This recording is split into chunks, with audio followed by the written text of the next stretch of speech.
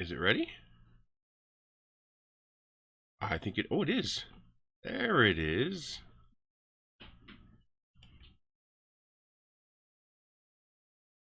So I can hide the display for now. And I can hide that for now. Okay. Where's my chat? Well, that's really working the CPU, huh?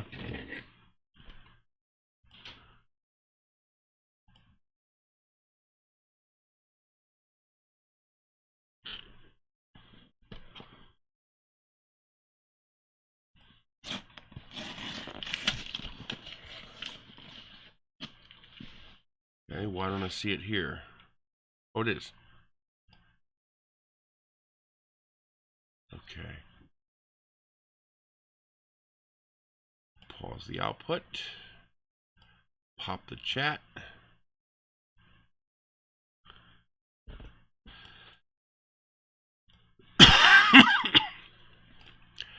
Can you guys hear me? Yes, this is, I'm playing with OBS. It's not the most stable thing in the world, but I think it's working.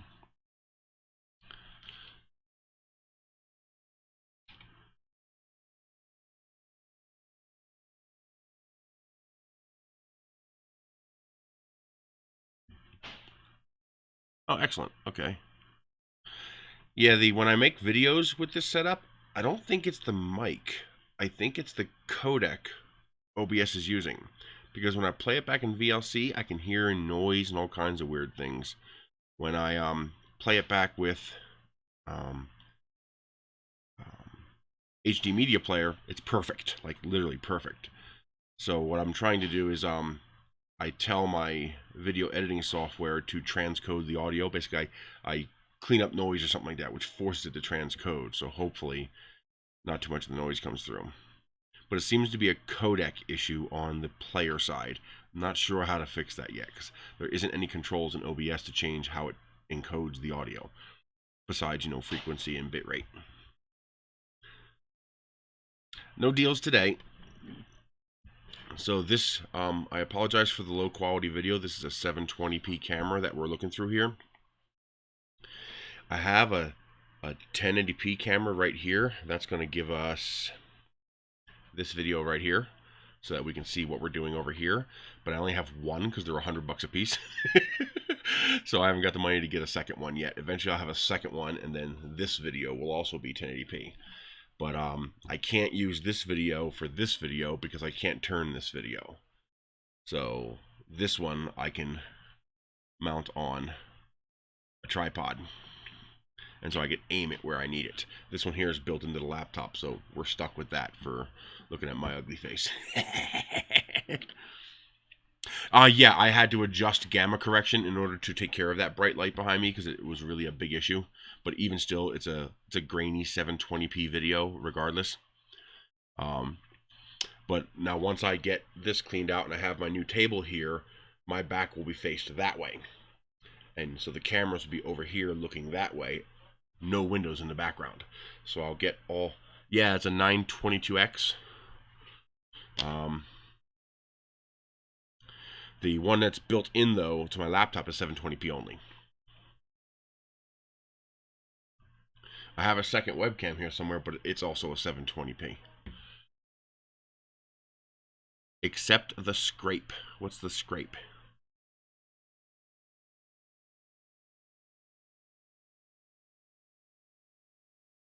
.360 video cameras aren't there yet. We need basically, you can kind of get by if you had an 8K 360 camera, because then whatever angle you were looking at would be 1080p. But right now, if you have like a 4K 360 camera, you're basically getting 720p resolution when you look at it in single view mode.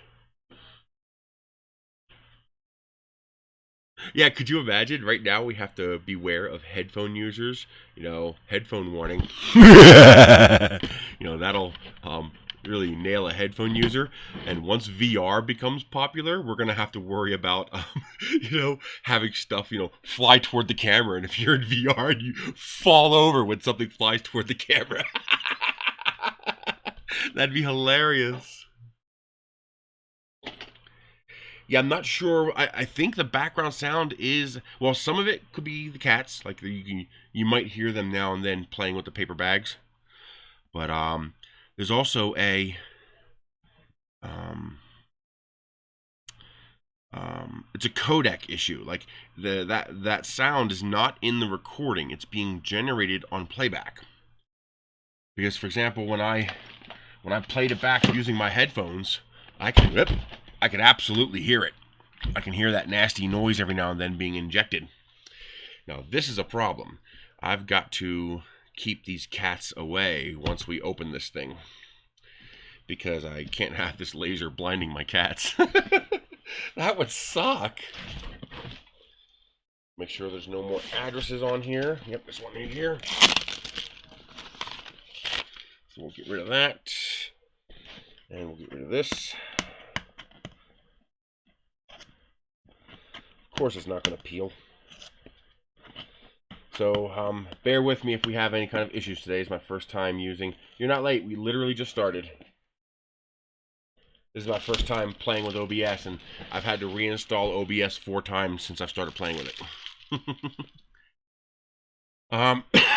250 quid. So that's what, 300 bucks?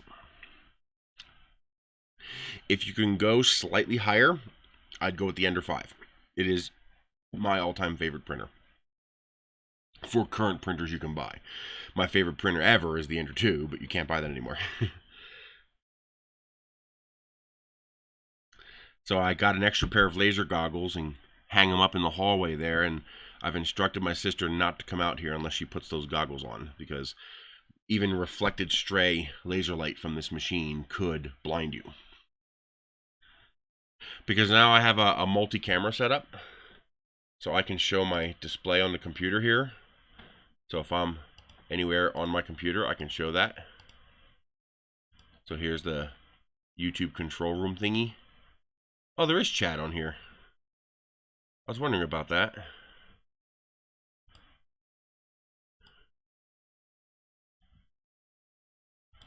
Interesting. Okay.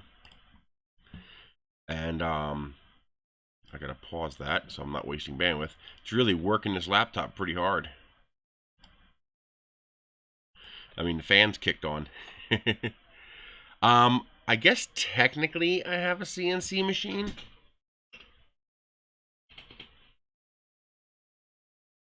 I mean, technically I have the CNC engraving head for my Creality CP01, but I've never used it yet. I've just been using it as a printer, but eventually I'll play with that. I have a nice little keypad to control these screen interactions, and I also got a second monitor, $10 at Goodwill. Oh yeah. A decent little monitor too. But I thought Control, Alt, and Function keys would be safe. They're not. Well, I learned the hard way that Control, Alt, F4 is close a tab in Firefox. So I got to figure out function keys that aren't used anywhere else that are safe to use on this. Can you print a baseball mitt? Probably. If you use some soft TPU, you probably could print a baseball mitt. So maybe next month when I have a little more cash, I'll buy another one of these cameras, and then this camera here will be replaced with one of these in higher resolution. Eventually I'm going to, I would like to make like an arc over my table and then mount this camera here to that arc, so that I can move the camera to give you guys different angles and perspectives. I think that'd be fun. Not Alt F4, Control Alt F4. I figured that was safe. That many keys together. I figured, what program uses those? Well, yeah, Firefox uses them. Nice. So Disneyland in California, because I think it's Disney World in Florida and Disneyland in California. Yeah, it's a little kit. Yeah, that's what I like. I like the multi-camera. Yeah. Eventually, I'll be able to use these buttons and just go tip, tip, tip, tip, and switch between them. Well, yeah, obviously stay away from the 3-finger salute. Let's see here. I guess we could use a key.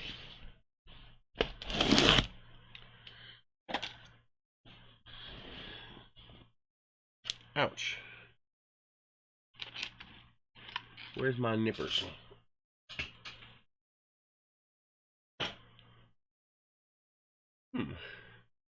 I misplaced my nippers.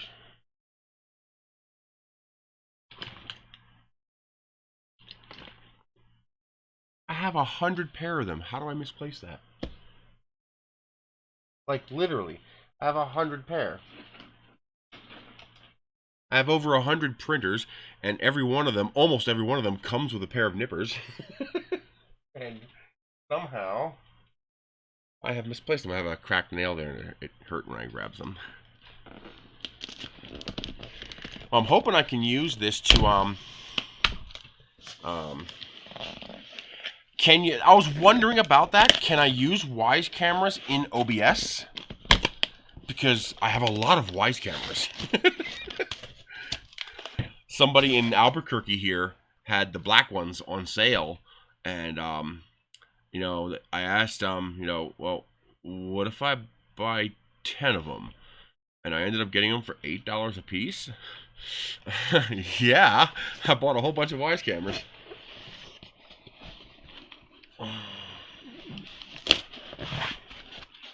We had a Panda Express at home. Oh, there we go.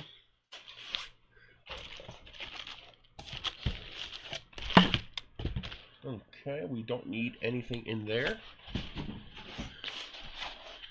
So now you guys can see this stuff as I take it apart. I need to move this so it's not blocking your view. I also need to make sure I'm looking at it.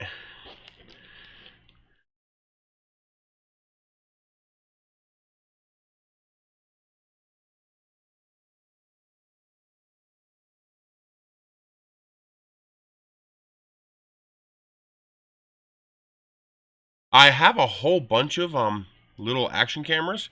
Like, I just found my 4 Yi action cameras. I wonder, can I use them as webcams? I don't know, because they're very good cameras, of course. But I kind of like the limited field of view of the cameras like this. Basically, it's more zoom. What's the difference between like the C920S and the C922X? Like, I don't know what the difference is. I don't have any GoPros, they're expensive. But I have the Yi action cameras, GoPro copies. And I don't know if you can use them as you gotta change the firmware. Yeah, it's annoying. So what do we got in here?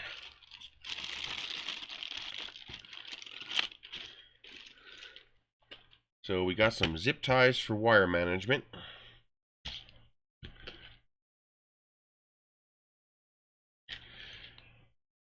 A brush, I guess, for brushing away dust.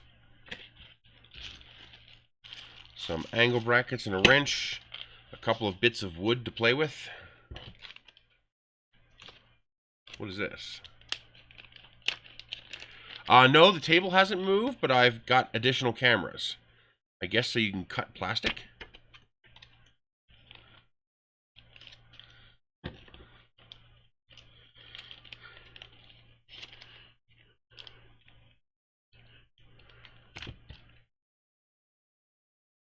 My guess for this would be so I can blacken areas that I want to burn on things that are light colored, if I had to guess.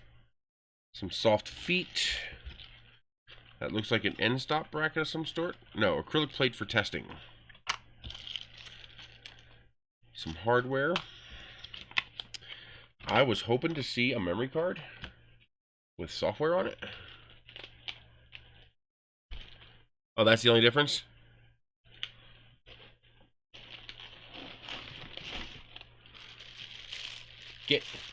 Nope. Not today, cat. You gotta stay clear.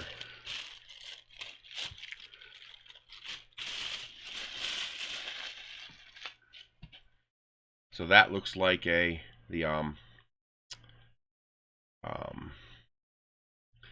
carriage plate for the laser head. I told you to get down.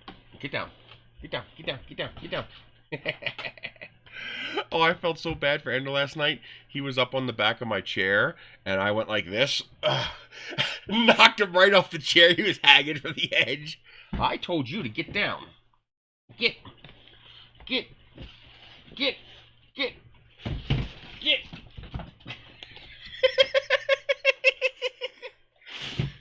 They can be belligerent little buggers, huh?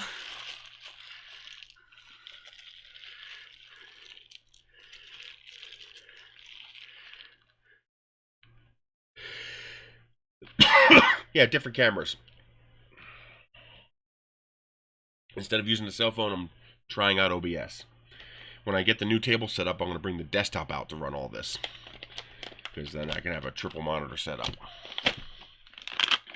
This looks like the laser head. There's our laser head. Pew, pew, pew, pew, pew, pew, pew, pew. Then this is the base unit. There's some laser goggles. Oh, good, they include 2. I don't know if they're going to do that for everybody. I hope they do, but I suggested that they include 2 so that people could put one at their door. So when people walk into the room, they have a pair of goggles. That is just slightly important for a machine like this. Okay, nothing else in here? Nothing else in here. USB. This is the base unit. Yeah, I might do that.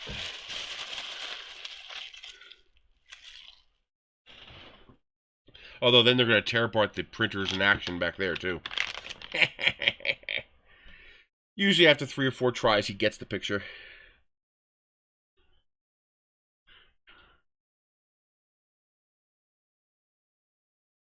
Yeah, I mean, that's not exactly the greatest kind of video for me to post. It's probably harmful to me and the channel in general, but it just felt right. So, I like 3D Cellutek, and I don't want to see them suffer too badly if I can help it. And since I posted a sale from them, I am indirectly partially responsible for it. You know, I'm not responsible, nothing malicious or anything like that, but indirectly I helped make it worse. I don't know. I know it's I think they said it's a 14 or 15 watt input, and you get like a 3 watt output from the laser. So you're not going to be doing any hardcore cutting, but especially for dark materials, you can work your way through it. I don't know if it'll work for circuit boards. No, but see, I did. I made money from it. Now, I don't lose money from the mistake. I lose money if people elect to take my advice and return the filament. Then I lose money. Because when you reverse the sale, you also reverse the commission. Well, that's good. I know that for streaming, it actually is doing some transcoding. So maybe whatever it's doing is not causing the codec conflict. I don't know. I am very much a novice when it comes to OBS and how this stuff works.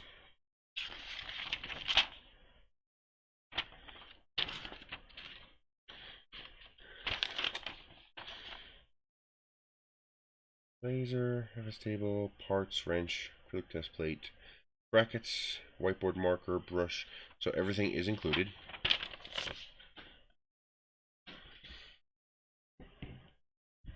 Cool. Okay, I see how that works.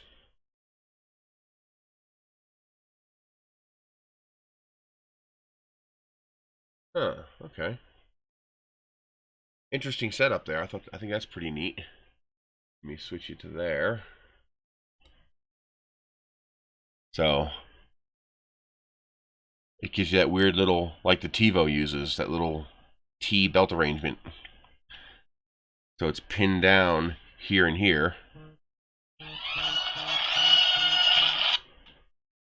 Whoever you are, I am busy.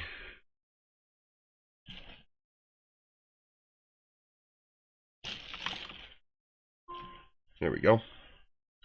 That's an interesting little arrangement they use. Oh, I got a bunch of neat prints. So, as you guys know, I have the Sorceress.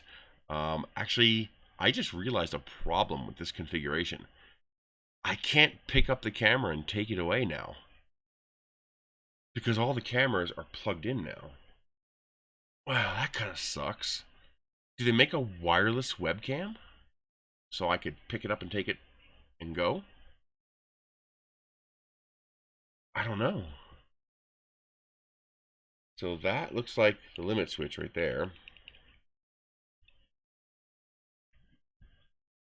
So what does that hit? What does this limit switch hit?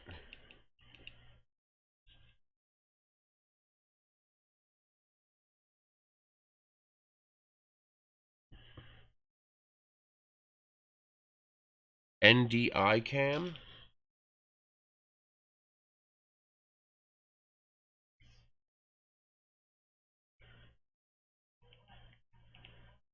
NDI camera app. So what's the app? I have IP webcam by Pavel. I have a Cam On live stream by Spynet. I have NDI Connect by Nika's Diamond Insurance. I'm guessing that's not it. Android. Yes doesn't help. Oh, IP webcam? Okay.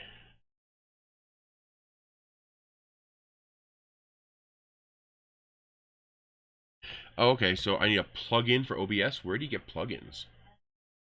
Tools.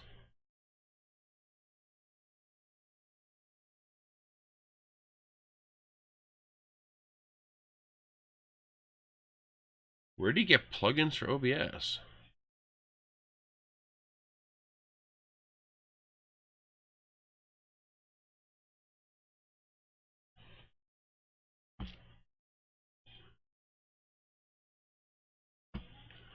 Let's look it up. NDI Cam OBS plugin.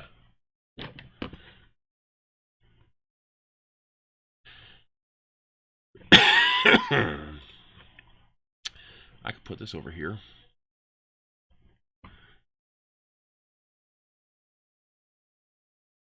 Hello, Timothy. Built into new builds. Let's check. Where is plugins in here? Like, where would I even find that? So I go to add camera.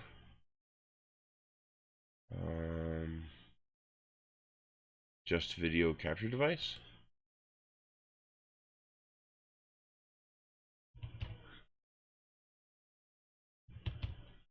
Phone. Yeah, under device, I only have my 2 standard webcams.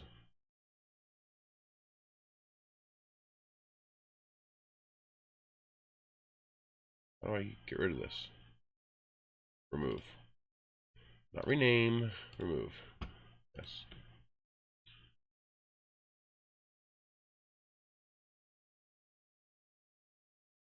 Oh, really? Good afternoon, 3D Jimmy. Matt1UK. Where do I get to plugins in here? Is it just a different kind of,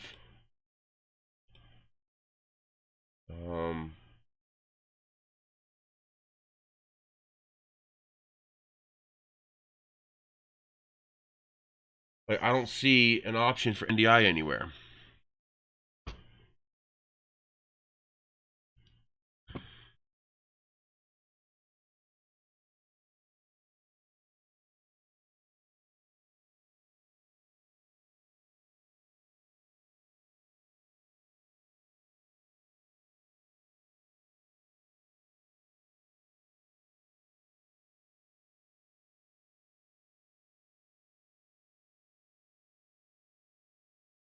Watch your mouth, Michelle.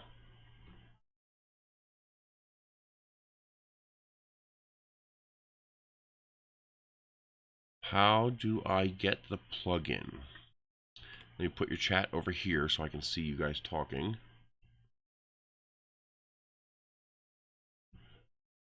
Yeah, I can put the laptop display up here too.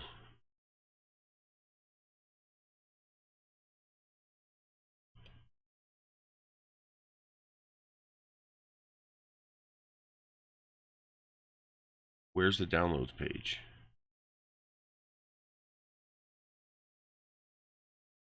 I love when web pages reference something but don't provide a link to it. It says this plugin requires the NDI 3.0 runtime to be installed in your system. See installation instruction on the downloads page, but there is no downloads page. Oh, go to download. Here we go. Boy, that was not obvious. Let's see. So I won't be able to do this without rebooting.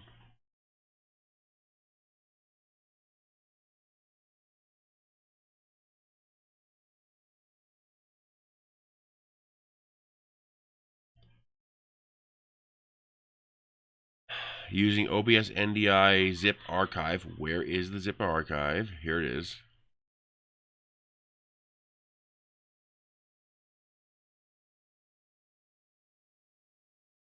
So I need this, and I need this, I think.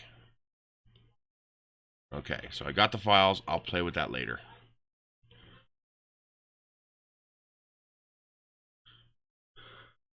I'm just going to use the cell phone. I got plenty of cell phones. I mean, Jesus. I just found all of my Note 3s, so I use these as webcams. These are all Galaxy Note 3s. Most of them, you know, have cracked screens and stuff like that, but they work fine. So these are used as time-lapse cameras, 4K video cameras, you know, because you can get older phones super, super cheap, even flagship phones. We were going to try, the one thing that the OBS has a problem is I can't pick up the camera and take you guys around. But then we found, these guys here told me that I can, nope, no third mouse yet, 3D Jimmy, that I can connect the phone to OBS, and so I can then take the phone and walk around, because that's fun to do. So I have 2 extra LG V20s, 3 extra Note 3s. I got a couple of Note 4s somewhere. I don't know where they're at.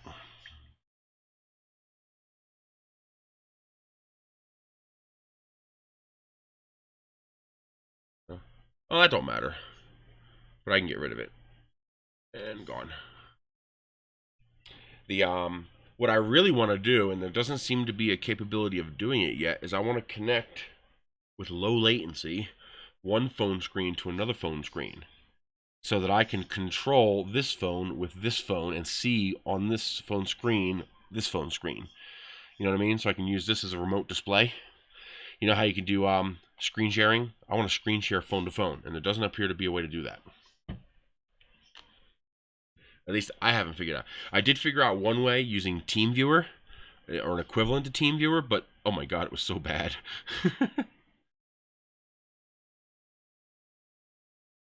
Oh, cool. Okay. Good point, because this right now, this is the only audio source to prevent overlap. So I would have to switch this off and then switch on the mic on the remote one. Yeah, it works at about 1 frame every 10 seconds at 8-bit color. I need to actually be able to interact with this phone from that phone. And that is not so easy to do.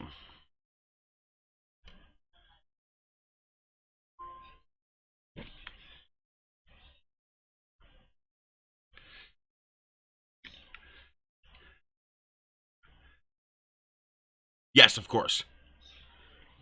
Yeah, 2.4 gigahertz is for my IoT stuff, and 5 gigahertz for everything else. Yeah, Tucson was nice. It was actually 82 degrees the first day we got there. It wasn't uncomfortable. It was actually quite comfortable. But damn, 82 degrees at the beginning of March?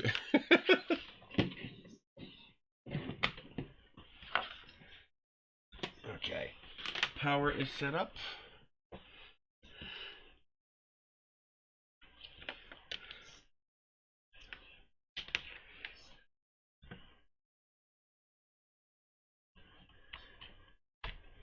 USB is set up when we get to that point. Okay. At this point, I'm hoping they postpone it because a lot of people are canceling. The problem is if the virus issue gets worse, it's just going to get canceled. So I'm wondering, are we better off doing it now before the viruses become a big problem? I don't know. Boy, this laptop's working hard. That fan's been kicking. Pumping out a lot of heat. Holy crap. You don't say the word in chat if you can help it, because that's a good way to get a video demonetized. But that new sickness going around.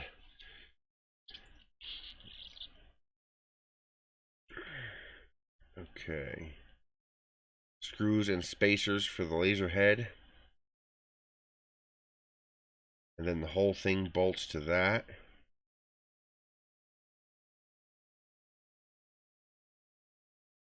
Oh, okay, I see.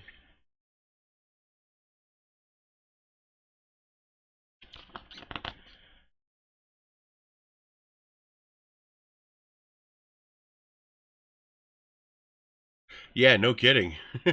I mean, this is a quad core 3.6 gigahertz laptop with 32 gigs of RAM, and this thing is crunching away.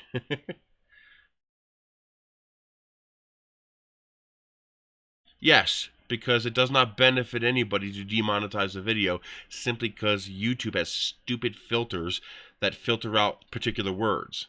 So it's a YouTube problem, not a self-censoring ad revenue problem. YouTube is just blanket censoring any videos that use that word. So that's not a me preserving ad revenue at the cost of the sickness. That's YouTube being stupid with their filters. Human malware. I like that. So hopefully they come up with it. I heard Israel had some good news about it, but I've heard nothing since. So I don't know if they came up with something or if it was a bust or what. Stupid tube. Yeah. Yeah, of course YouTube would censor that, 3D Jimmy. I had to hit approve. Yeah, for real.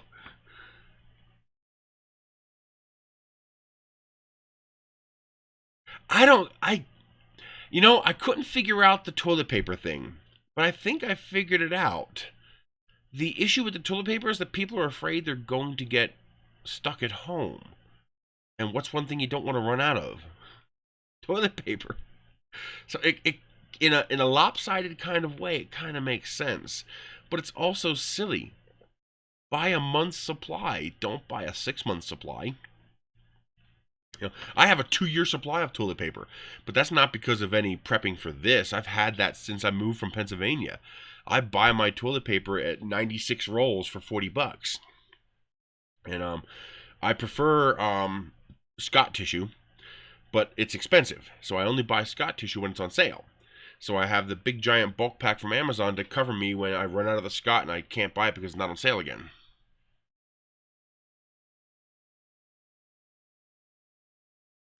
Oh, wow. Yeah, that kind of sucks. Hey, Edge of Tech. Oh. That actually kind of makes sense. Okay. Yeah, but people see it happening one way, they figure there must be a good reason for it, so they do it. It's herd mentality. It's actually kind of logical and normal if you think about it.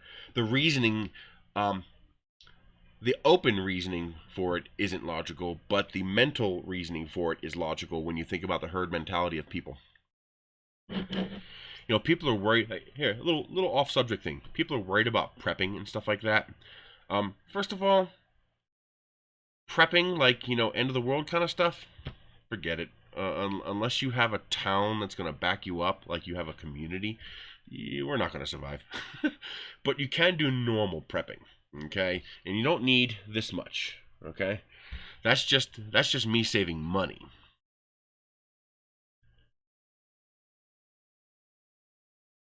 Huh, children's Tylenol and ibuprofen. Interesting. I guess that's the kind of thing they don't stock too often, so it doesn't take much to run out. I can't do it because to install the NDI framework on the PC side requires a reboot, and I'm not going to reboot and restart all this. So after we're done the stream today, I'll play with the IP camera. Ah, you add a VLC source. Okay.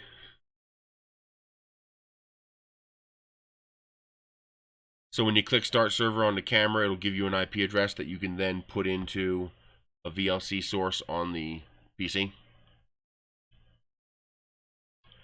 Yeah, the scalpers. You see, I can understand people buying up bulk, but when you have scalpers trying to rip people off and profit from it, yeah, I'm not too friendly with that. Cool. But to install the OBS side requires a restart. It says it does. We can try it. Let's see. OBS installer.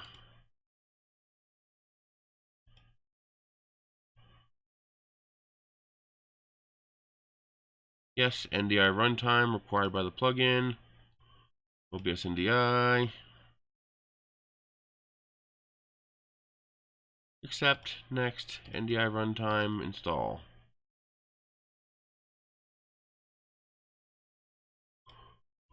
Okay.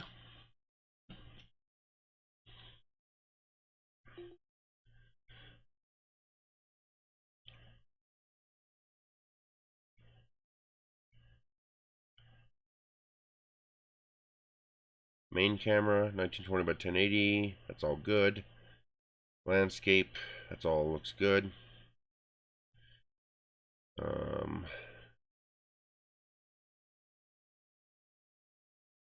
So how do I do it? That's cheats.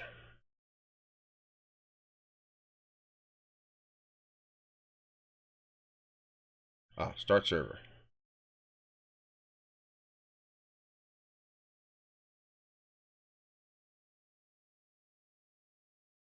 How do I connect?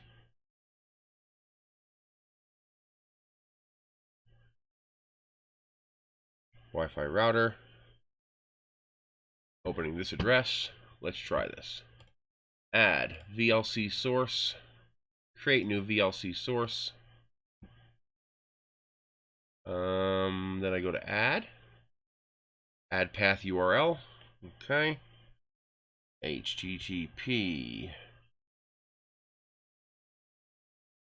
192.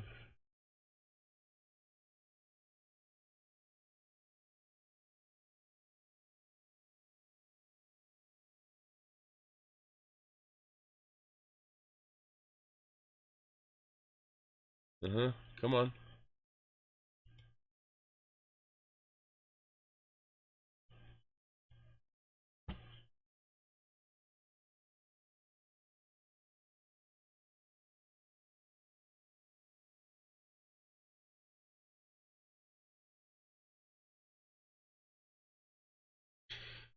.138 colon 8080. This looks okay. Actions. Nope, we're good. We do want to run in background. I want to stay with the app.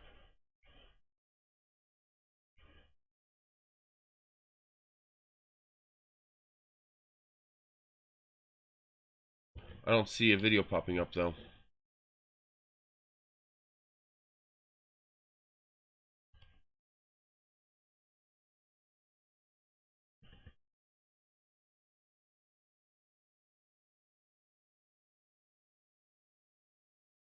Oh. Okay, because when I add VLC source using the NDI, I don't see, nothing comes up.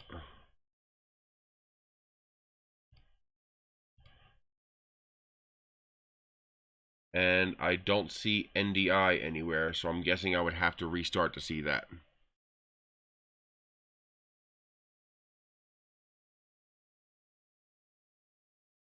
I'll play with it afterwards.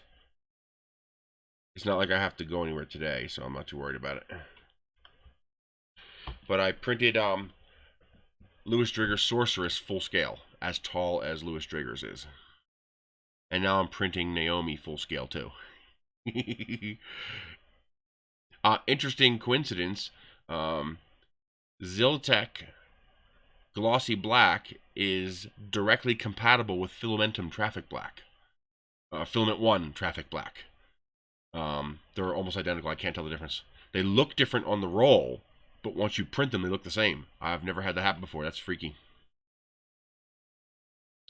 So I tell people, you should always have at least a month's worth of food in the house. Now, this doesn't help with income. This doesn't help with jobs.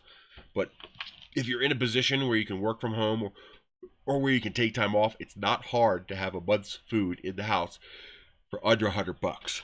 I'm going to be making a video on this for the Life in the Reese channel. But you can almost always get boxes of oatmeal like this for anywhere from $1 to $1.60. You know, 5 of these, there's 1 month's worth of breakfast. So for less than $10, for anywhere between $5 and $10, yes, full-scale Naomi. I figured out how to print her without support.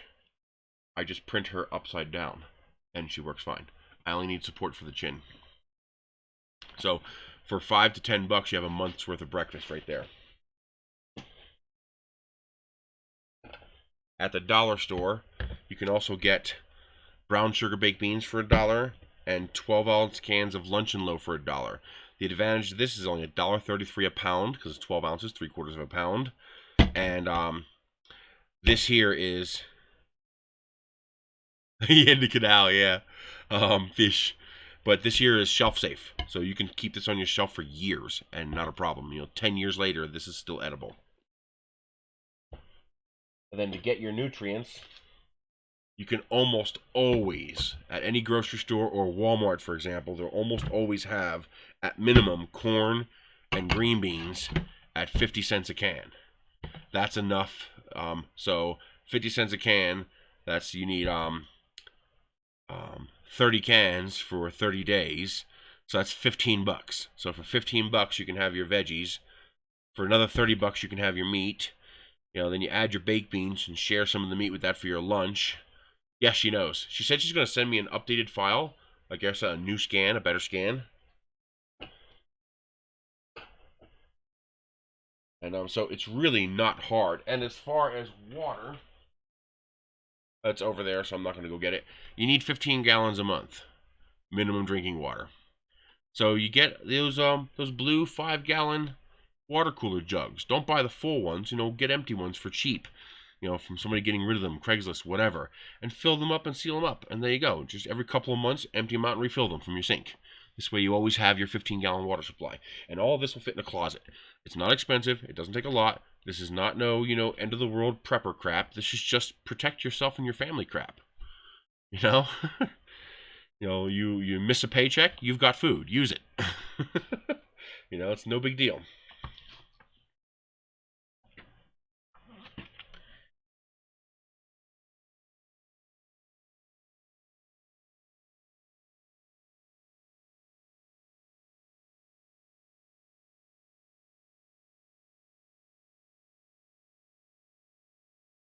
Okay, they have a URL to download the software here.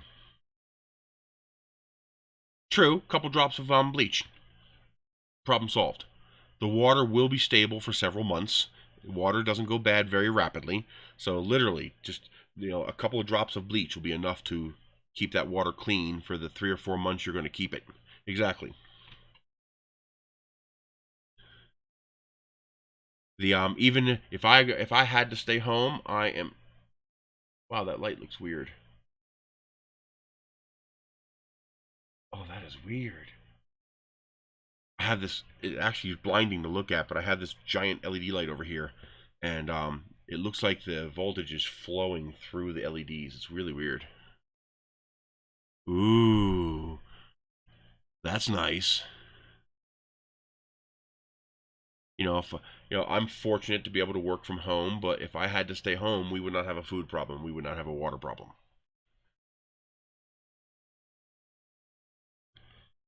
And then just replace it every few months. Every 3 or 4 months. Empty the jug out, clean it out with hot water, refill it, a couple drops of bleach, and put it back in the closet.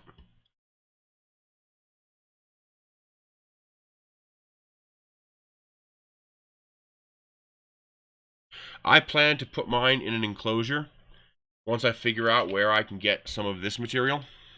in a sheet, you know, like an 8x10 sheet, so I can have a window to see in the enclosure. So I would do something like this, like a wham bam enclosure, but with some of this material over it, because yes, it's extremely dangerous. You're talking about a 3-watt laser in an open environment. If it reflects off of something and hits somebody in the eye, you're in trouble. This is not a tool you run in your house and you without some precautions. And this is not a tool, a laser engraver is something you never, ever, ever, ever, ever, ever run unattended. You never walk away from one of these machines while they're running. And there's a bigger one for 200 bucks. They have a 300 by 400 cutting area. Gearbest is supposed to be sending it to me, but I haven't gotten a reply from them, so we'll see. But yeah, this is dangerous shit. This is genuine pew-pew, phaser rifle, laser gun kind of shit. And this will burn you, this will cut you, this will destroy your eyeballs. Nothing new yet. I'm actually about to send a message to him saying, hey, any updates? You know, make sure we got the paperwork filed in on time.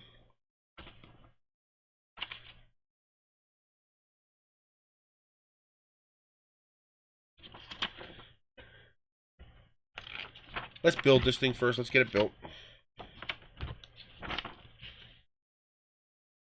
Okay, so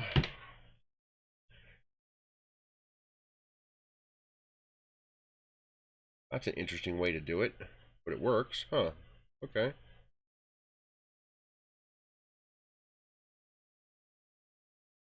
Tightness is good. It's not over tight.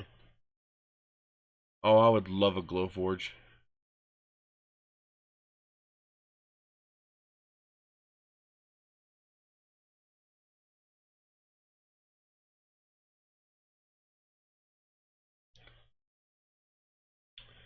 So, which way does this go? It goes this way. And this goes on here? No way. Oh, it goes up. Okay. And then this mounts on here.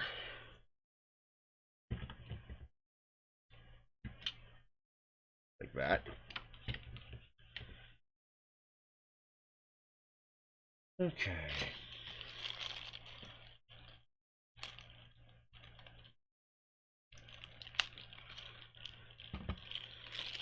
The big thing is protecting your eyes. Fires are only dangerous if you leave it unattended, because if it does start something on fire, it's going to be a little tiny thing and you just take your finger and put it out. It's when you walk away from it that fire becomes a danger. And the big danger is protecting your eyes.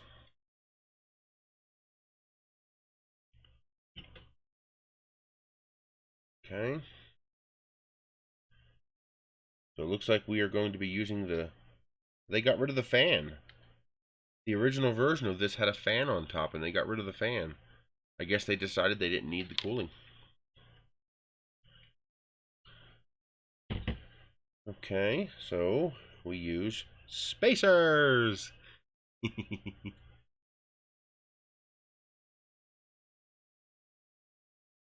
just gotta be careful.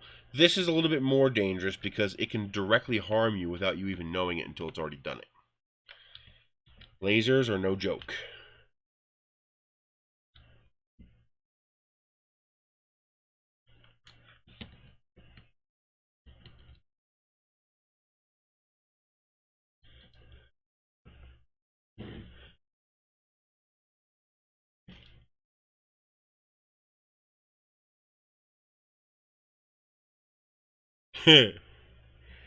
Yeah, build a big vacuum changer for your $100 laser. That'd be fun, though. Ah, come on, don't mess with me. Come here.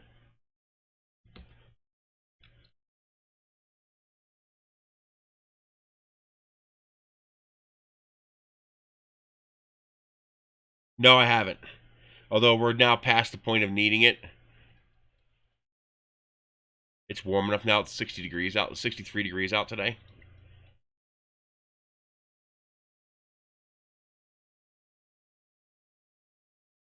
Oh, crap. I put it on wrong.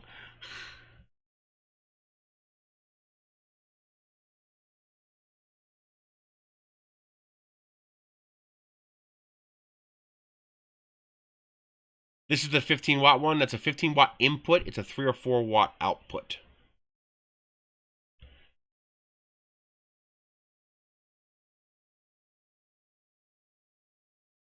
Yeah, that's a pity. It's going to suck because that's going to mean now I need to get the air conditioner fixed in the van.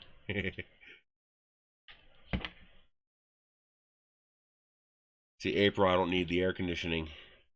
Any other month, I'm going to need the air conditioning. No, water heater's still not fixed. I swear to God, if I didn't pay $500 for that water heater, I would have found a way to get some illegal C4 and we'd see how high that thing could fly. Oh, I am so tired of that damn water heater.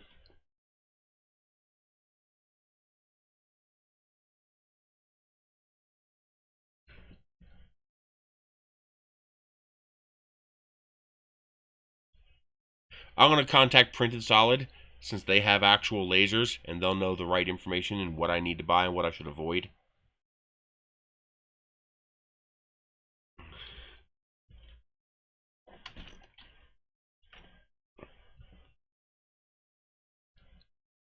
You know, I'm kind of disappointed they didn't include a little Phillips screwdriver for this. It wouldn't have cost them much.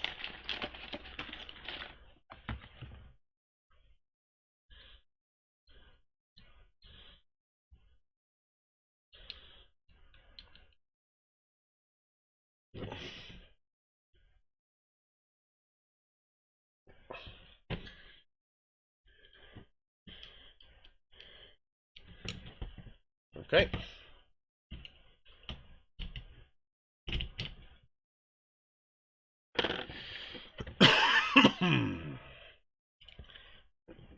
Some acorns and nuts. Hey, get back here.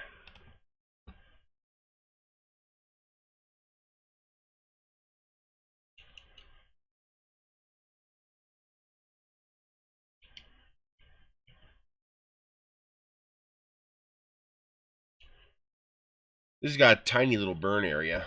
Although it's way bigger than that little Neji laser engraver I have. I have one of those little Nejis that looks like a MakerBot Mini. And it's got like an 80 by 60 burn area. So this is quite a bit bigger than that.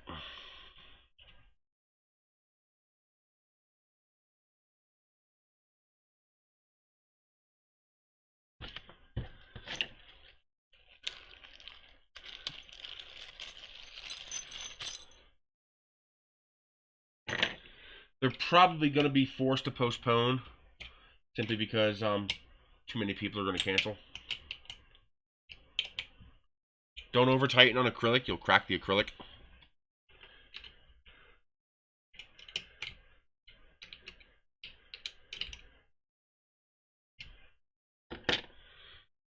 Okay.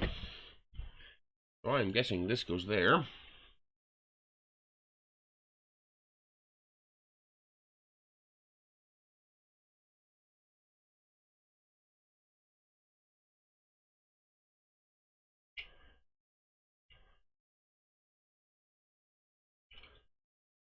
Wrong way.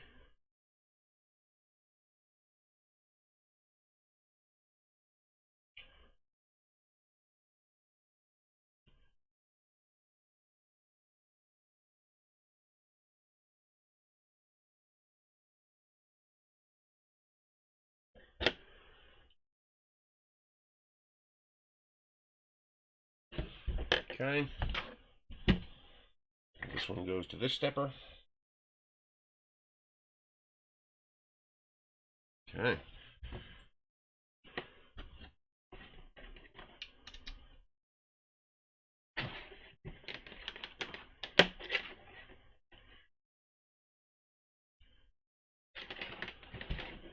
I was kind of hoping this would be able to, yes. A lot of people were very curious about that.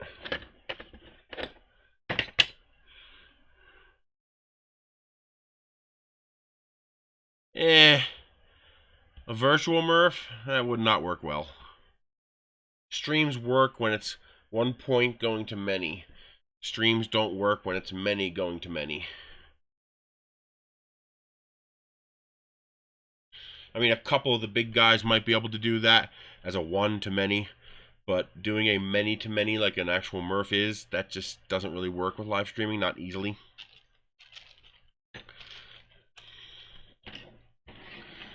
Okay. This is actually set up.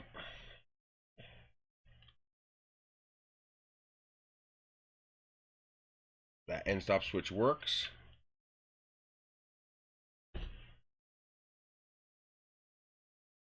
Where's the other end stop?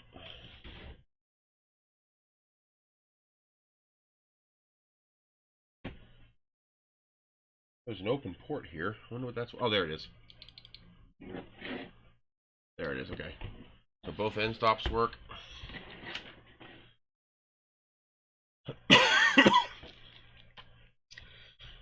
Okay. I'm actually hoping that maybe I could disconnect this stepper motor here and instead mount it right here like this, or here under here, so it'll rotate a body tube so I can cut slots and outlines into a laser cut body tube. So for example,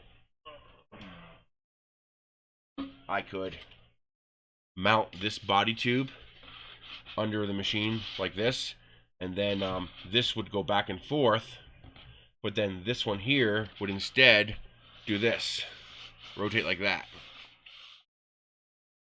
and that would I hope that would help with that. Yeah, I'm gonna move the cats before we start. They're not gonna be happy with me, but no, you just saw me assemble it. 2 bolts here, 4 nuts here, connect 2 wires, you're done. That's it for assembly. It's basically pre-assembled. One of you guys made a Discord channel. I don't know what the progress of that is yet.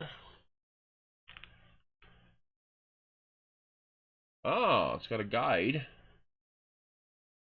with a wire.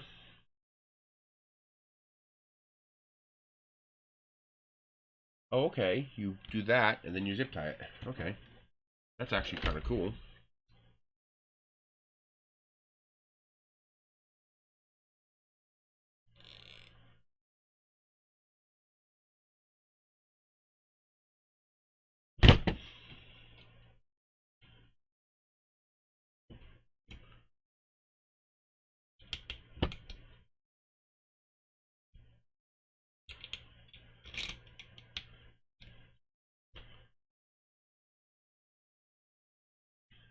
So that's the capture for the cable to keep it pointed up. I guess that works. Yeah, that would just not be the same thing. You don't have the talking, you don't have the back and forth, it's just not the same. No tactile.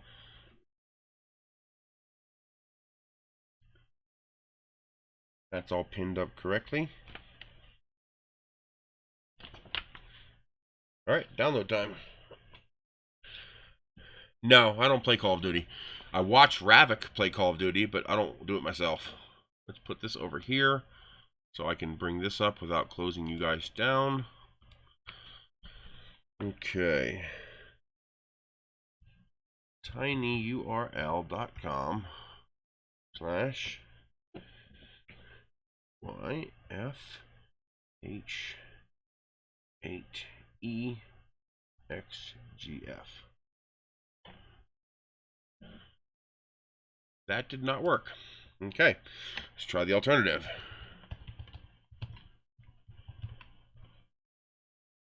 S/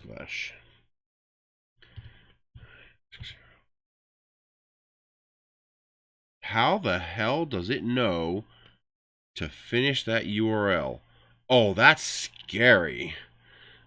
I guess enough people have used it that Google or Firefox know it's there. And it does not work. Oh, great.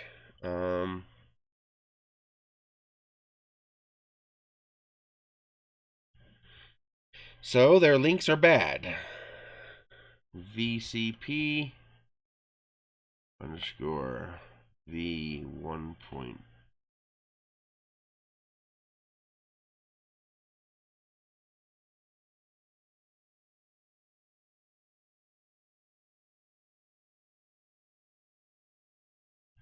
Oh, it's trying to go to a goddamn URL instead of doing what I told it to do.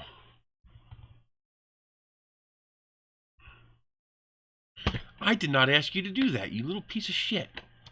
It added an HTTP in front of it. Just search the file name.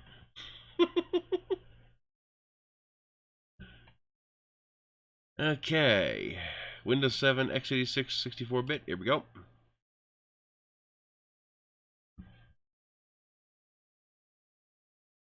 It's a report. I need the actual file.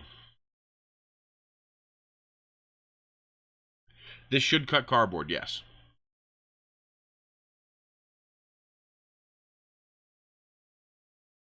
Okay, that is not what I need.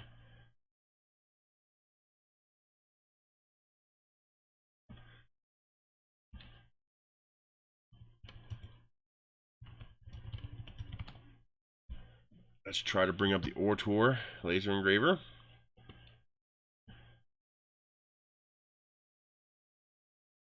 Now, does this have a link to the software?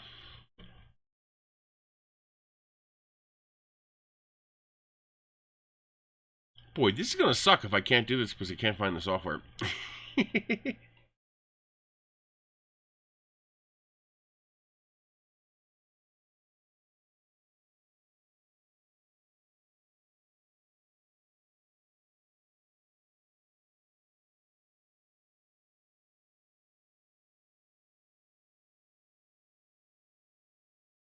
I don't know. I don't use ABL. I find it to be a nuisance.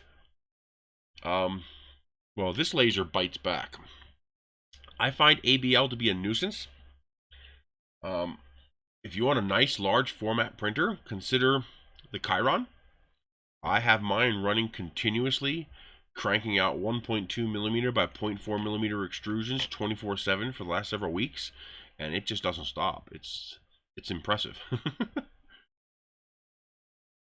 Okay.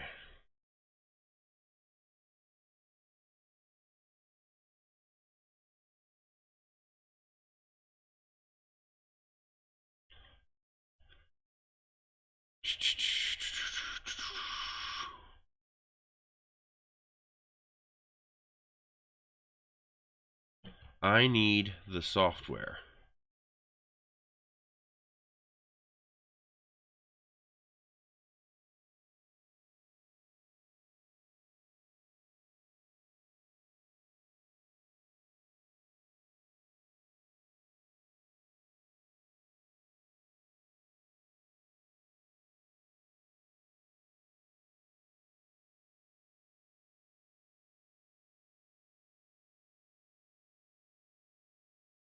I don't have to stock up on supplies. I already have enough supplies to keep us for 6 to 9 months. Yes, that's Anycubic.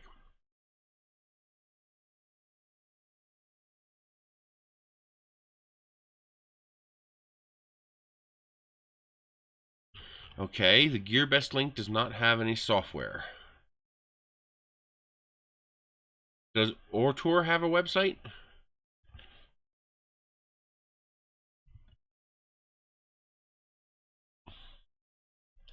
Yes, Ortur 3D printer.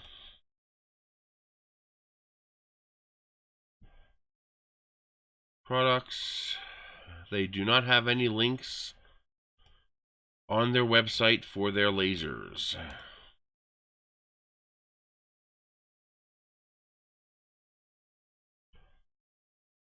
Where is their Facebook page? Search for that. Ortur Facebook. Ortur 3D home Facebook. Okay.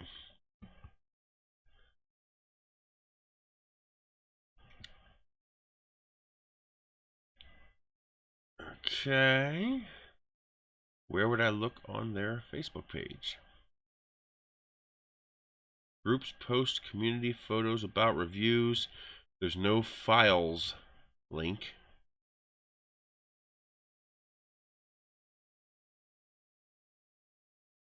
And I have to say, the Chiron is the first printer where the filament runout detection works perfectly. I have literally stopped caring about how much filament is on the roll. It will suck in the filament, it'll stop, it'll lift the print head, it'll beep, and it'll keep the heaters going until I walk in there and change the filament, and then it resumes printing. It is the first printer that has done that flawlessly dozens of times in a row without fail. I am very impressed.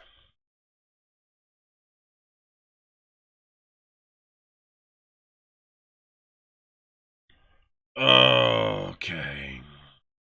The which model Chiron? There's only one. There's more than one Chiron?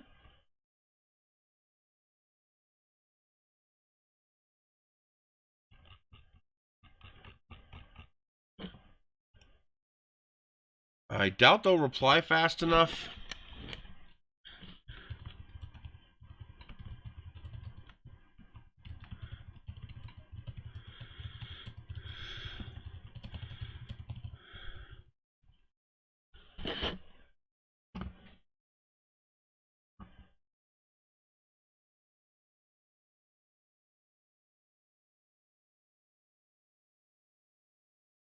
I know, but where do I get this software, this VCP v1.5.0 software that includes Laser Gerbil? Because it also includes the drivers to connect to this.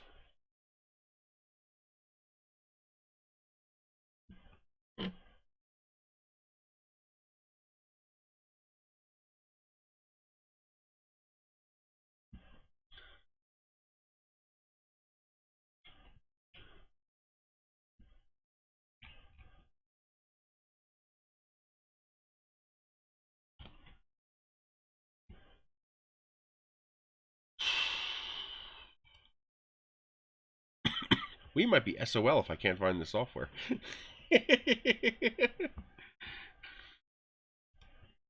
Let's see. Are there other pages I can go to?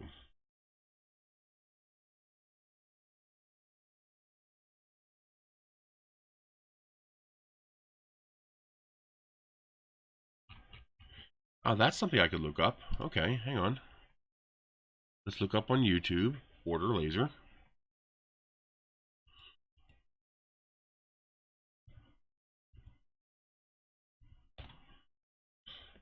Okay. Here is a couple of them. Let's see if a couple of them have links.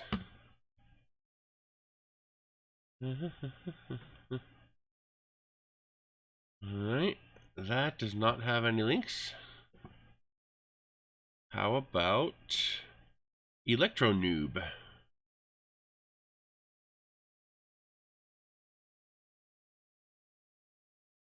Laser Gerbil, here we go. So I could just download Laser Gerbil directly? Okay, here we go, Laser Gerbil. Latest stable version.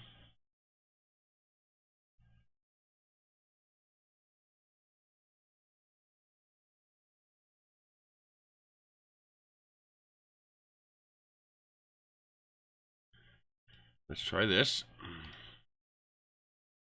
But does this include the drivers?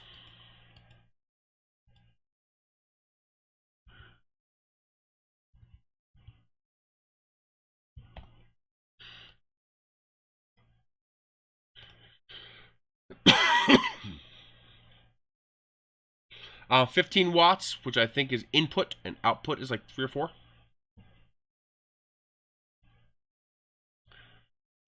Launch Laser Gerbil. See, the problem is I don't think that installs... That gives me the Laser Gerbil software, but that doesn't give me the... yes, you can use distilled water on resin prints, but no, I don't think it'll actually clean the resin off.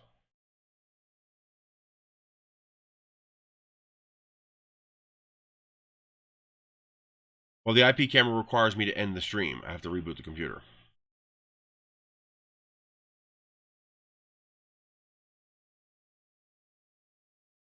Yes, but the Dropbox doesn't work.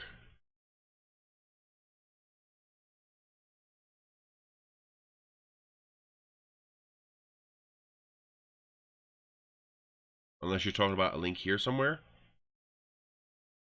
Nope.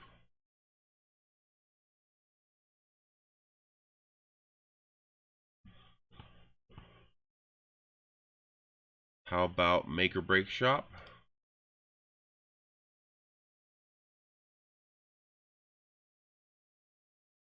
Nope. How about Janet Frets?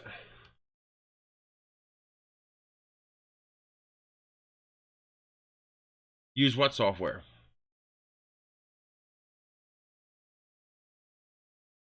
And they don't have a link either. I mean, I have Laser Gerbil installed, but I still need the drivers to connect this, I believe.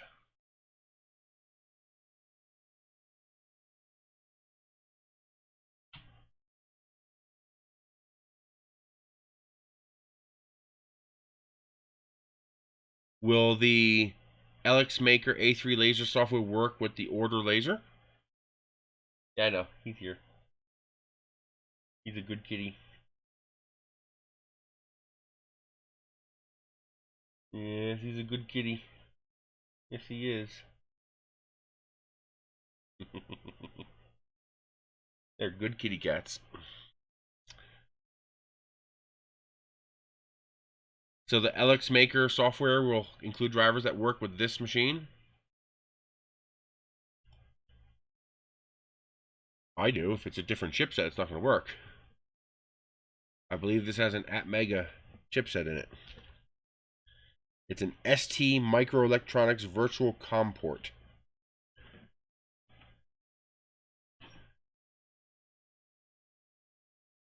I told you, no. Stay off here.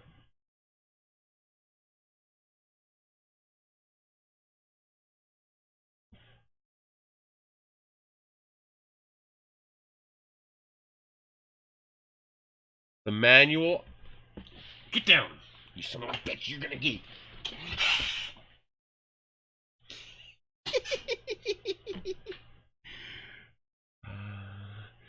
The manual you found on GearBest. What manual?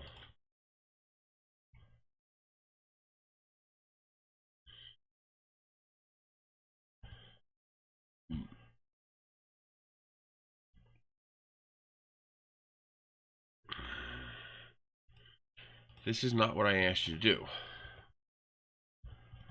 I hate when my computer disobeys me.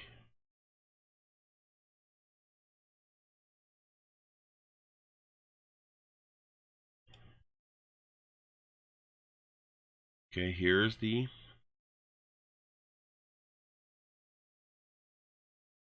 Yeah, but I got a squirt gun, and they hate the squirt gun. So I'm assuming you mean there's a manual download link on the GearBest listing, and that link includes the drivers.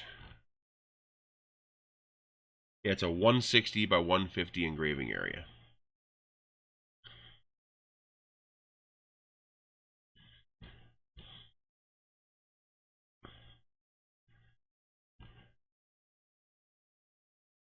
There is no link for a manual download. Wait a minute, what's this? Nope. The link did not come through. If you posted a link, Google filtered it. Yeah, but where's the manual? If you mean this manual, no, it doesn't. The links don't work. 404 file not found anymore. If you mean an online manual, then I need to know where that manual is.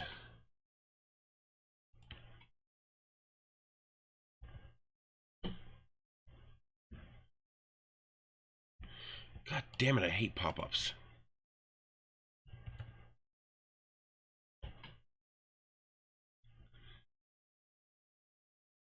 I see, now this is what I want. The Ortur Laser Master 2 with a big, giant build volume.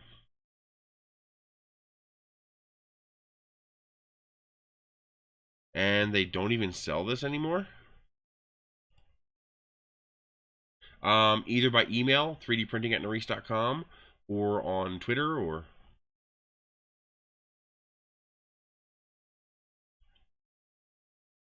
I found a different link for the thing, so let's check it out. Specifications. There's no link. No links at all. Here's another. Oh, here we go. Click here to download manual. Okay, we got something. Specifications at multiple locations. Laser Master. Here we go. Gerbil control software. Firmware. Drivers for Windows. There we go. Okay. Windows 7. And of course the file names are cut off, so I have no idea which one of these is which. That's 32 bits. I don't want that one. I want this one. 64 bits. We want to download it. Direct download. I don't want to install anything. Just give me the goddamn download.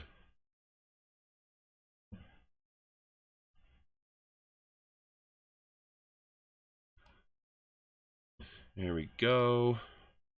So, Ortur laser. So I know what it means. 7-zip extract. Order laser. There we go. Control software. Drivers for Windows. Windows 7 64-bit. Yes. Basically, a laser is concentrated light. If you concentrate enough light, you can actually transfer energy from the laser to the object. Transfer a sufficient amount of energy, and it literally burns. So a high power focused laser can burn things underneath of it. Literally like a laser pew pew gun. I think I just got it. Install shield next. Yeah. I gotta put something in. Fine. I will do a keyboard stroke. That's all you're getting. Virtual COM port driver. I got the download from the link. That's a laser. And don't forget the mazer. It even tried to filter that. Oh, man. YouTube. Okay, that should be it. Now I should be able to... nope, that's not what I want.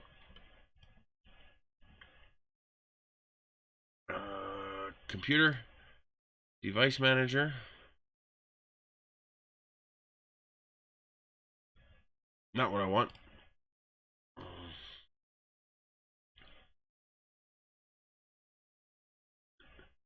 There it is. Okay. Ports and COM. I do not see... Unless it's not finished installing it. No, I don't want updates.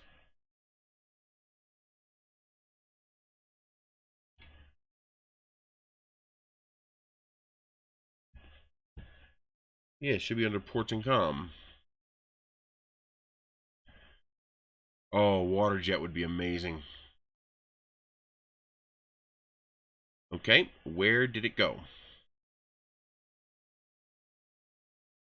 Lessons under USB. Nope, it's not under USB. Let's close it and reopen it.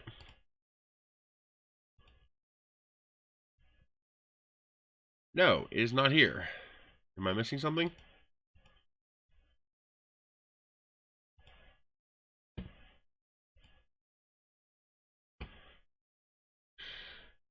I installed the driver.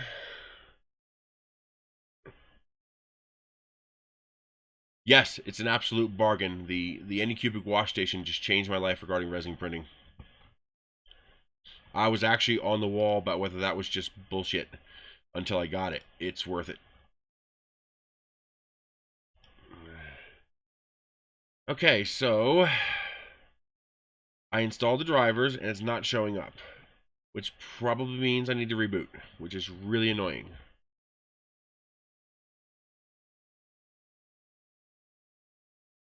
Yeah, a lot of crap can be shoved in there if you're not careful.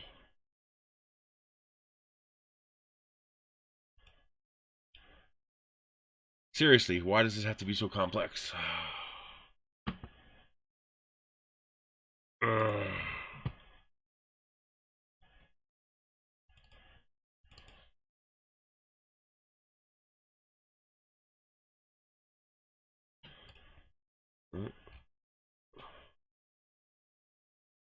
It's not showing up under ports and COM. Yeah, kind of. Oh, wait a minute. Maybe I just need to...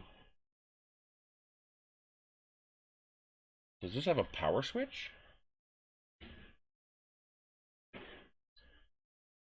Yes, it does. I think.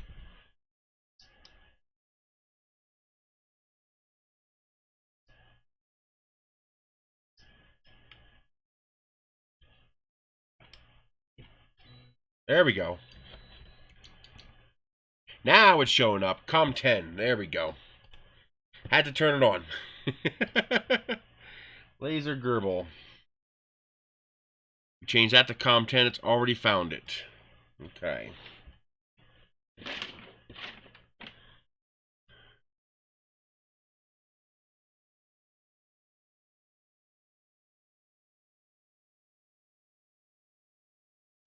Okay, so we are good there. I can close all of this.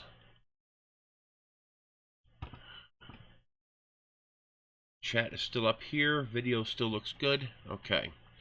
Alright, Cat. You're about to get real pissed off. Oh, I'm sorry, baby. But you can't stay here. Yeah. Can't stay here.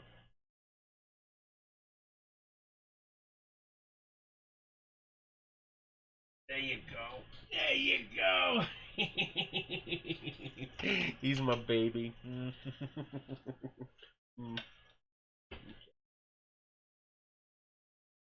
So I'm going to move this over here since they're probably going to try to get back on top of it. There you go. There, you guys can still jump on top of that, and now you're out of the danger zone for the laser.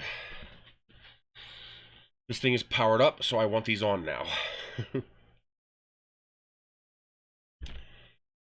Alright.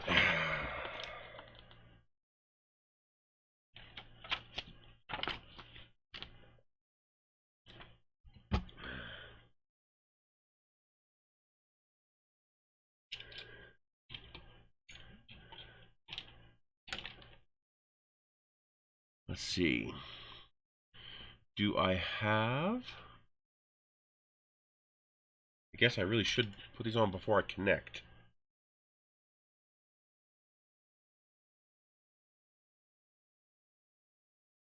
Okay, it says laser ready. Okay.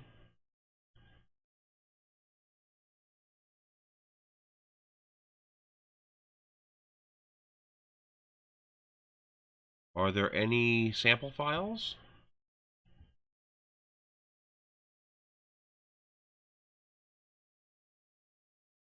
Squinty Swids. I don't know, cuntitties. I just don't know.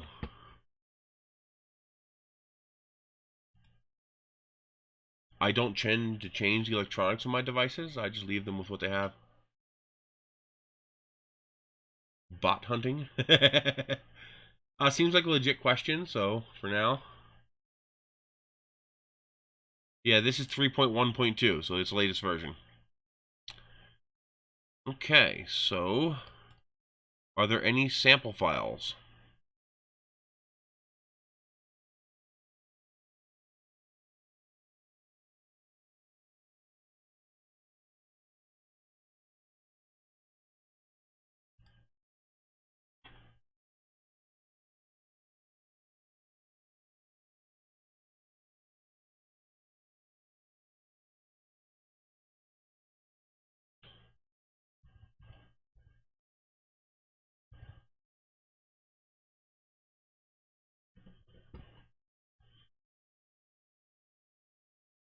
Okay.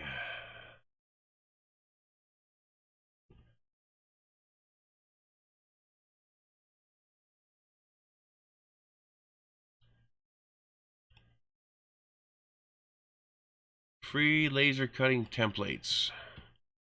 That doesn't look free to me. That looks like you have a bunch of crap over top of the image that would make it not work.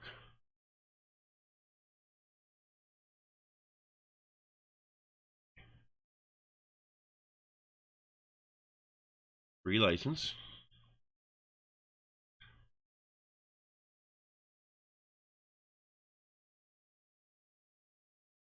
Everybody seems to like butterflies. Really? T3D pulled out, huh? Pussies. It kind of makes sense. Although I don't think... Okay, if you're flying in, that's an issue. But if you're driving in, I don't think there's much of an issue. Hey, red light. I just don't think there's that much of an issue if you're driving in. But I do understand if you're driving.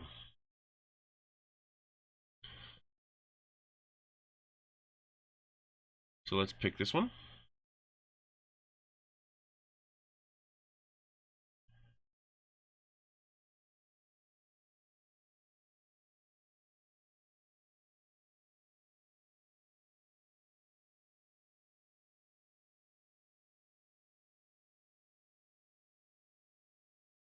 That's too bad.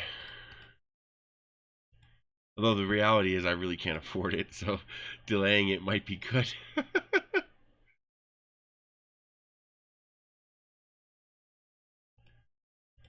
Okay, free decorative laser cut. So it looks like it's an SVG. The file, open file.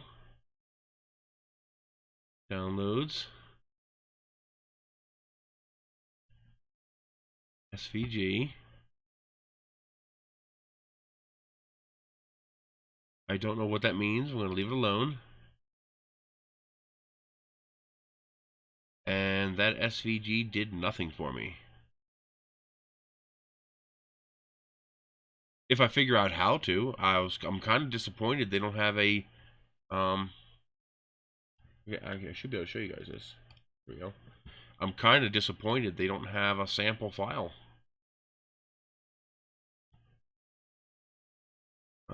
I just loaded an SVG and it did nothing.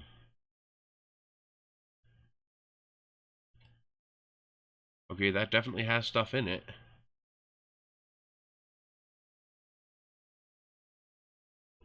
So why didn't it work? What am I doing wrong? I don't know what this is.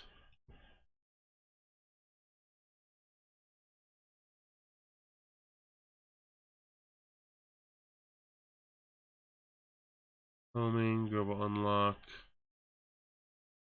tools.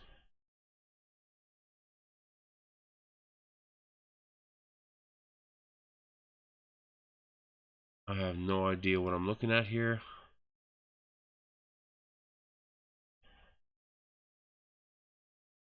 Where did my thing go? There it is. Okay.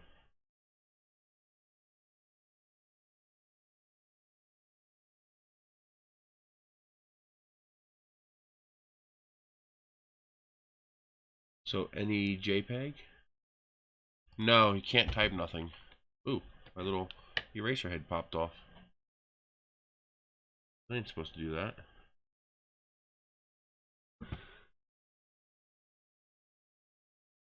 Okay, this doesn't do anything.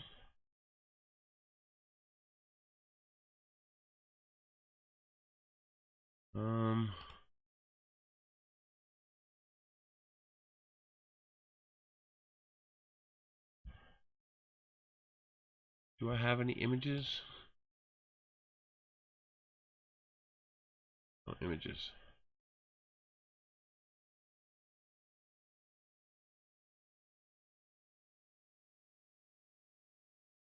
I guess I don't have any images easily available. See, all my images are on my desktop PC. I got a better idea. Clip art. That's going to be black and white.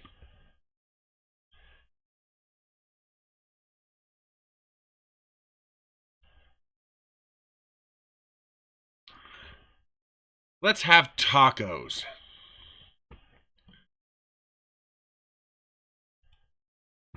Yep, we're going to have tacos.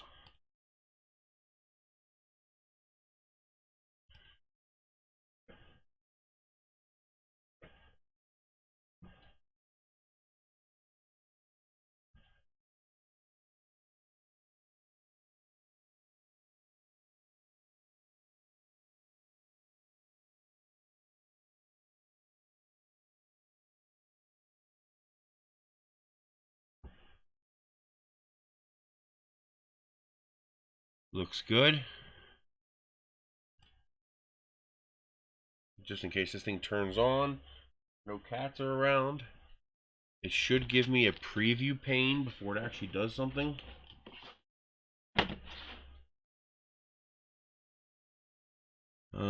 Create. Okay, it looks like it's doing something. Now how do I execute?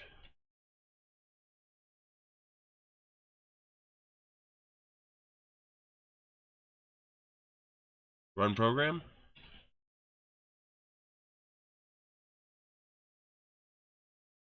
It's working.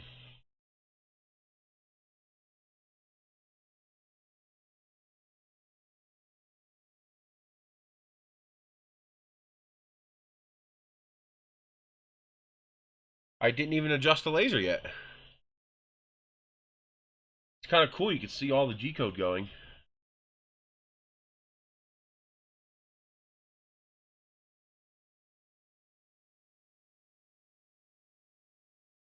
It's not really getting the squigglies.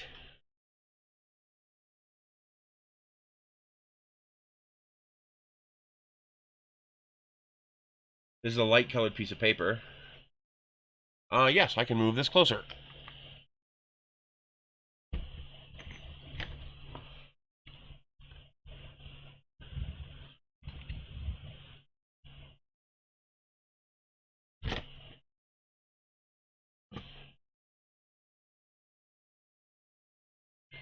See what I want? The laser's hot, Michelle.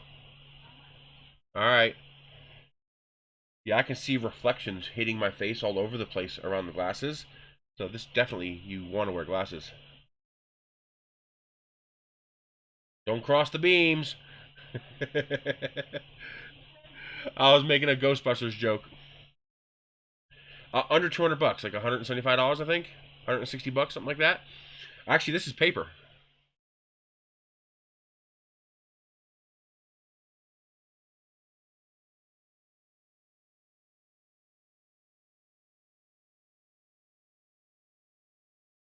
No, you don't need to. Yeah, I can do that, I think.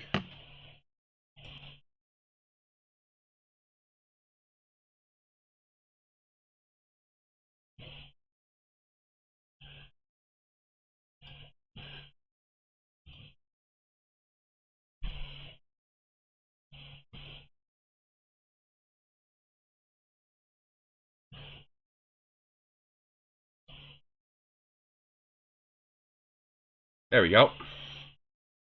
Actually, I can put most of that right off the edge of the screen.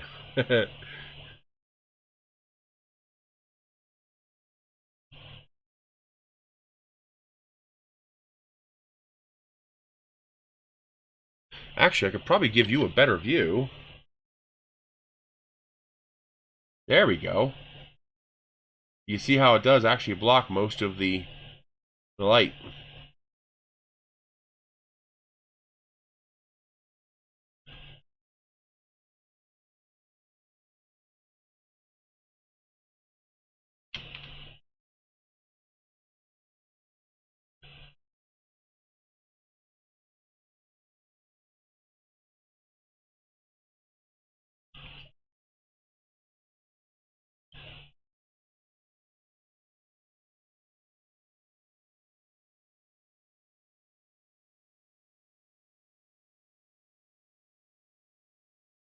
Okay, that's pretty cool. Did it go all the way through? Oh, it did. It did partially go through to the paper behind it.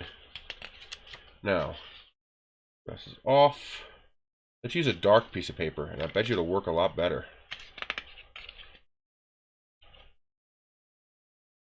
There's a dark one.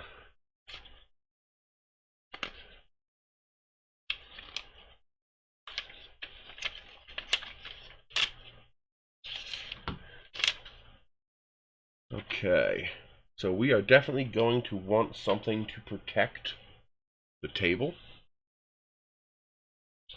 I'm not really worried about this table, but in general, you're going to want something to protect it. So, how do I make it a little darker?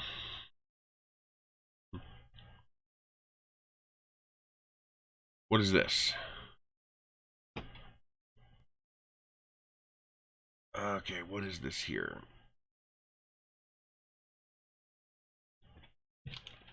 Does this tell me at all what any of this is?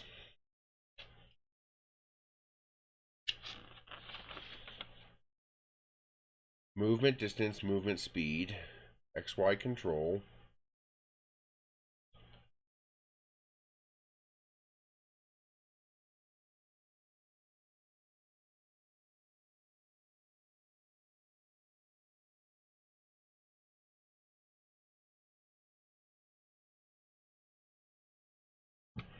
I'm missing a lot of controls on here, though.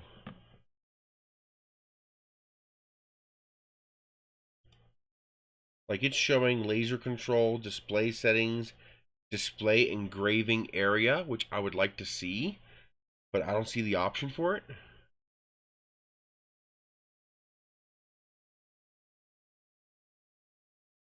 Because display engraving area turns this on low power and draws a square around where it's going to laser so that you can put the material where you need to put it.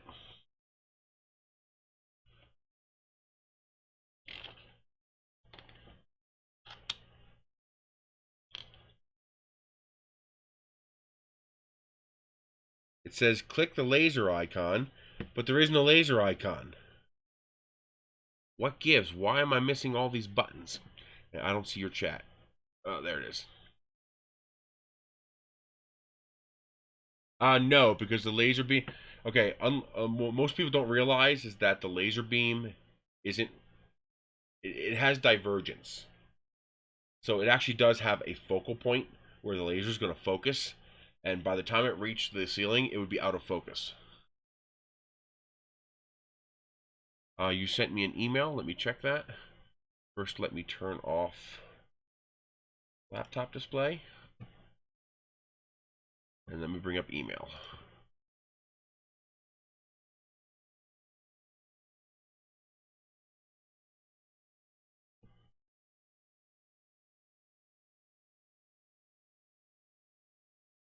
Button downloads. Good, good, good. What?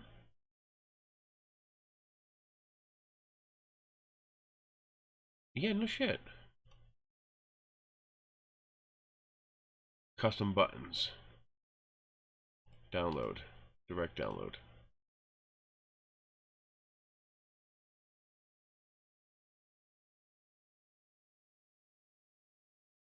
No, I can't, Mark. But I believe, was it you who sent me this? Terry sent me some links. Okay, so now what do I do with the GZ file? I'm assuming that's a zip file? Yes, it is.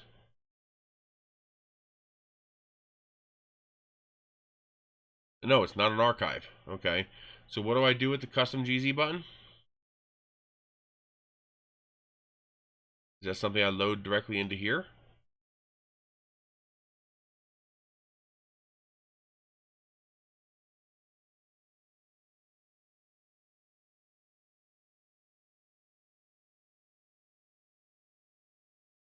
Oh, this will easily fit in the Wham Bam enclosure.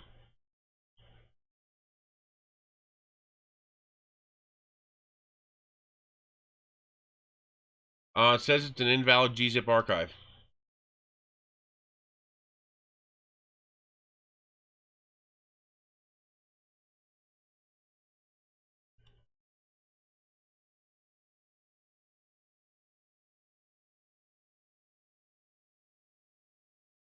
So it looks like it's looking for an image file.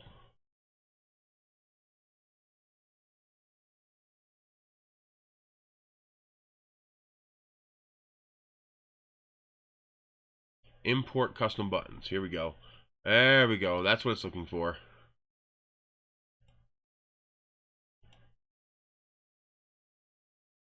It's working now. I'm getting it's asking me to import buttons. There we go. Okay. So first things first. Laser on, adjust focus.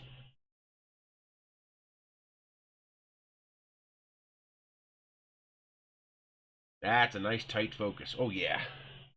Laser off. This shows me my drawing area.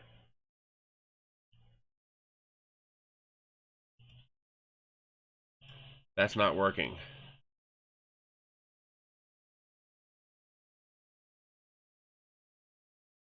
Boundary. Here we go. See? Now it's showing me the boundary of where it's going to draw, so I can position that correctly. Yes, I did, WFO Rider. Thank you very much. Once I have the workshop set up, I'm going to start playing with that microwave, because I'd like to try to fix that. They're damn nice microwaves. Okay. Now, how do I control the settings?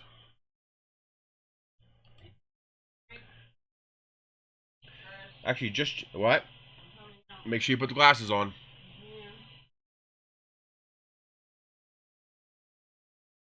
Okay. As long as you have the glasses on, you're safe. Well, that's definitely burning a lot better now that I focused it. It's right here. Why are you using a laser? Because it's a cutter. I can use it to engrave and cut things. You getting that ice cream I want? See? That could burn your eyes if it hit your eyes. So you gotta make sure you keep those glasses on. Okay. Oh yeah, I'm getting all the details now. The laser just wasn't focused.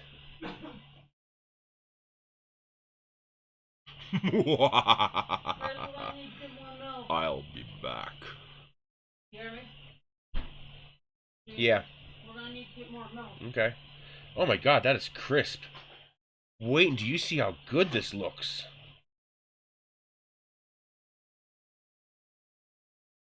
She left something inside the glass over here.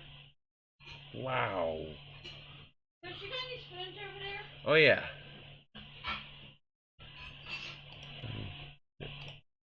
There we go. Look at that. Every detail super crisp.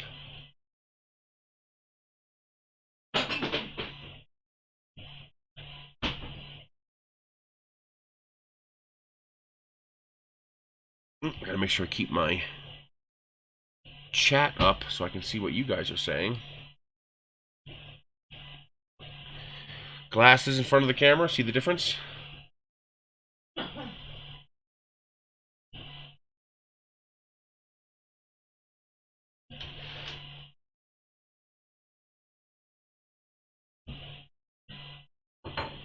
Yeah, I'm impressed how quick it is. Now, obviously, if you want to cut something, you'd have to go a little slower.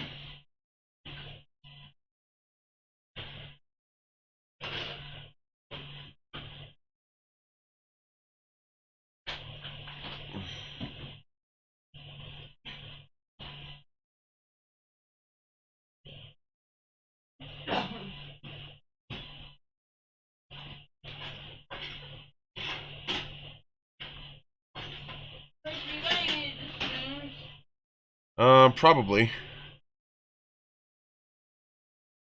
I might have one. Why? There's none over here for me to have. Well, you gotta find them. Where's all the spoons? I don't got them all. They were in the drain thing, now they're not. Shell, no, there's never been more than one spoon in the drain thing. There was at least 4 in there, and now there's none. I'll just grab my plastic spoon. The wash and cure station is fantastic.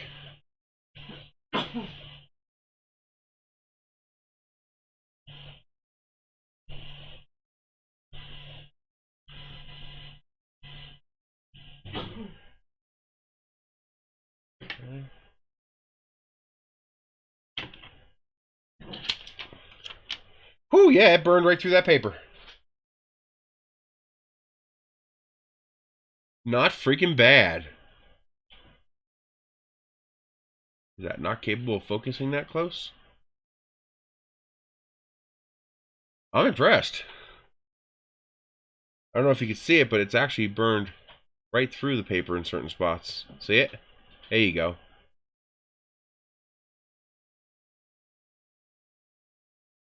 Oh, that's good.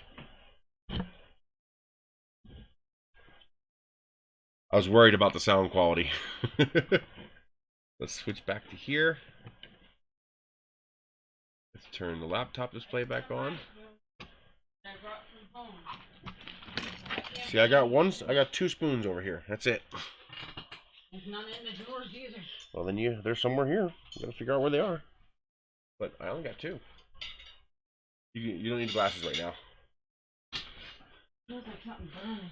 Because it was. See? Would you like a taco?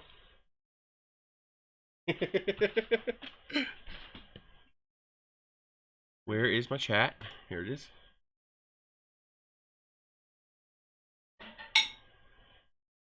Yeah, between 140 and 180. Yep.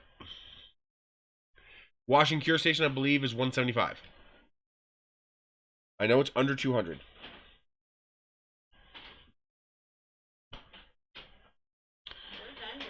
Okay. I want to do something else now. Yeah, I want to do something complex. Let's do a picture.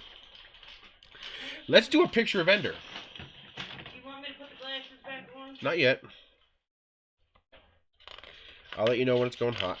You gotta make one of Noel's too. Oh, interesting. The piece of white paper's thicker. Let's see. Too, not just Ender. I'll think about it. And Noel's is part of this family. He's a wanker. So are you. I know I'm a wanker. But he's a cute wanker. Chris, you gotta make an order. I need to know. You hear me? I know, Michelle. How many times are you going to tell me? That's the third time I said it. Exactly. There's no reason to. Well, at least I admit to it. There we go.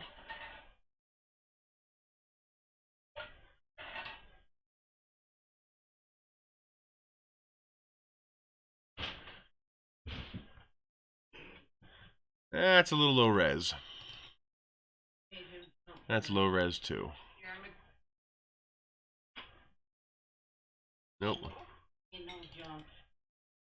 That is not high contrast enough.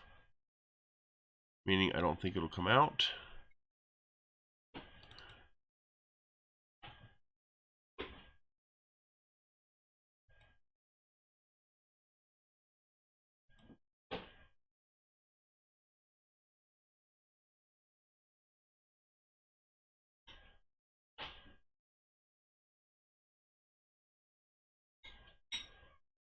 Do some text. Okay.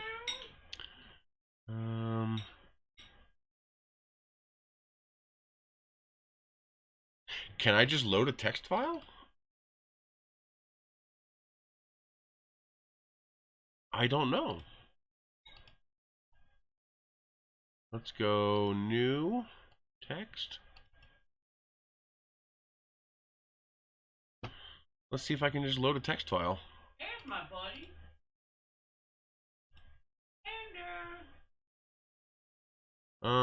No, I cannot simply load a text file. Hi, Ender. Okay.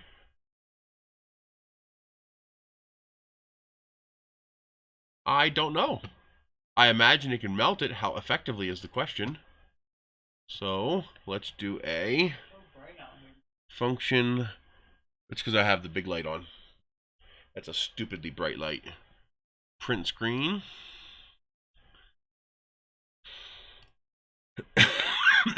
Paste. Oh wow, captures both monitors. Are you get ready to put the laser back on? Control Y. I'll let you know when. File. Save. Clipboard 1. Open file. Desktop. Clipboard 1. Okay, it's going to turn on. So big for my ears. Okay.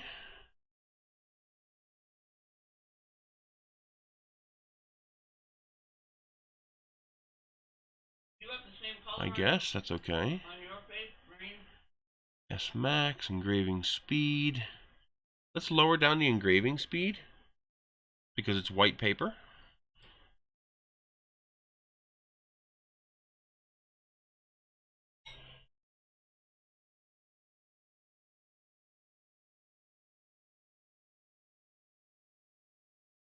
That is not working.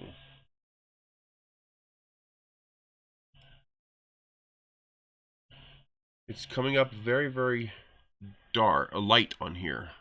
How do I adjust the settings?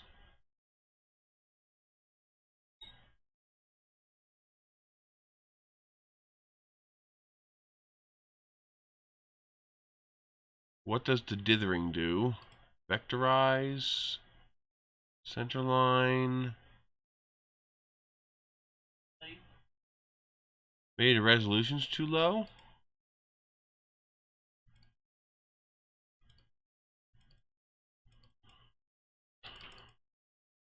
More lines? White clip. Increase the contrast. Decrease the brightness.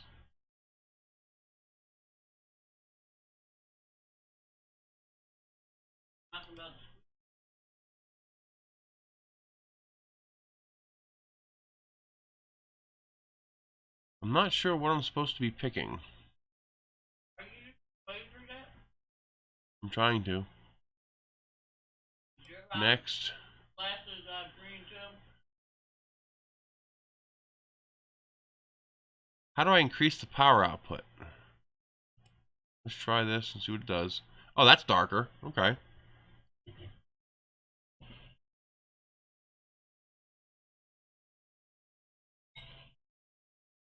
Oh, that's much darker. Maybe too dark.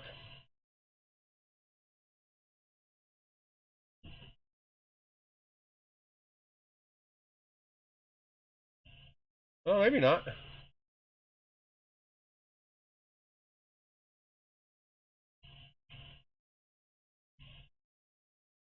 Yeah, it's working. I suspect there's going to be a lot of trial and error.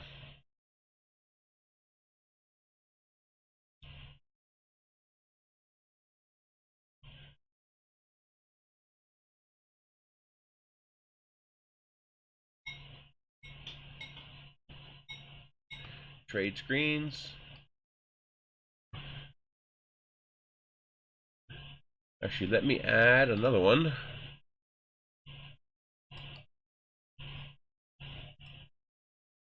So you guys can see the software working at the same time. There we go. That's kind of cool.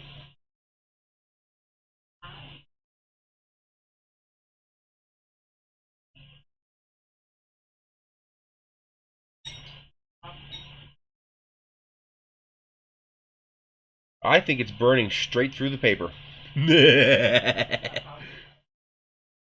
I think I'm actually creating a stencil.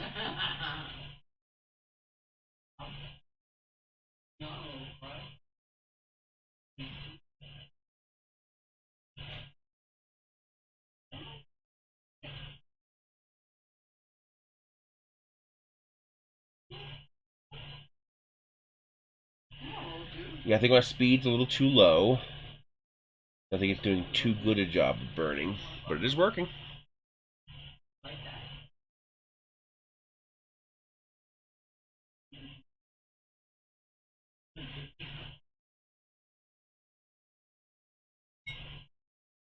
Ooh, I keep forgetting to bring the chat back up.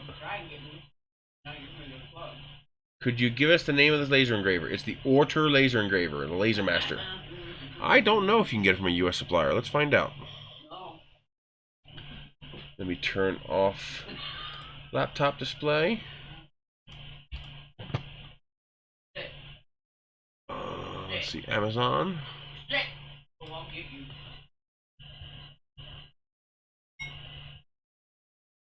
If you go to my GearBest link, you can get it there.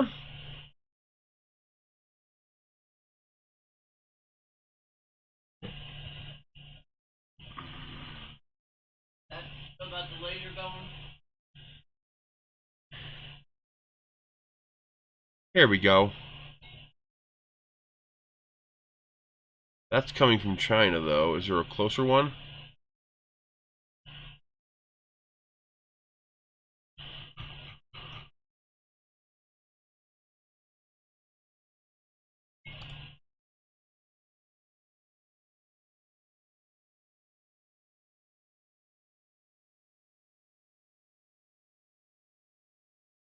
Looks like about a month delivery. Looks like there's none from the US warehouse. Copy. Let me add that to the YouTube. And you also pay a higher price from the US. I just added a link to the video.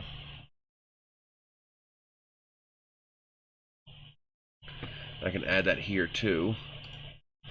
That is a link there.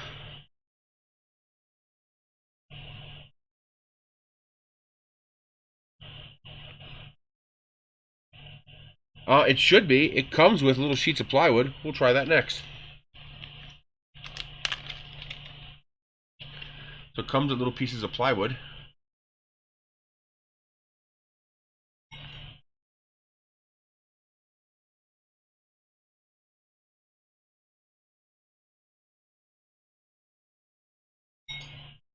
Hey, 3D Printing Cave.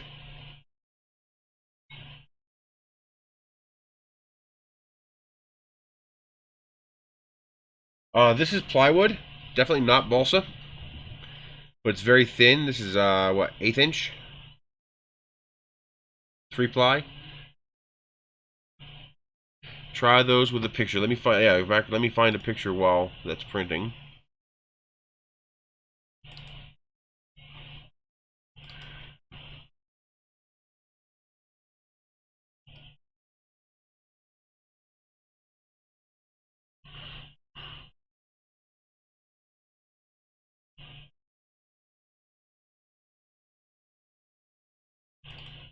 Oh, that's perfect. That's the one we're going to use.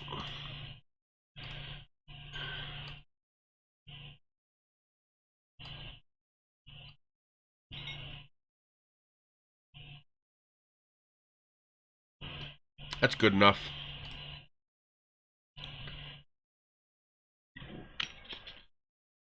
Alright, it's safe, Michelle, for now. We're going to start another one pretty soon, though. Yeah, that cuts straight through. So you can actually see through that. So I can make stencils with this. That's going to take a lot of tweaking to get that to work right. Plus, that's white, and white is the hardest thing to do. Oh, yeah, it was burning my table. Look.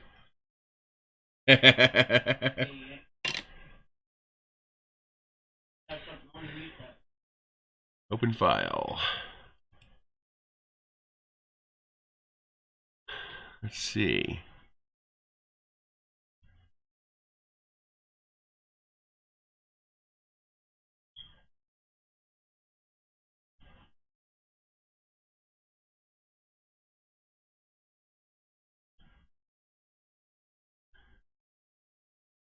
How do I adjust these? Can I reset them? I wish I could reset them. I know we should have to do I use a flying bread. Or it goes bad.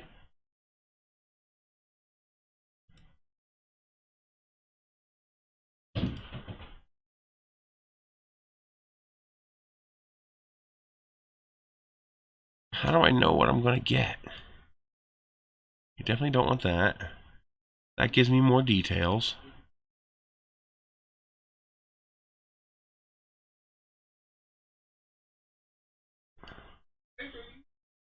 The apple cider. I never got around to it.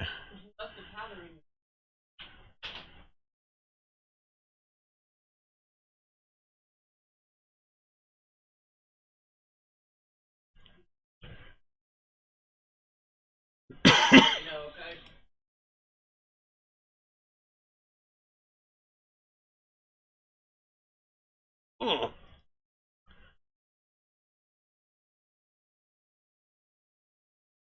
Now I know why we have extra.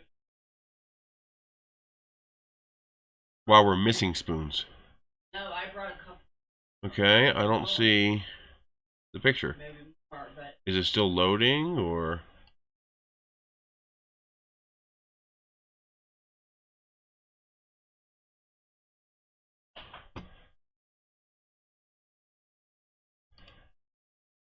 Okay, file, open file.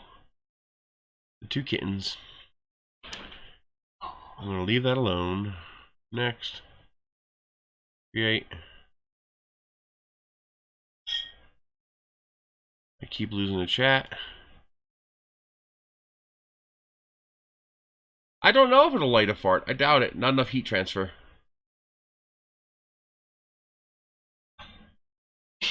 Yeah, I know. I just pointed that out. It actually burned through the paper.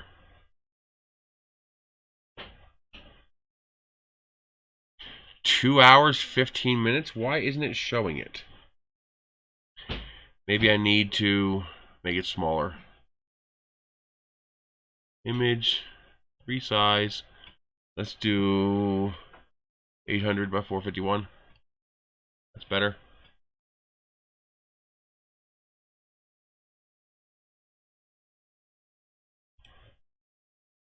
Oh, it finally loaded.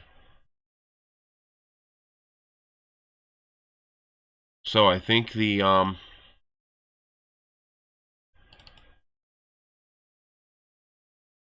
let's do 10. Go back to my room first. Okay. I don't feel like waiting 2 hours to do it. There we go. Okay, hour and 7 minutes. That's still a really long time.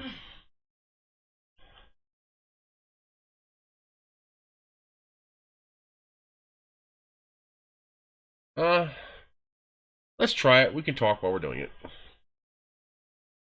Okay, glad you're going away, so I'll wait till you walk away. I know. I just want to wait till you're out of the way before doing something.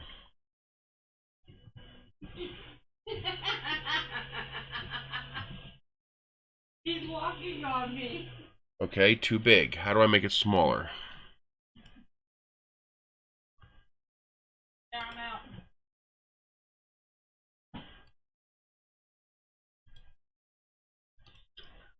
How big is this?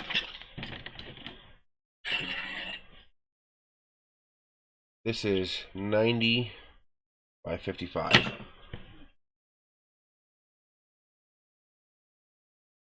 Let's go 600.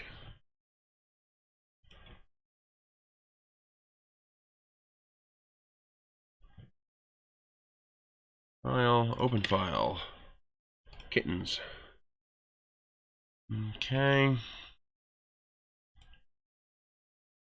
Then we cancel.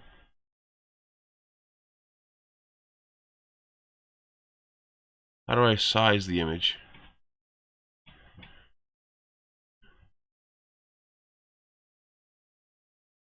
Okay, 90 by 50.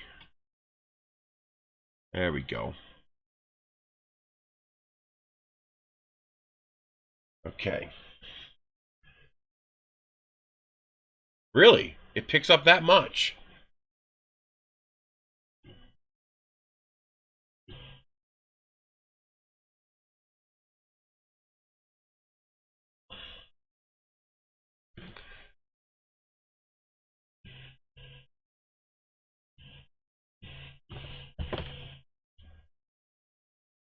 Get down! Get down! Great. Easy as the goddamn laser. Get, come on. You dumbass! I went to shoo the cat off and he lost his grip. Oh my god. Yeah, he saw the little blue dot and got very mesmerized, and I had to remove that mesmerization very quickly.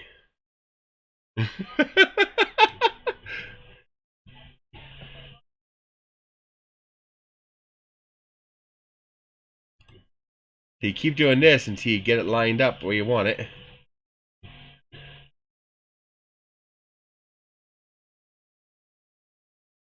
There we go. All right, where is he? Okay, he's on the bed now. Good.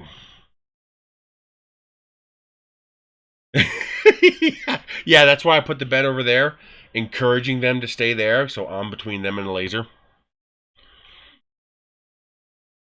All right, let's try it. Go with the cat.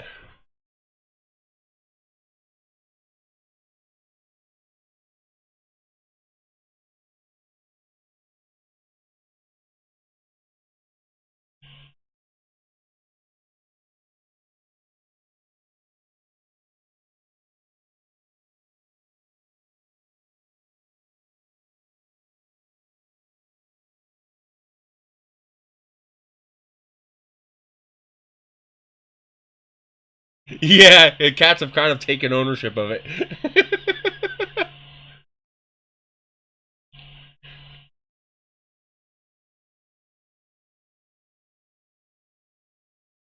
It's not getting Knowles' details. I'm guessing they're too light. So you do need relatively high contrast images. See, Knoll should be here. And this part here is Ender. Ender's much darker than Knoll. So I think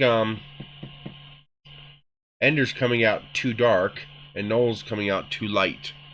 And I'm not sure how to fix that.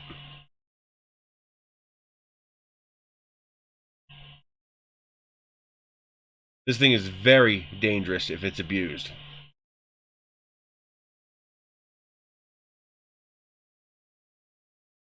You can even see the laser beam every now and then when dust gets in the way of it.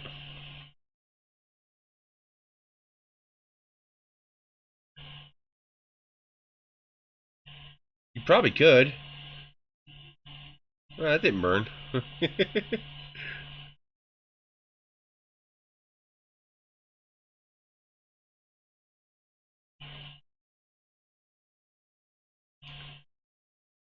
See, you can see it doing the little flicker like it's trying to draw Knoll. See how it's doing little flickers? But it's not enough to actually mark the plywood.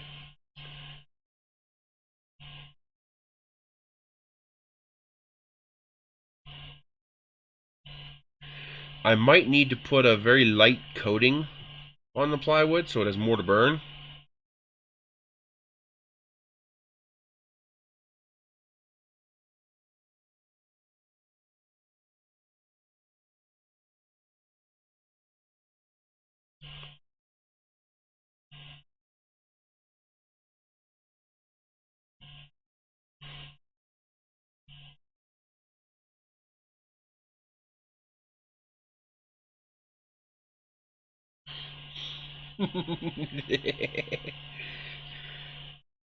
Poor cat.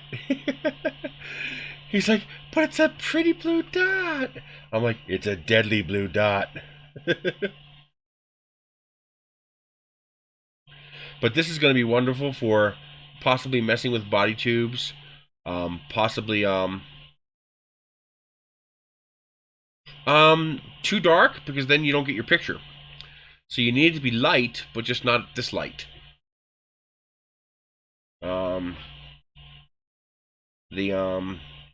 Marking Christmas cards, making small Christmas gifts, and stuff like that. There's a whole bunch of interesting things you can do with something like this. Personalizing stuff.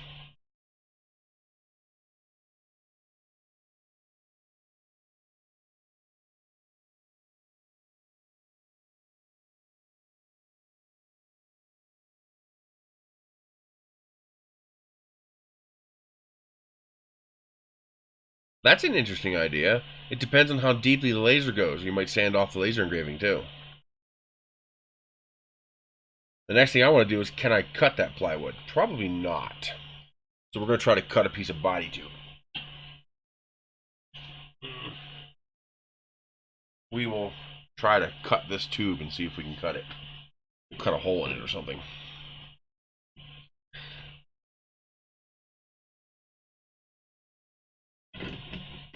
Stop it. Get away.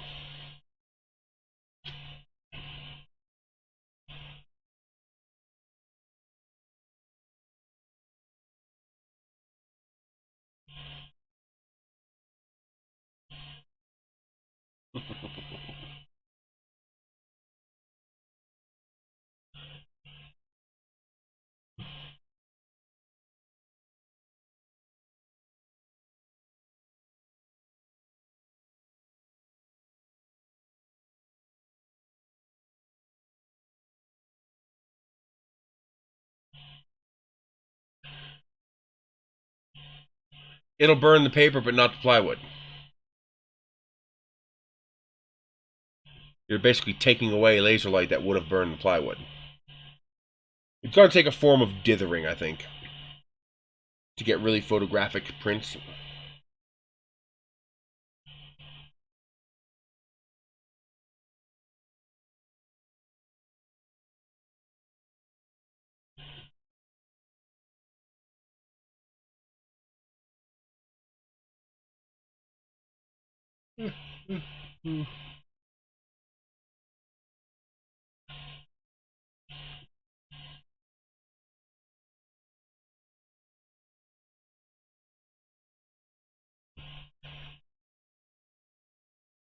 I think that is the shadow in between the two cats.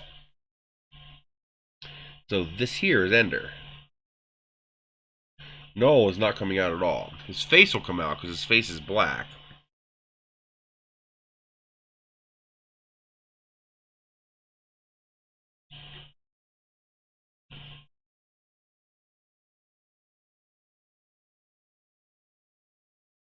No, he's being good. He's staying away. Hi, baby. How you doing? You like your little bed here, huh? Yeah. Yeah, don't you bite me. I'll kick your butt.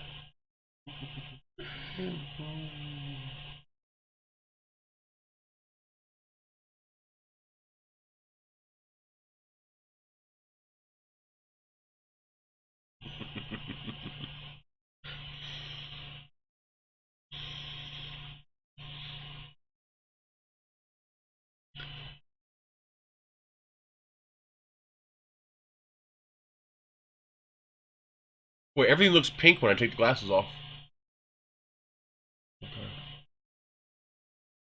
The cat was staring at the ceiling, so I wanted to see if any of this was reflecting onto the ceiling, and that was what was attracting him. When I take these off, the whole room looks pink. It's weird.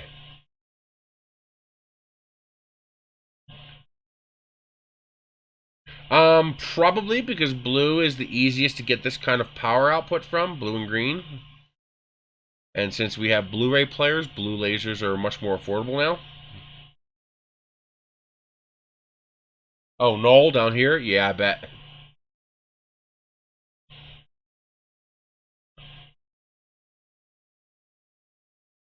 Yes, I'm printing her in 4 pieces. So she'll be 1.6 meters tall. A little over 1.6 meters tall.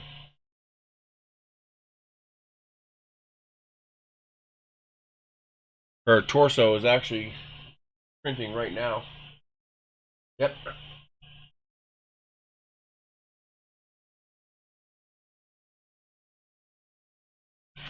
Actually, I can show you.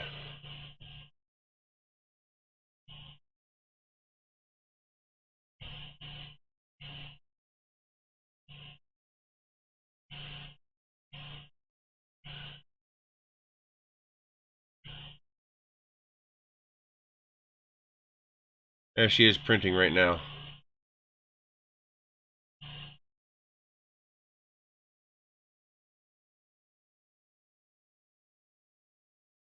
Neither. Black PLA. I could not afford to print her in anything but PLA. But she's going to take like 4 kilograms.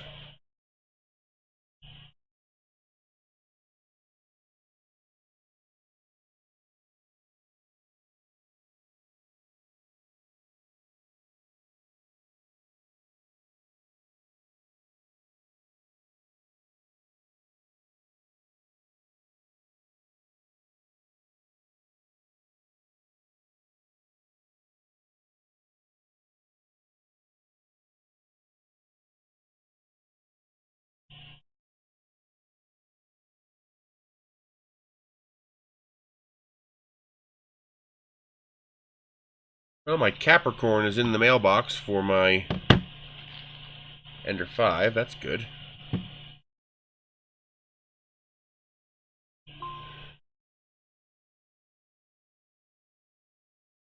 About 4 kilograms. The Sorceress took 6 kilograms.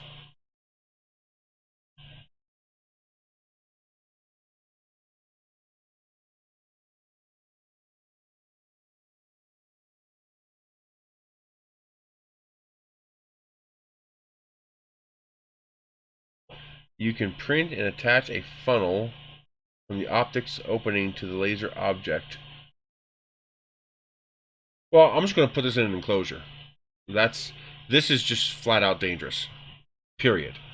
Having a high power laser like this out in the open, free and clear, is just dangerous. So I'm going to put it inside one of those. And then I'm going to black out that window and have a small laser window in the middle so I can see inside. That's the only correct way to do it.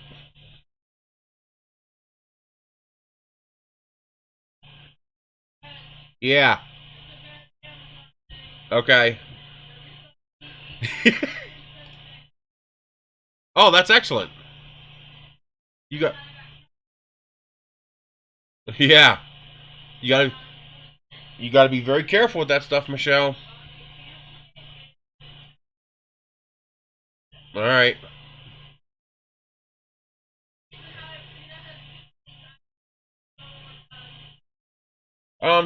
True, but the reflective won't matter if the light can't get out. So, I'll just get some of the... I'll contact Printed Solid, find out what they use, get some of this safe material, and make a window. When I say this, I don't mean this exact tent. I mean, I'm going to make something like that. This I have a use for, so I'm not going to put laser in there.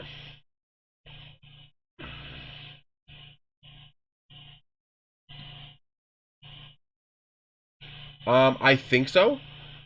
The CP01 from Creality has a laser module, but not as powerful.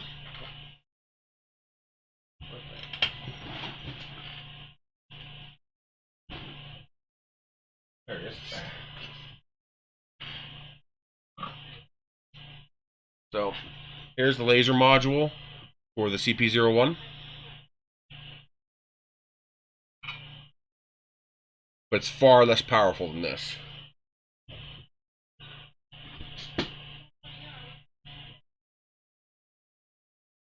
Well, that's why I'm going to contact Printed Solid. They have some pretty high power lasers. They have some industrial lasers there. So they'll be able to tell me the correct stuff to get.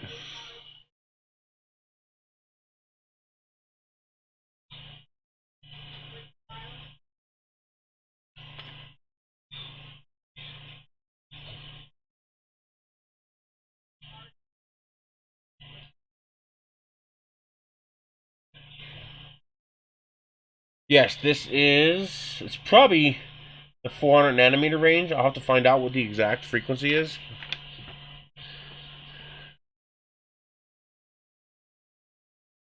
I wonder if it tells me that anywhere.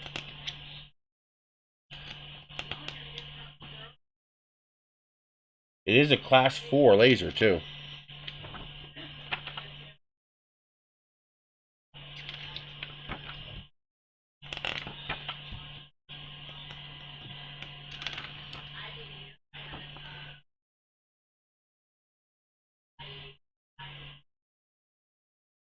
I wonder, how effective are these goggles?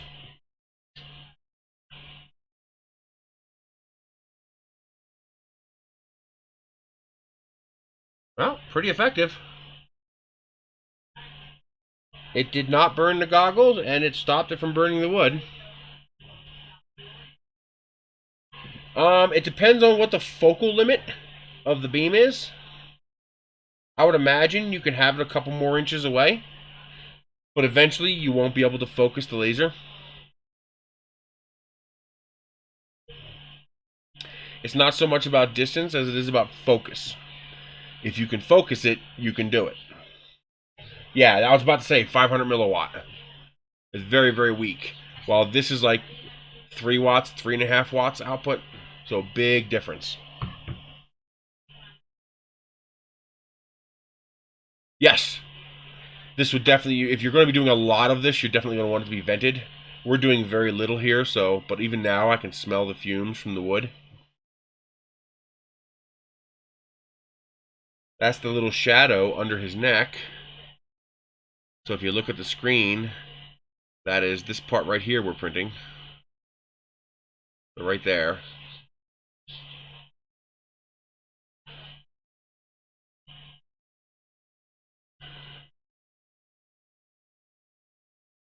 No, he's talking about hit something further away from the head. And there's going to be a limit to how much that focus adjustment will allow you to go.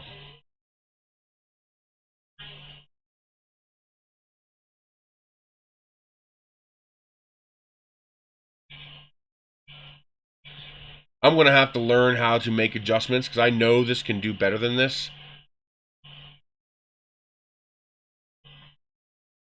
Is it available in the US?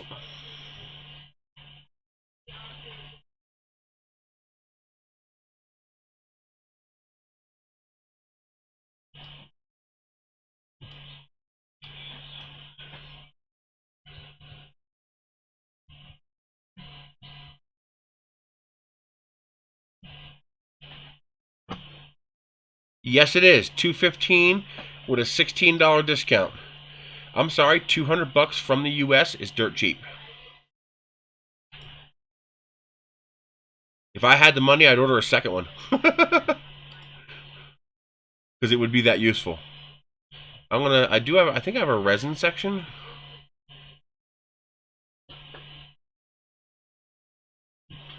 Maybe I don't. Yes, resin 3D printing. I just added it to my Amazon page. It's available for $215.99 with a $16 discount, so that's $199.99, and that would be delivered on Saturday. It's supposed to be good for 8,000 hours. Supposed to be. If it gets half that, that's impressive.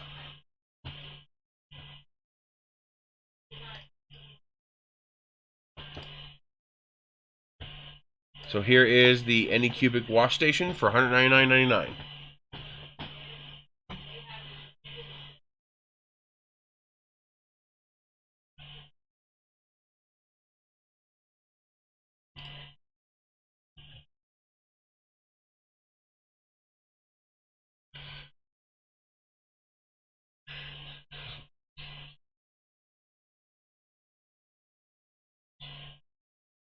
Yeah, it's not good at very low contrast images.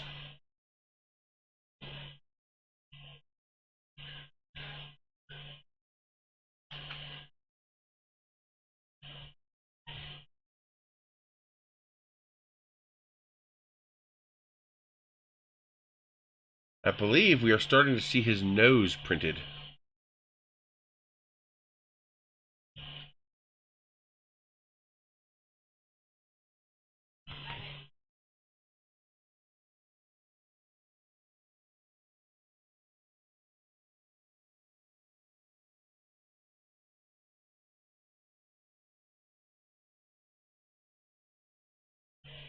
Oh, it looks like it has an accelerometer on board as well. So if this thing gets bumped or moved, it'll stop the laser. Next week, we're going to be doing the WeDo F152H or F152S. It's a new printer from WeDo.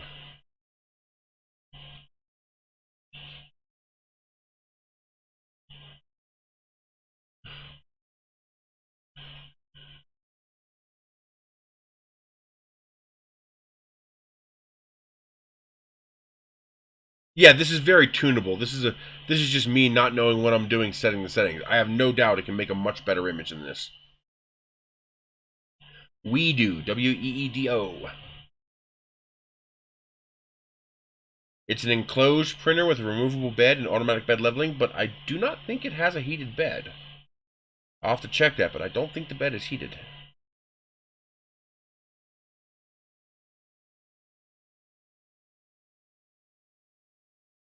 Ooh. If they'll send me one.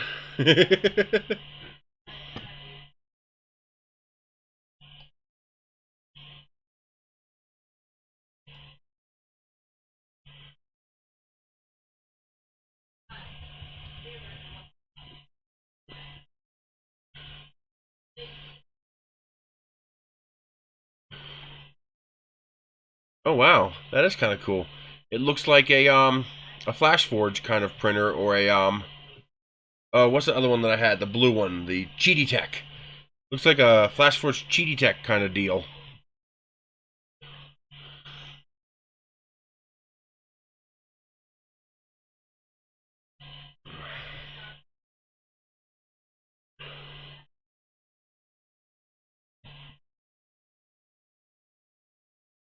Cool. Yeah, see how it looks like the Cheaty Tech here? I'll have to get a hold of them and see if they'll be willing to send me one. That doesn't usually work, me asking, but you know. This is wood, yes. Piece of plywood.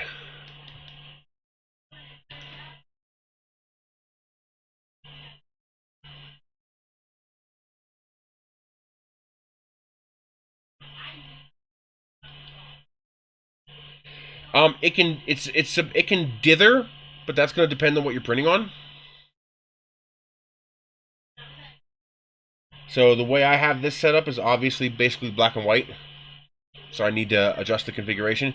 You can see it trying to print the lighter parts. See how it's getting brighter and darker at different points. It's just not having a good time of it. So it looks like I jacked up the contrast too high and I didn't set the dithering well enough. So I just need to learn how to use it.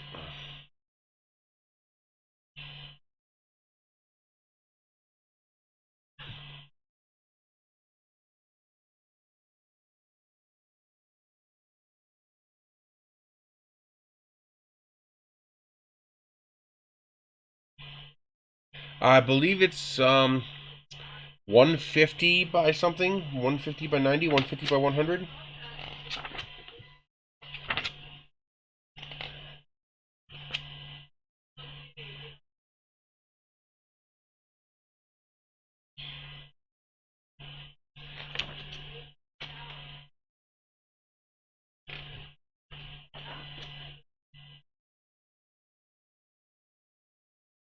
Yeah, there's always a learning curve. Let's see here.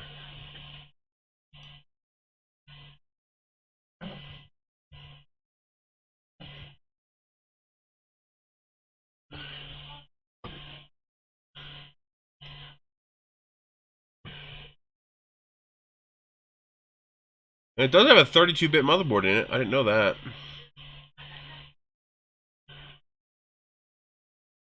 Alrighty. Specifications.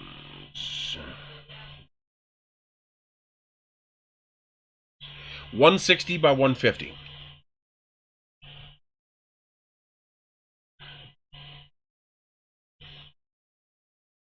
Yeah, I gotta learn what I'm doing. I have no idea what I'm doing with laser engraving, so this is just what I can figure out in 60 seconds inside the program.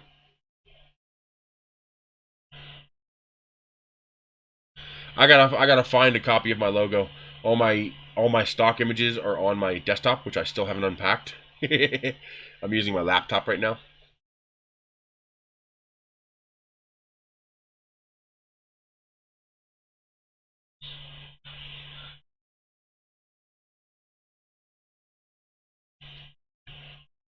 I gotta figure out where to get little pieces of plywood like this, because getting a bulk of these would be handy.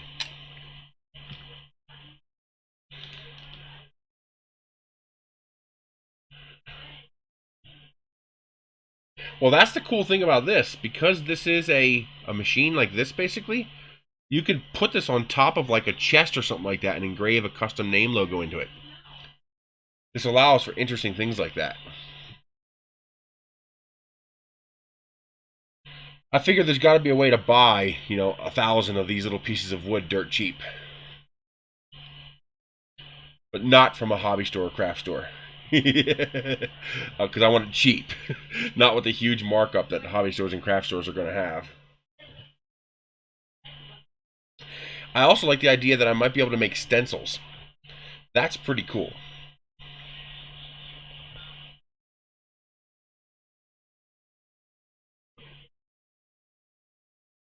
I'm going to check Amazon right now.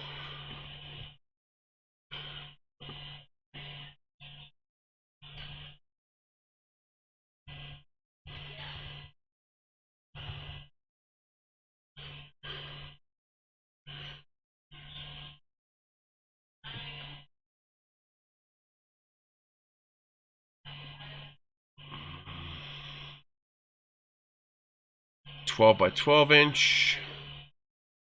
What's this? This is, looks like 2 1/8 by 3 1/2.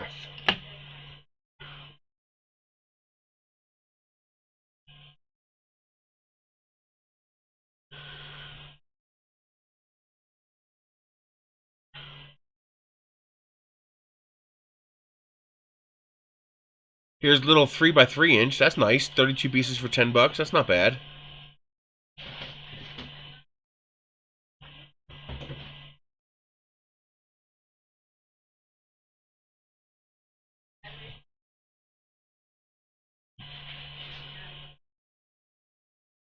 What I really need is like 3x2.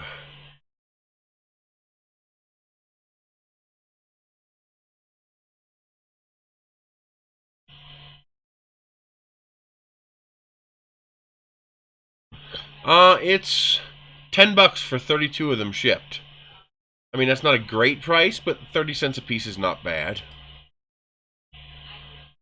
Oh, here's even better.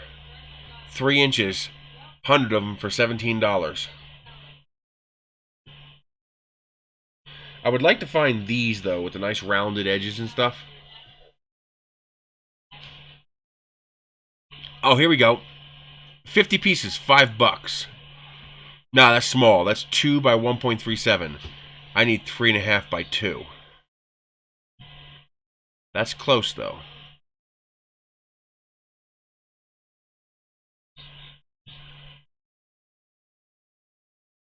You can use this to engrave metal business cards? Here's 2 by 3 inches, 60 for 100. It does not have... Yes. It's just wood. Oh, there's round ones? So I can make little Christmas ornaments? Oh yeah, I'm gonna bookmark a whole bunch of this. Oh, interesting. I would love to make my own little metal business cards.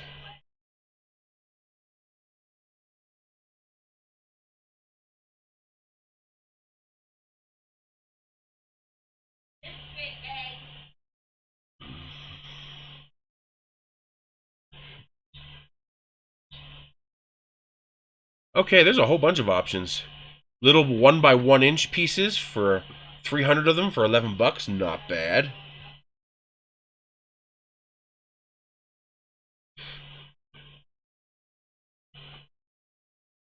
Yeah, so I can get little cuts of wood pretty cheap for this.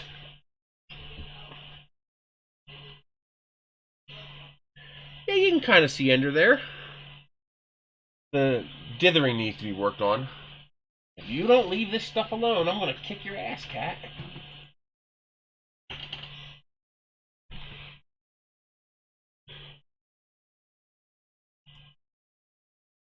Gonna whoop your butt. Yeah, I'm gonna get the squirt gun.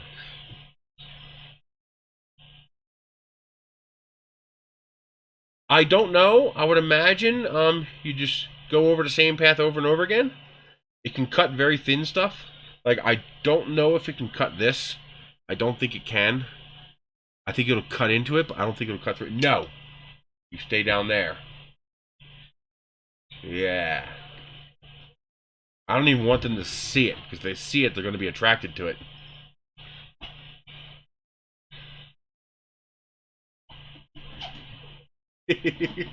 He's going up into his secret box up there. Yeah, that's correct. It's on 3.5 watt. Well, that's why I don't have the bed here, so that the cats can't be close enough for the reflected light to get into their eyes. That's why I'm making sure they stay off the table. As long as I keep them off the table and more than a couple of feet away, then it's not a danger to them. I'm going to. I'm going to build an enclosure with a laser window in it, because this is just flat out dangerous like this. Do not give this to children. That would be bad.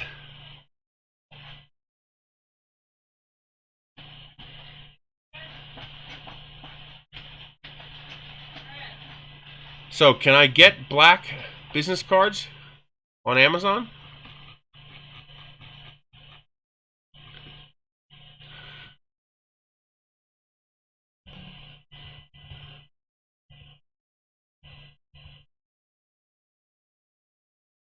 Yes, you can. Holy crap. And they're not expensive either. Oh my. 100 of them for $19. Yes, I'm ordering that. Yeah, we're gonna play with that. 50 for 9.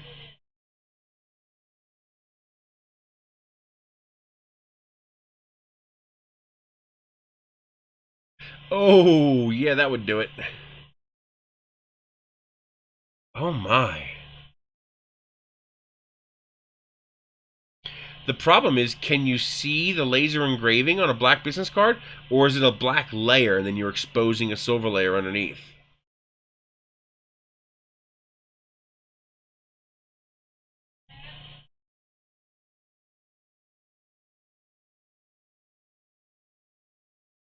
And here's a mixed color pack too. Yeah, I'm ordering this. It's only $18. $18.99 for 100 of them. That's 18.9. That's 19 cents a piece.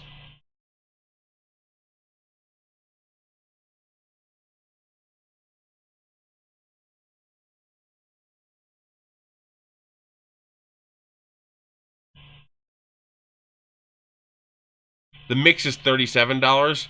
This here is 19 cents a piece for 100. I did see that mix you were talking about though.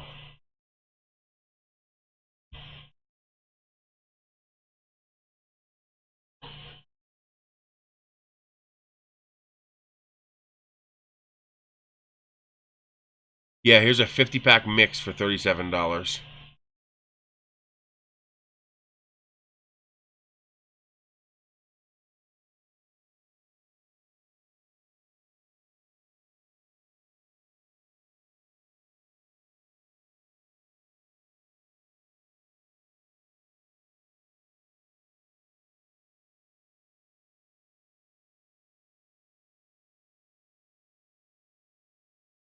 Oh, that is so cool. Yeah, Michelle.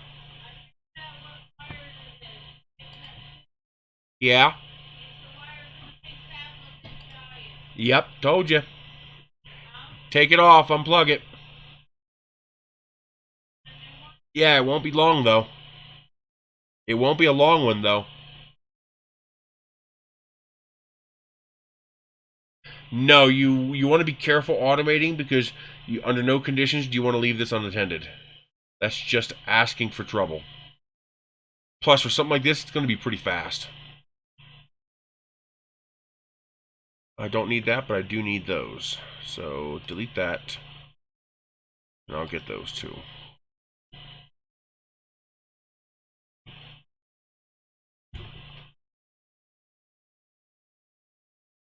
I still have a little bit of Amazon points left. I'll take it.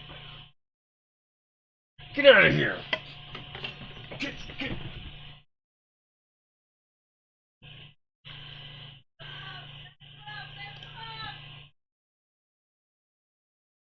Okay. I gotta be careful, Michelle. The laser could actually hurt them.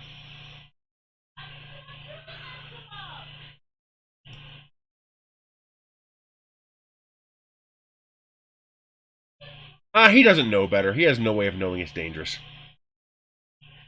So I can't blame him.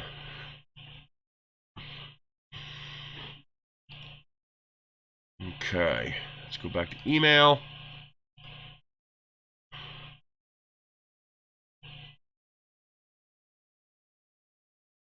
There's a laser of a car. And here's today's 3D print. They are very curious. Dangerously curious.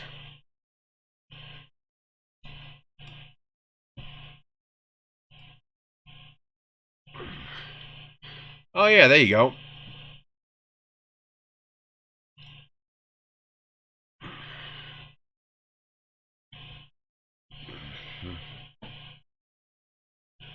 Oh, I am. I'm gonna get a large piece of like wood, and basically have little slots. Actually, I could probably 3D print it. I can print something this big 3D printing.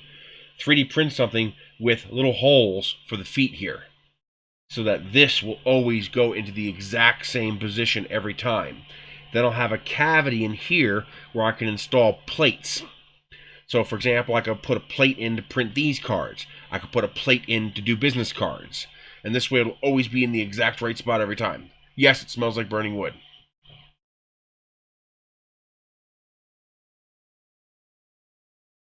No link here unless you sent it by email. So Google or YouTube stripped out the link. Okay. And thank you, Terry, for the custom buttons.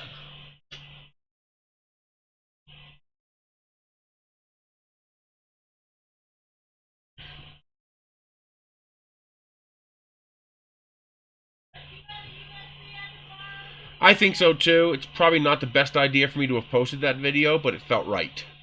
Because I am partially to blame. 3D printing at Nerys.com.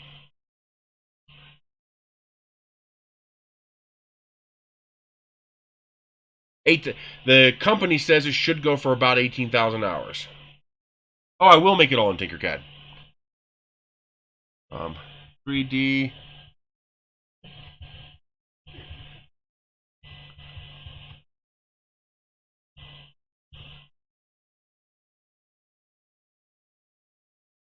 No, you're correct. They made the mistake. But that doesn't mean I am not partially indirectly responsible for damage to them. I'm not culpable. I'm not, there's no malicious intent on my part, but I still bear some responsibility for causing them harm indirectly and unintentionally. And so it costs me nothing to try to fix it, at least, to try to do a little bit to help. 'Cause I like the company, you know? I don't want to see them hurt.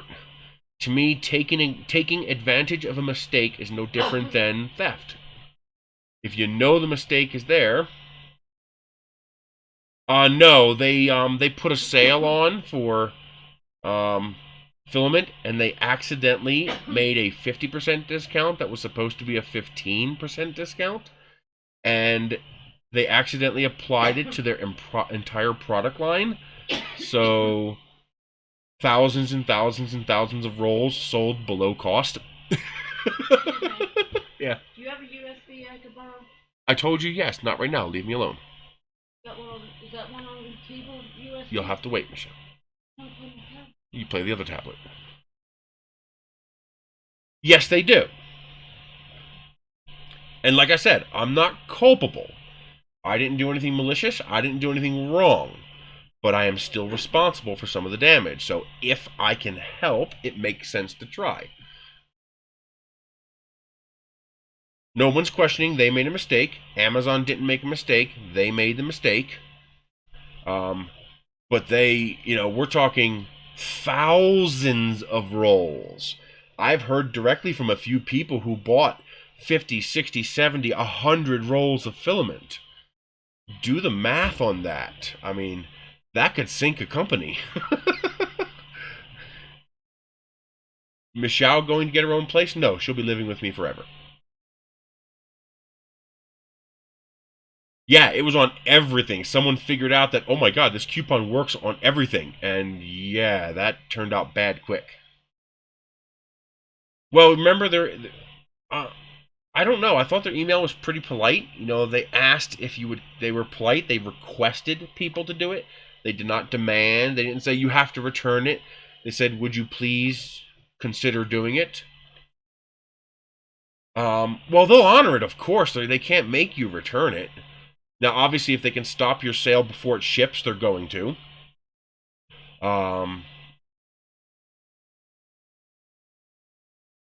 Well, what they want you to do is to return it as a buyer mistake, which would result in you paying the return shipping. Now, as long as they're willing to compensate people with an equivalent amount of filament, so say you bought 50 rolls, and Amazon says, okay, return shipping's $30. Well, if Cytec will give you 2 rolls of filament in exchange for that $30, which will come out of your refund, I'd be okay with that. Because I don't gain anything, but I also don't lose anything. I zero out. And, exactly, as long as they compensate the buyers, then that's what I told people in my video. I said, if you don't mind sending it back to help the company out, you didn't do anything wrong, there's nothing immoral here, but it was a mistake. And if you're willing to send it back, and if they are willing to compensate you for that return shipping, that works. And people don't have to, of course, and most people aren't. But, I've never had a problem with 3D Cytec. The Jesse filament is nice. I want their orange really bad. I got a big roll of it up here. Of the orange. Oh, yeah.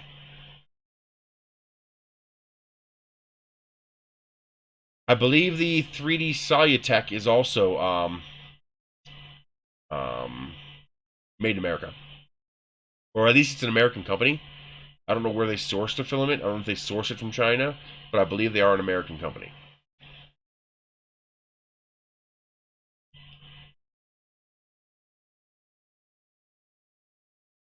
Yeah, well, but you're still spending money. You got to spend your time. You got to put gas in your car to drive to that drop-off center. You know, if I wanted to drop off for free, I would have to drive 50 miles. It's 25 miles into Albuquerque to one of the drop-off locations and 25 miles back. That's a 50-mile round trip. Now, the reality is, that's an hour of my time and $3.50 in electricity. You know, I would tell them, send me one roll of filament, and I'd be happy with that. Exactly. That's what I estimate their costs were. And guess what they sold for? $8. Which means they had a loss on thousands of rolls of filament. That hurts. I figure their costs are about $8, probably about $10 when you add in Amazon's fees. So between $7 and $10. And the combination of those coupons put it at $8. So yeah, they're going to get their asses handed to them.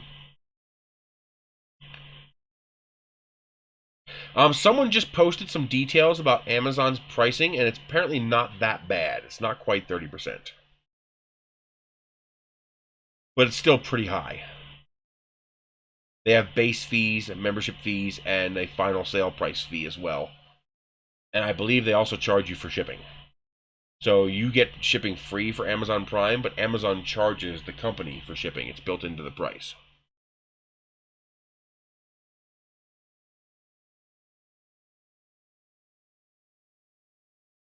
That's what they were talking about, the FBA fees.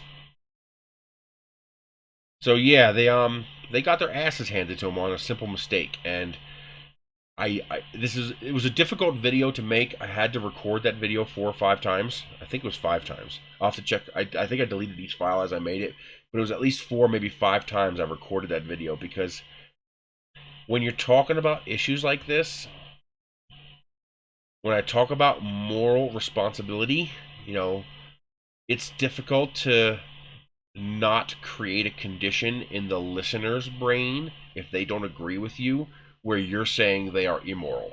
Because if I'm saying what I'm doing is moral and you're not doing what I'm doing, the implication can be construed that I'm saying you're immoral. And that's not entirely correct. You can have amoral decisions. You can have decisions that are not vicious, but are also not moral. I mean, it's... I thought I did, but apparently I did not.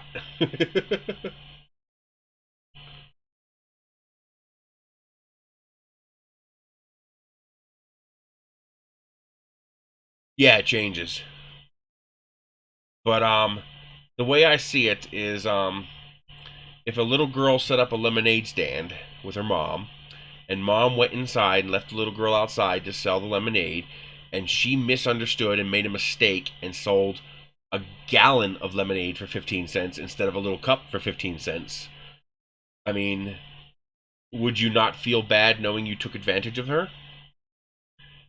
So, if you would feel bad because you took advantage of the little girl selling a gallon for 15 cents accidentally, hey, she made the deal. That's the price that was marked. I mean, transaction's over, right? So why is it okay to screw the company? It's not. There's no difference between the little girl. I think that's a very fair comparison.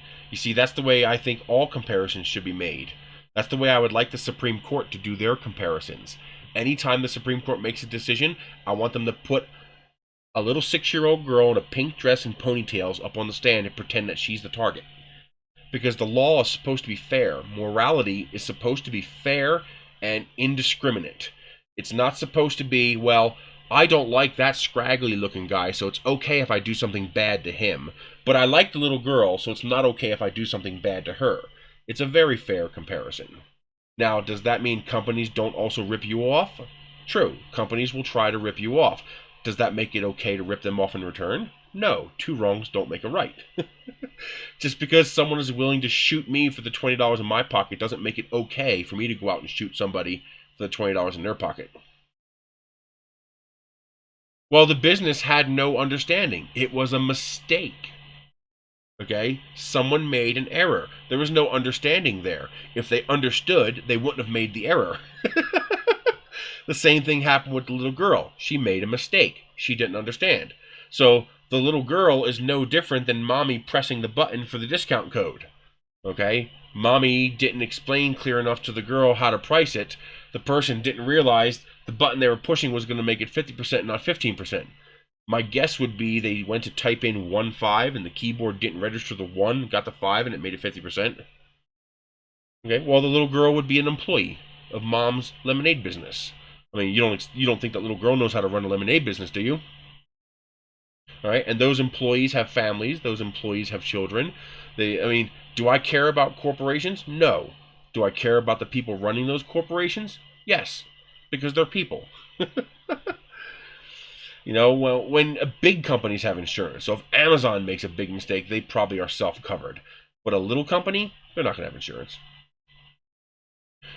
The point is, if you gain advantage from a mistake, there's nothing immoral there. There's nothing wrong there. You didn't do anything wrong. You didn't go out to screw anybody. I mean, you've seen my filament alerts before. There has been sub $10 filament before, so it's not unusual. The point is, if you take advantage of something that you know is a mistake, and you have a means to undo that mistake, and you choose not to undo it, I won't call that immoral, but I will question your morality. That does make me question the morality of that decision. Silent Rush, from what I understand, the only way they could undo it feasibly would be for the end user to pay the return shipping or use a free drop-off location. In which case, I understand. I have not talked to 3D Sciatech. I have no idea what's going on. But from what I understand, they're going to compensate people for that shipping with some filament.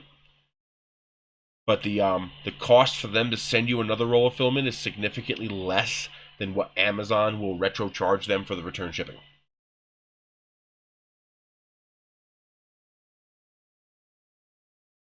True. No kidding. Okay? There's the fact that they made a mistake is irrelevant. We all know they made a mistake. They admitted they made a mistake. Well, no, they should not be compensated for shipping plus inconvenience. It would be nice to be compensated for shipping plus inconvenience. You're not owed that. That's leaning towards slightly selfish. It would be nice if they compensated people for inconvenience, and it wouldn't be hard for them to do. So if a person had to pay $30 for return shipping, send them $40 in filament. They're getting their money back in filament plus a little extra for the inconvenience. That makes sense. That's being a Karen. I just heard that term the other day, Karen. The guy was talking about a Karen who slithered into his store and started hissing at all of his employees. Turns out the employee was a douchebag, but still, it was funny. I'm just imagining, a Slytherin lady walking in the store going, "You screwed me. Give me my money back." Oh, man. Now, part of the reason people tend to feel righteous indignation and that the company owes me everything is because we live in a society where corporations fuck people over, and it's become the norm to expect that, and I reject that philosophy. Even if a company's willing to screw me, that does not justify me screwing them, even indirectly. I want the manager.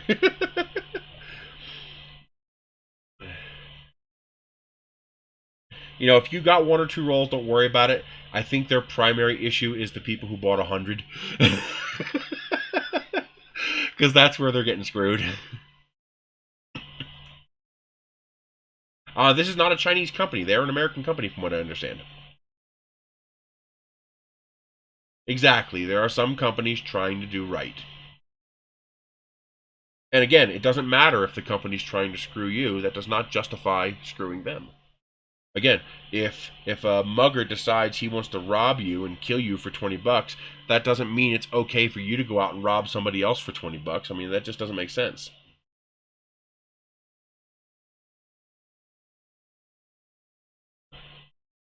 They're a very tiny company. They're probably running razor thin margins.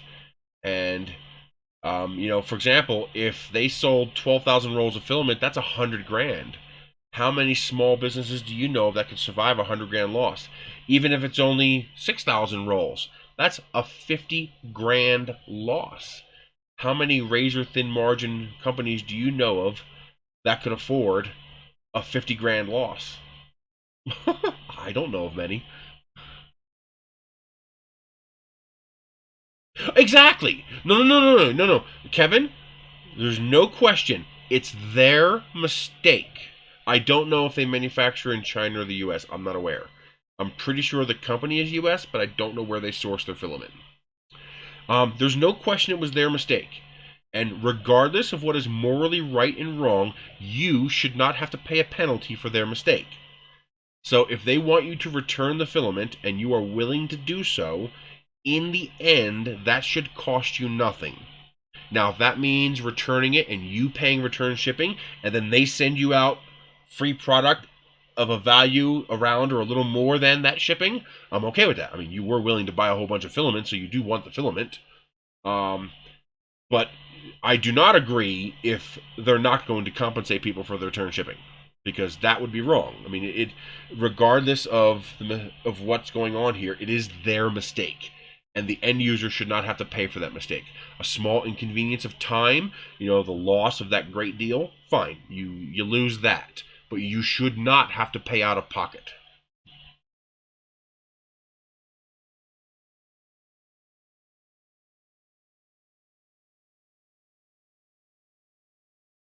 So I've told people that, hey, if you're willing to return your 50 rolls of filament and, you find out what the shipping is, if there's no place for you to drop it off for free, ask the company, hey, Amazon's going to charge me, 30, 40 bucks for shipment for returning this. Will you send me 30 or $40 in filament to compensate for me returning all this filament?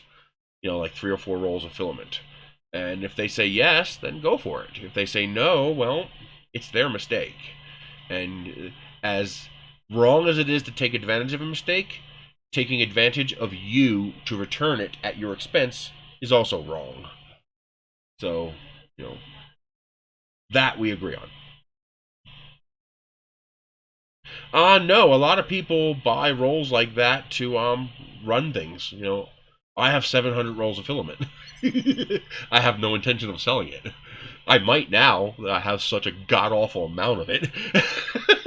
I honestly didn't realize how much I had until we had to pack the bus, and I was like, Jesus Christ, how much filament do I have? But yeah, if I was down to 50 rolls of filament, I would have bought 50 rolls from them at that price, because I'll go through 20 rolls of filament a month. Oh yeah, probably, but it's just a plastic table. It's fine. This is plywood, so it doesn't go through.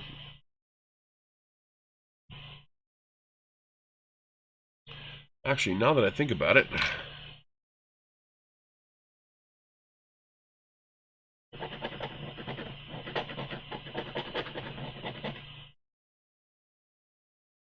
oops. Now I have it marked for where to put it. There.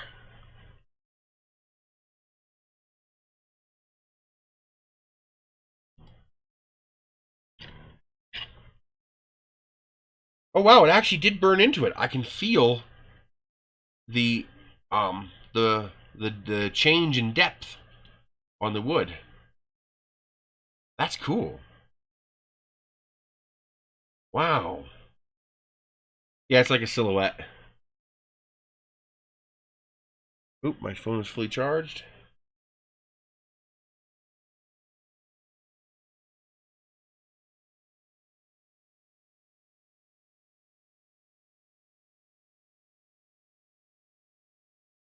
Oop, I can take these off now.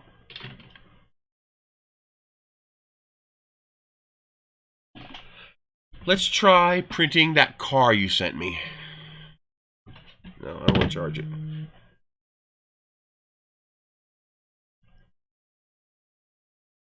So you sent me that cool little car.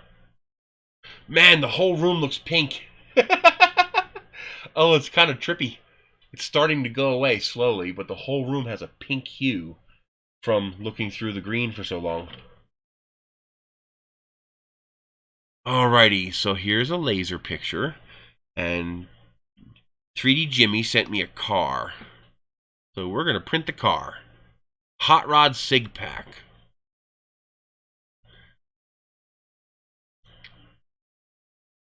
Let's see, laser Gerbil.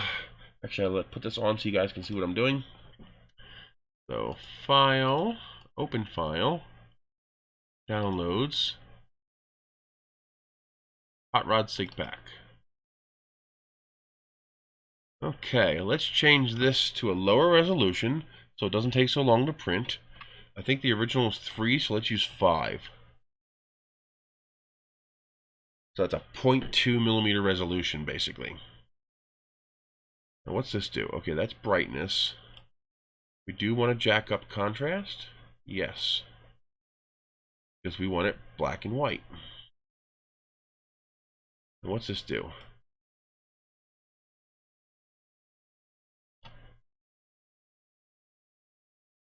Oh, I want that off, I think. Okay. Next, let's leave it at 800. Create. It says it'll take 10 minutes. Let's see if that is a good position for it. Glasses on. Even though it's low powered, not take a chance.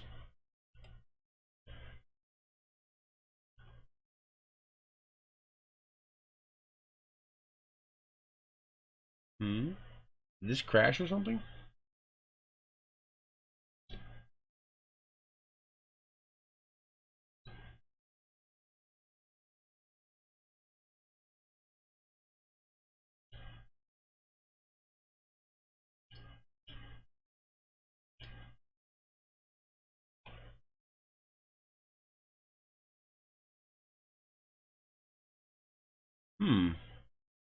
It is not working correctly. What's going on here?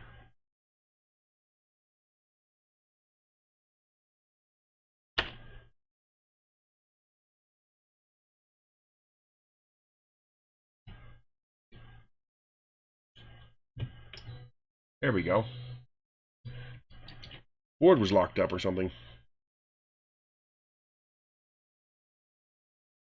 We should become 10. Connect, ready. Oh, it's all the way down here now.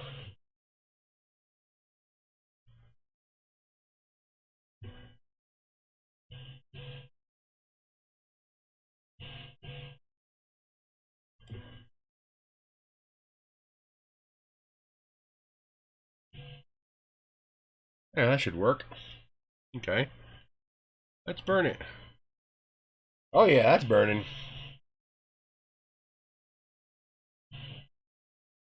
Where's my chat window?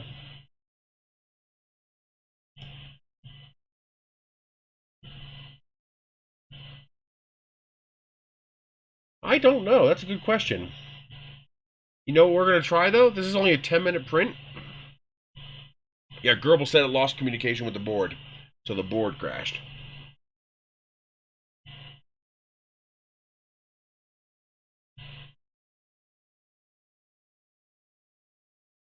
Well, the problem is then Amazon's not going to give you a full refund if you don't return all the rolls.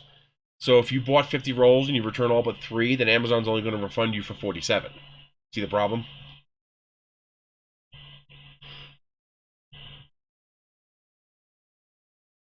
So now you're not getting all your money back, but you're still paying to return shipping. 150 by 160. So I don't know which dimension's 160, but it's basically 3 by 3 inches.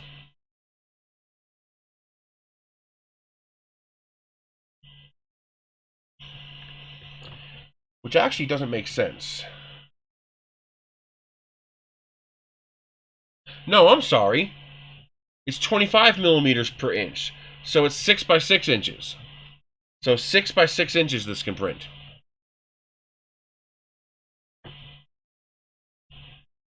Yeah, I got the metal business cards. Let me see which ones you got. Let me turn off the laptop display so I don't show people private information.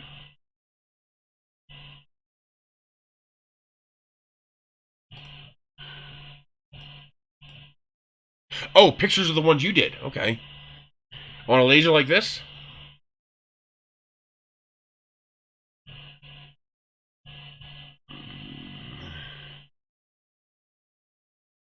There's no... Oh, here we go.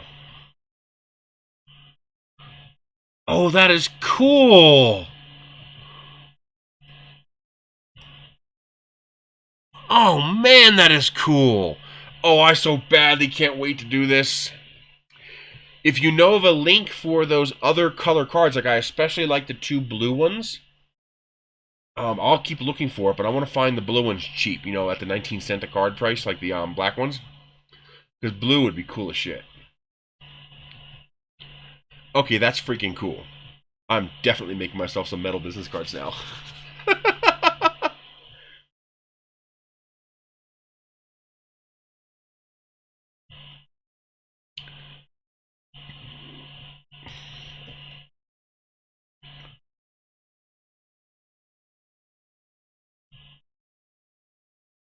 So for black and white, it's great.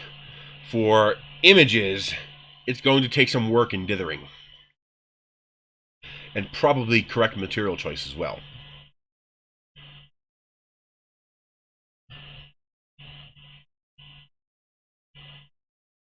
I definitely could have upped the speed on this.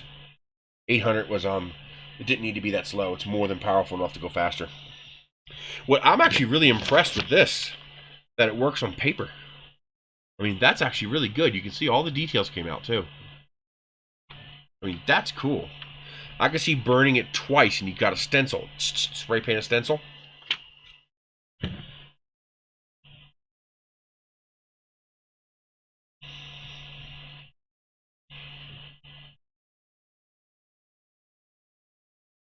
And the next thing we're going to have to try is to see if I can cut a body tube. Definitely going to have to see if I can cut a body tube.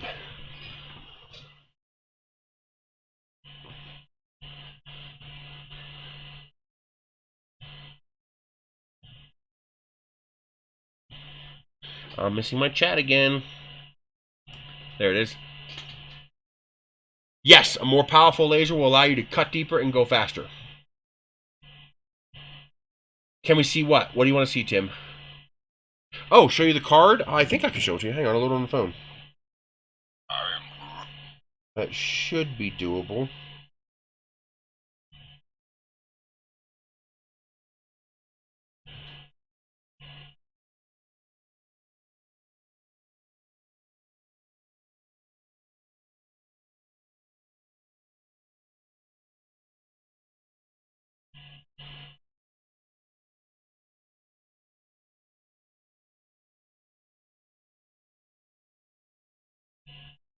So there's the sample he did on blue.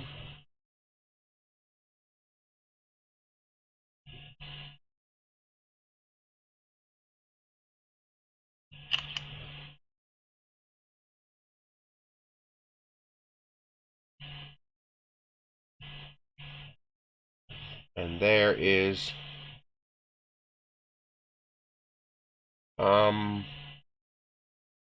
I'm going to cover up your email, Graybeard, just in case you don't want people to see that. And there's his business card.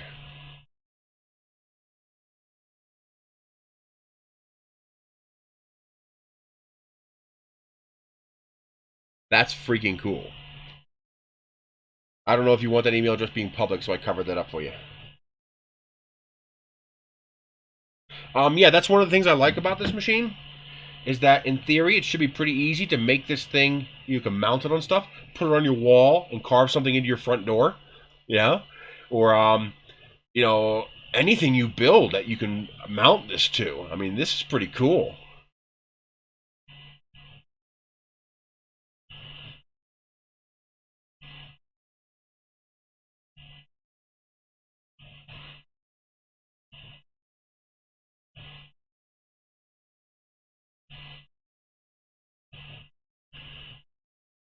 I don't know.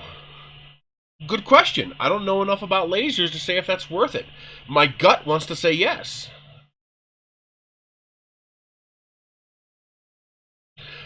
Basically, black and white is okay. And then anything that's not black and white is just going to require dithering.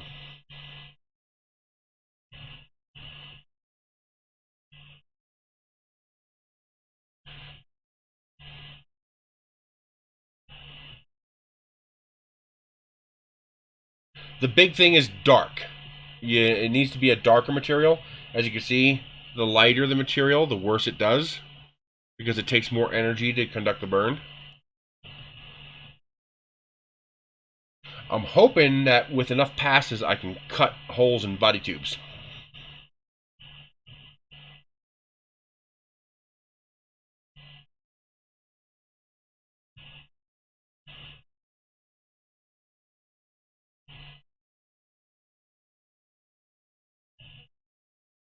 Can it even cut 3mm? Like, I'm not sure it could cut through that. I mean, maybe with enough passes, but how much resolution are you going to lose after that many passes? And this is only 2mm thick, and I question whether it can cut through it or not. We're going to find out. And I dropped it. No idea where it went. I'm probably going to run it over at some point.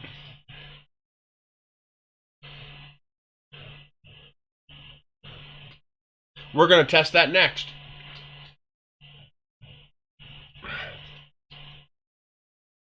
We're going to try to cut into this. I don't want to wreck that, though. I like that.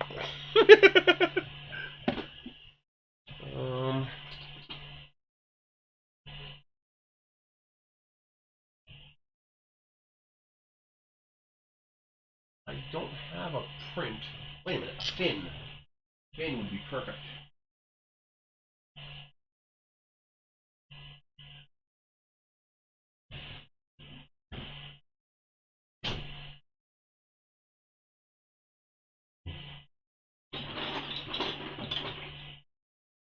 Perfect resin.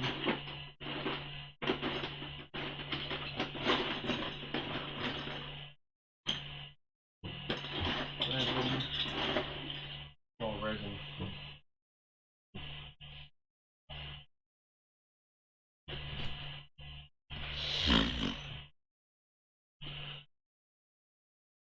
Oh, this will work.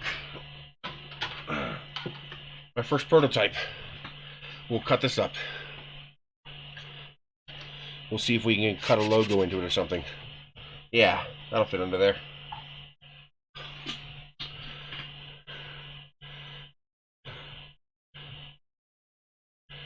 First of all, that's okay if it does that, because I'm cutting straight through. But second, no. Because I'll have to focus the laser to cut the tube here. So it'll be out of focus by the time it gets to the other side. Focus is actually pretty important. If your focal plane's not pretty spot on, it won't do it very well.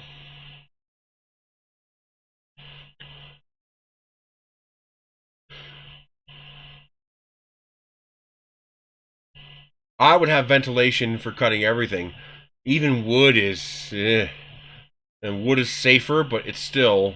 You're still releasing VOCs and particulates into the air.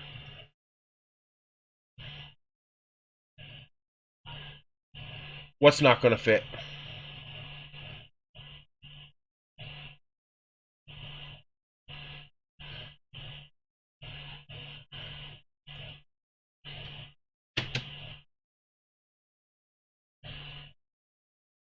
I got props.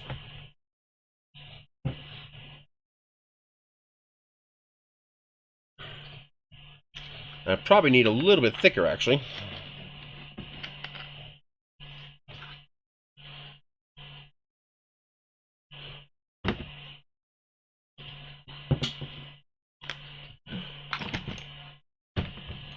Oh yeah, that'll work.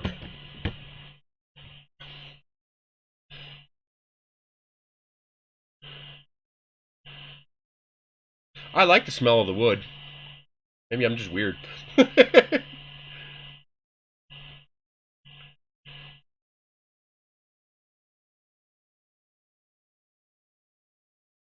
It stopped again. Did it stop because it was finished? It says, laser detected some problem with your board. Has problems executing of this job. I think it's not sending the end command correctly. Because it is finished. There is no more to print. That came out nice.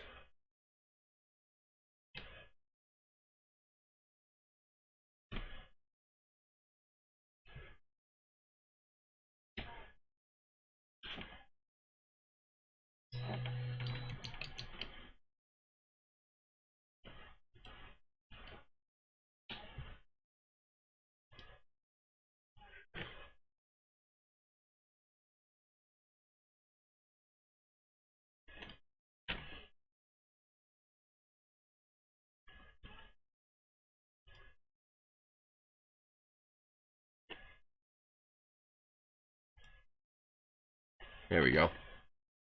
Okay, now let's prop it up. That way I don't have to change the focal plane.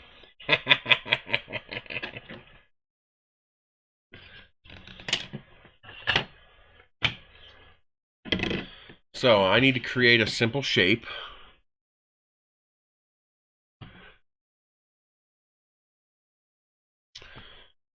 So I guess Photoshop will do.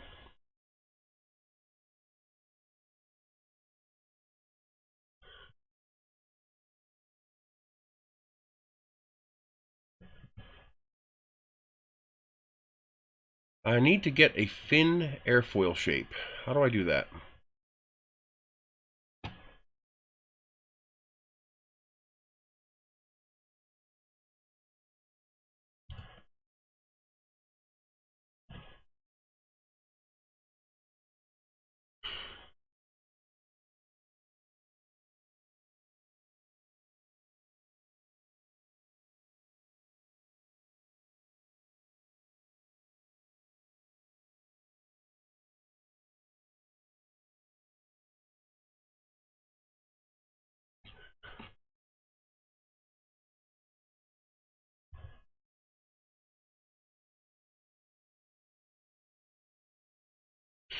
I need a simple airfoil shape. This will work. Yes, that'll work. Alright. Save image as. We will save it to desktop.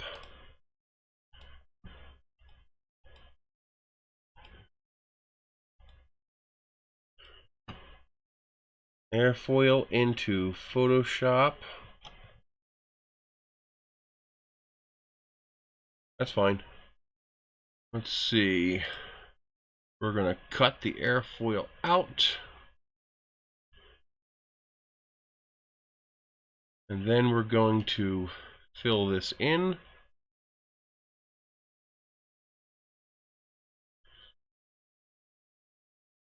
There we go. How big is this? Image size. It is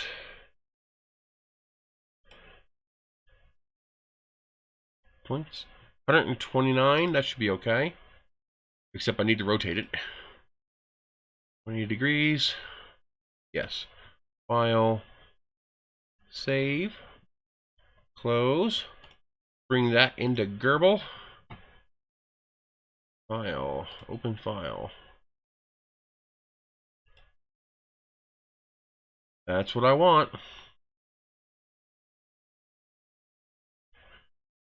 Okay, line to line.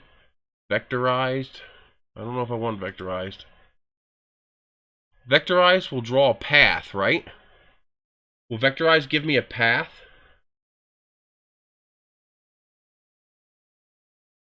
It has an option for vectorized. What I don't want it to go zit zit zit zit zit. I want it to draw the airfoil. Would that be vectorized?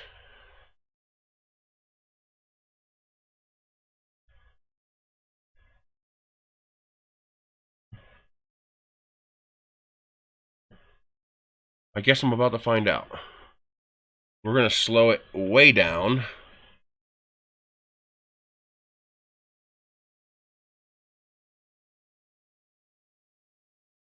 Okay, now we got to figure out where it's going to draw.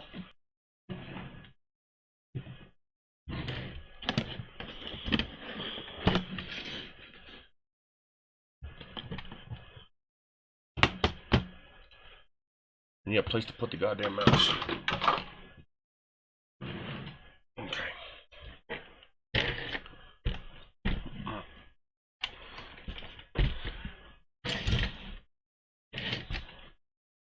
Okay.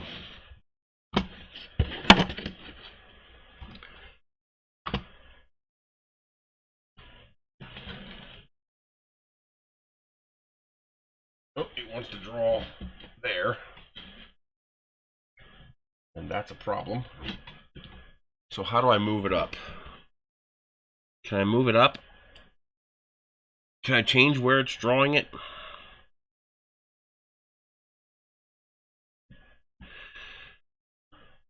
Let's see, go back into Photoshop. File, open recent. Image. Canvas. Let's add an inch. Nope. 1 inch. Anchor to the top. There we go. A little too much, I think. Good enough, though. Okay. File, open file, airfoil. Leave it vectorized. Leave it 300. There we go.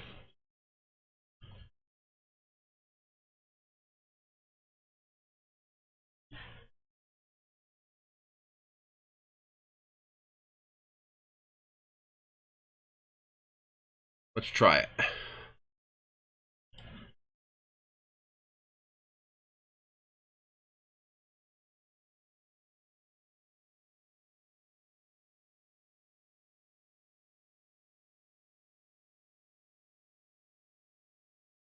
No, we're not burning. It might be too shiny.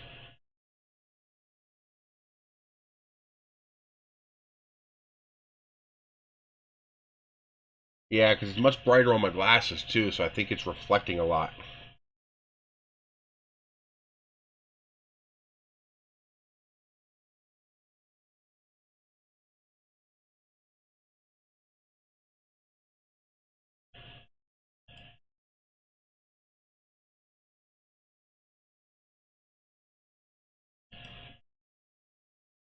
Yeah, the abort command doesn't work. So the command to terminate is not functioning properly. Okay, or at least it takes a while. Yeah, it's not even warm. So, maybe this is where this comes in.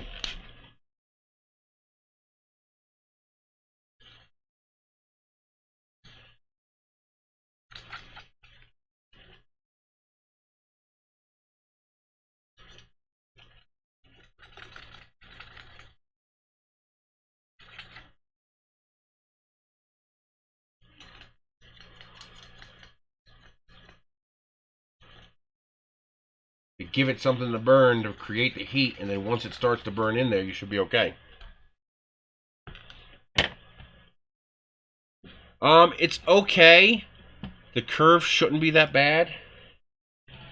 Yeah, the focus is pretty good, actually. I lifted it up almost the same amount. Yeah, the focus is pretty spot on.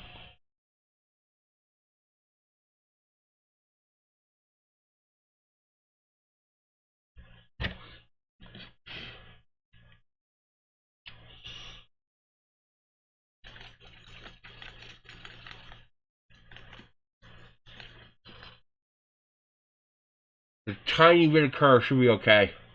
Oh, I know. I definitely do. My objective would be to put a motor down here. So instead of moving the head back and forth, it rotates the tube back and forth. That's ultimately exactly what I would do.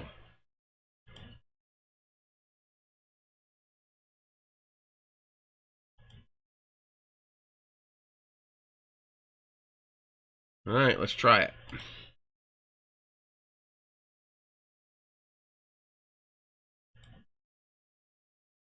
Well, it's doing something.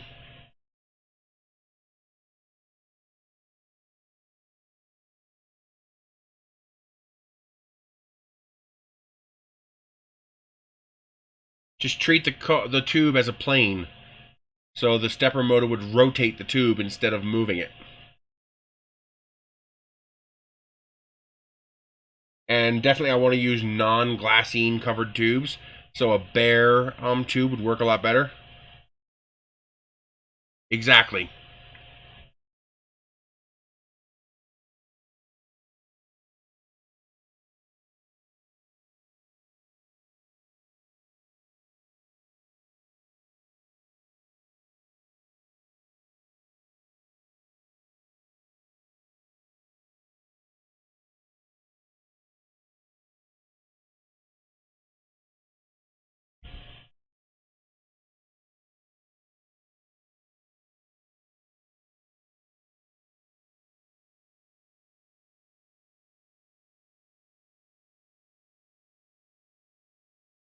It stopped. It keeps having a problem losing communications with the board. I need to know why that's happening. Because now I can't move any of this shit.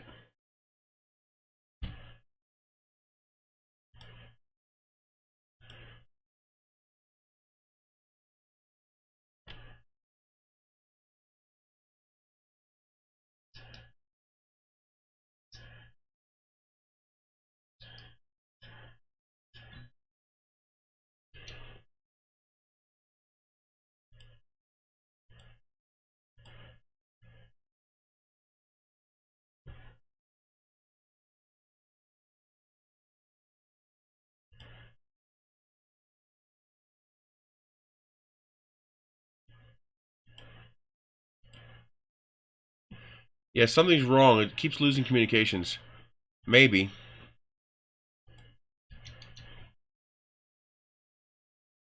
But I want to make a second pass.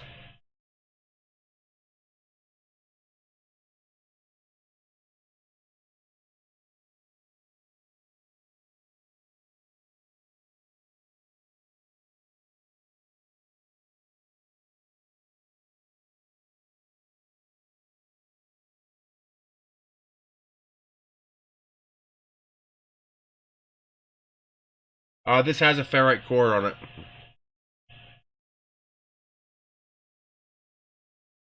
I don't know. It does it at the very end of the file. It's like it's not terminating the process correctly because it makes it 100% at the end. Remember, it started right here on the second pass. And watch, that's right there where it's going to get to. It's going to get to there and crash.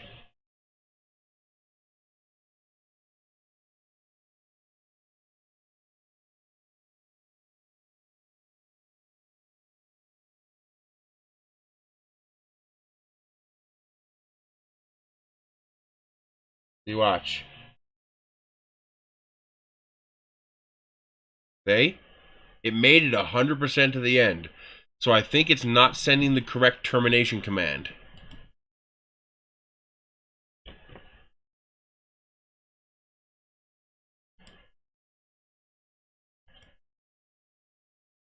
Let's see if that did anything. Okay, it did not go through, but it definitely did go in. I think this is the kind of thing that's going to take like 5 or 6 passes. Is there any way for me to tell it to do multiple passes?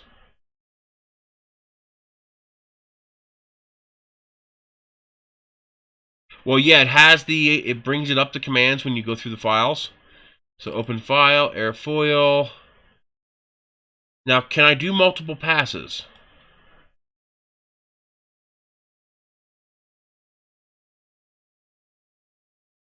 I don't want to hobby knife it.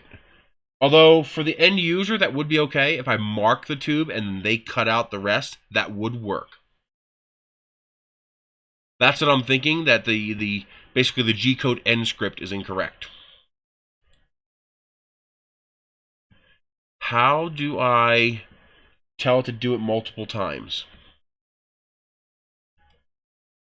See here it says laser on M3, laser off M5.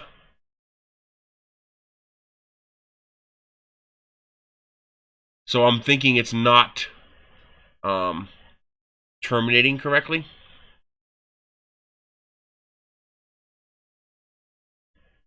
Now, how do I make it do it over and over again?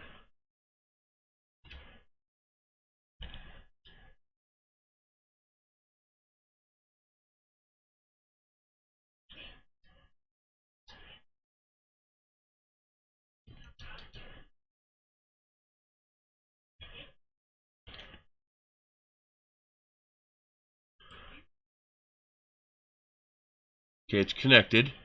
So how do I make it do it over and over again? But there is no G code to save. It's running live.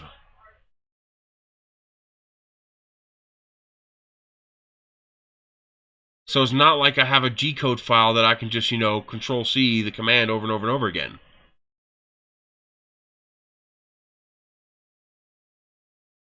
.3D Jimmy has a little trouble reading the screen, so the caps letters make it easier for him to read. He's not yelling. Okay, so how do I... There should be a way to tell it how many passes I want it to make.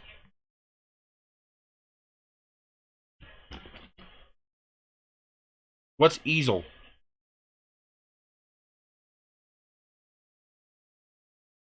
Laser Gerbil, multiple passes.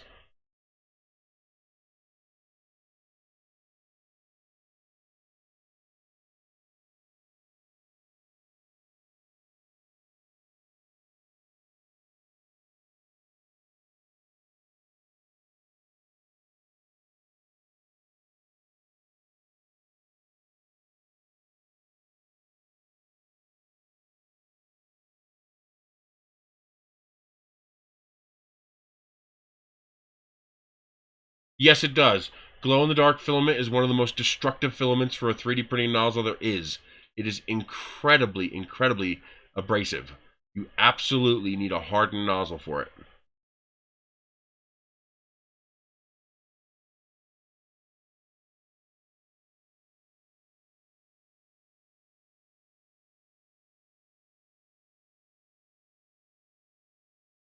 Oh, wait a minute. What's this? Perform multiple passes.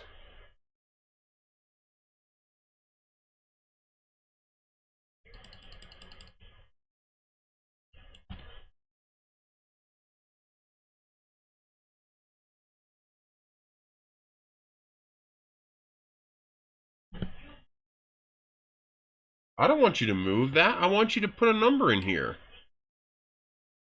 I guess I can't type a number in there.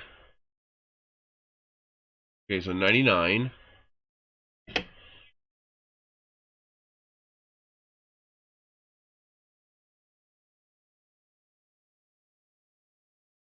Lower your voice, Michelle.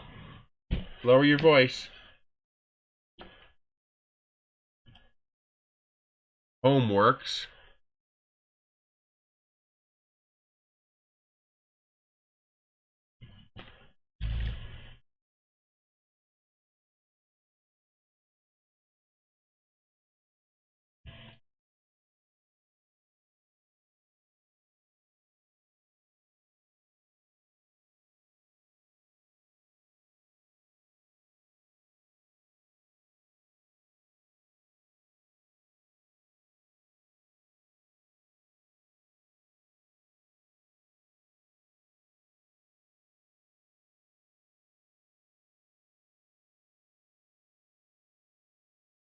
Will it work with this? I guess I'll have to download it and try it.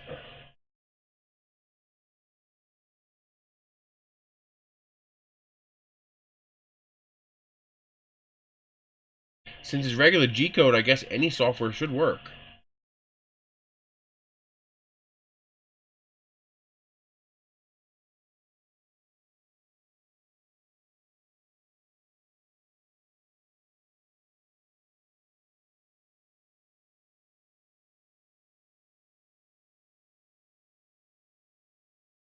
No, it still stops after one round.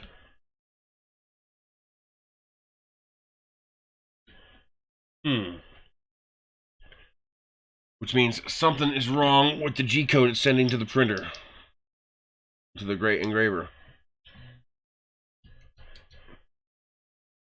So let's try it. Worst it could do is not work, right?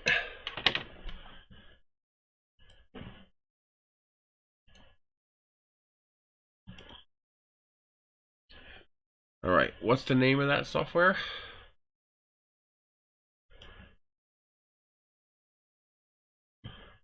Okay.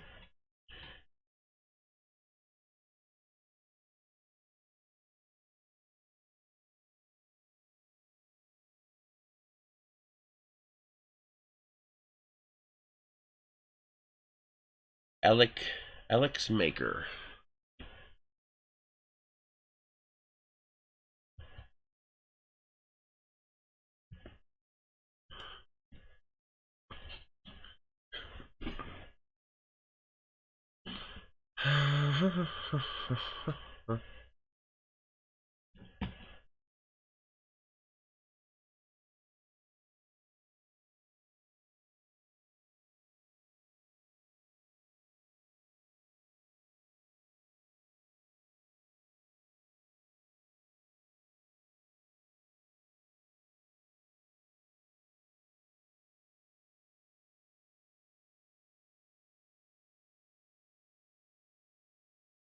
Where do you download Alex Maker software?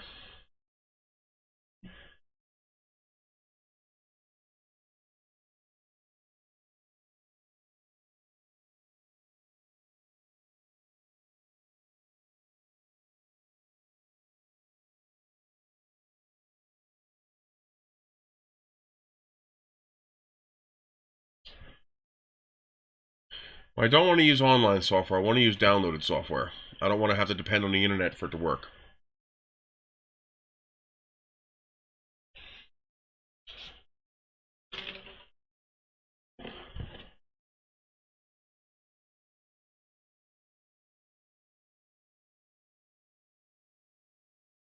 Definitely didn't make it through.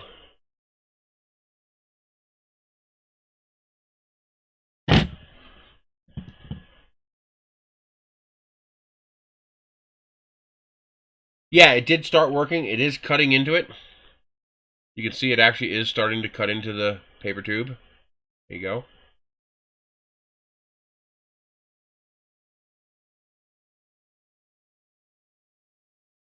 There it goes. It really does not want to focus on this. That should be a really easy focus job. Why won't this focus? Come on. There he goes. Yeah, so it really did start cutting into it. So a regular craft tube that does not have the white glassine on it will probably cut fine.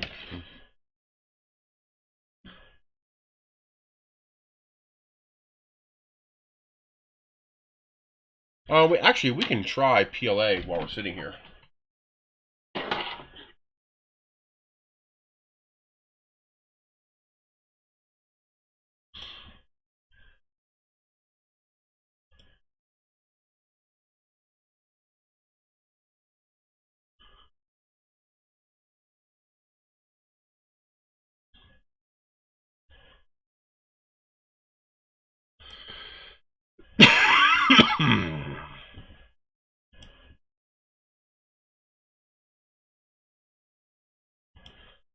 Yeah, duh. Of course it's on COM 5. No, it's on COM 10. Why isn't COM 10 showing up? Did I unplug it or something? There's COM 10.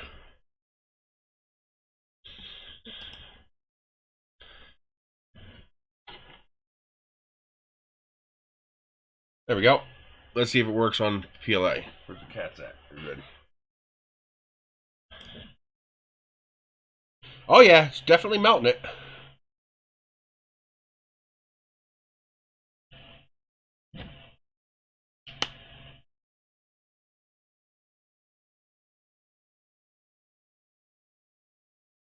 That's a definite yes on cutting into PLA.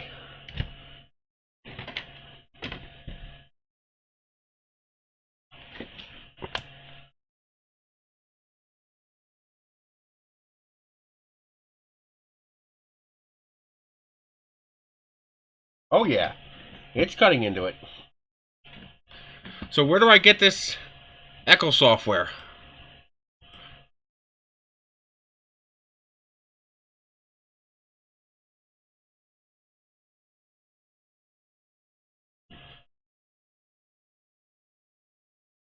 Actually, it looks like a pretty clean cut to me. I don't know if it's actually cutting through it. Actually, it might be. I think it is cutting straight through it. This is a single perimeter vase mode print, but damn it, I think that's working. 3D printing at Nereis.com. Nancy Echo Romeo Yankee Sam.com. I think it's cutting straight through it.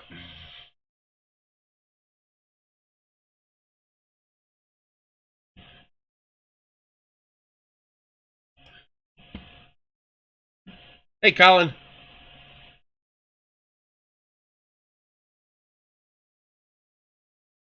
Oh, hell yeah, this is going to be fun.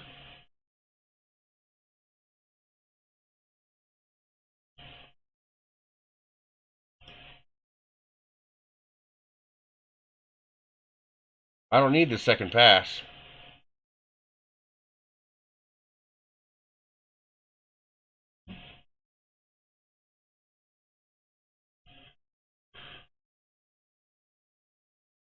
Yeah, the M5 command is being ignored.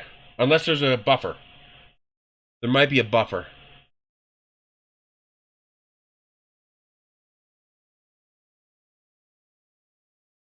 No, the gap is pretty big. It's just destroying the internal part.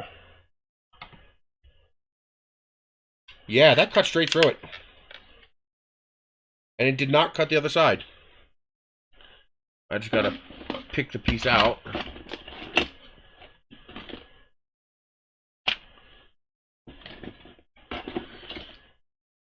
Holy crap, that cut right through it. That's awesome.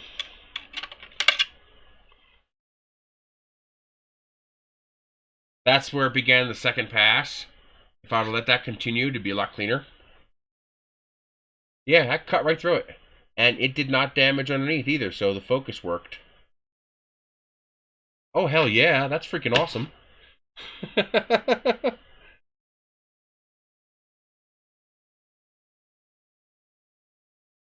As long as you don't do a second pass. The messiness you see is because it went back around again. So to draw the airfoil, it's drawing like an inside line and an outside line. So I need to figure out how to get it to draw one line only. Yeah, that's impressive.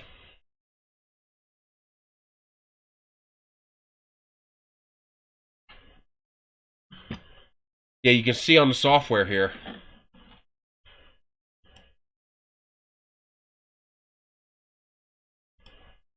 You can plainly see there's two paths. And right here, it would do the one path on the outside, and then it would start the second path on the inside, and that's the messiness you saw. So I got to figure out how to make this do one path only. Maybe if I were to fill this in, it would be one path?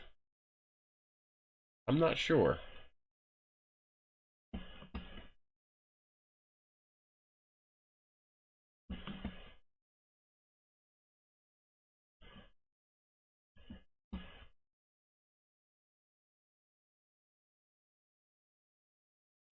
Well, this is a vase mode print, so that's quite different. So the part is able to drop away. Thank you, Mark.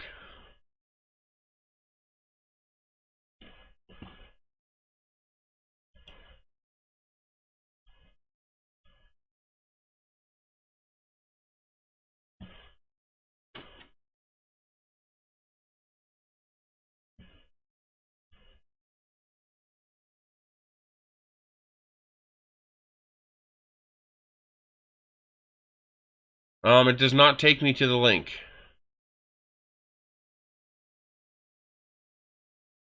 Wait a minute here. Is it called Eccles Cam? Looks like you have to have an account. I hate that so much. Like, really? I gotta register to view the damn forum?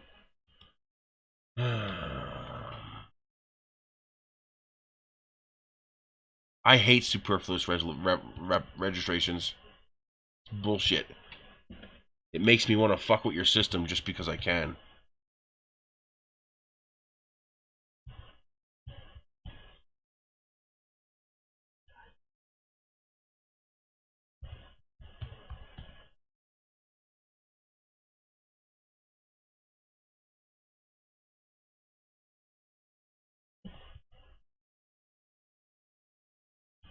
And of course, it's going to do an email verification.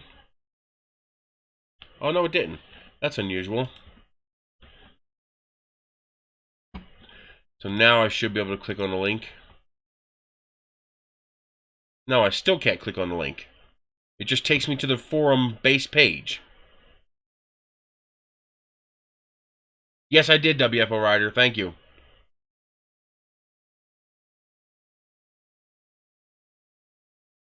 It's still, your link still doesn't take me anywhere.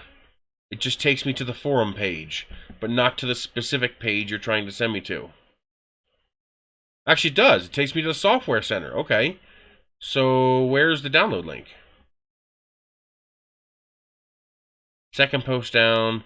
Oh, so it is LXCam. Okay.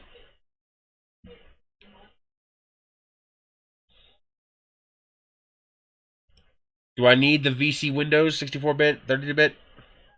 Or just the LXCam release v3.1?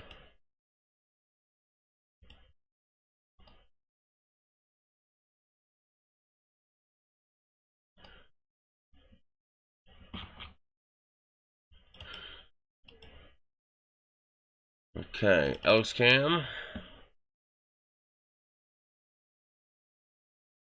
Okay, it's open.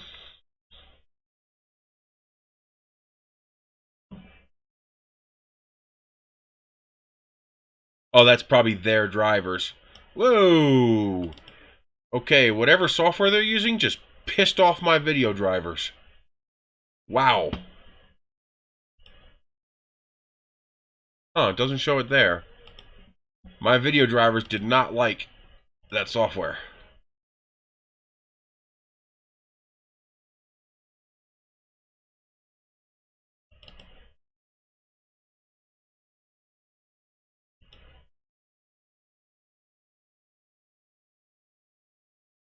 I think I do need that filled in to get a proper vector.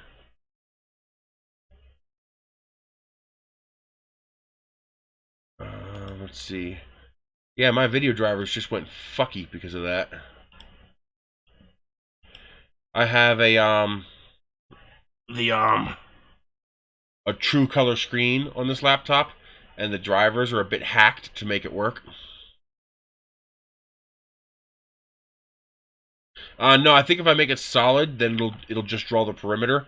But because mine's actually hollow, there's white in the center, there's two perimeters. I got half an hour.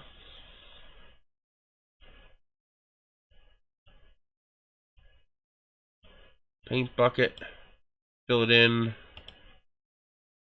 I'm going to save it as a second one so I can have both versions. Okay. So let's get rid of this and let's do it again with the dark one. We want a big just outline.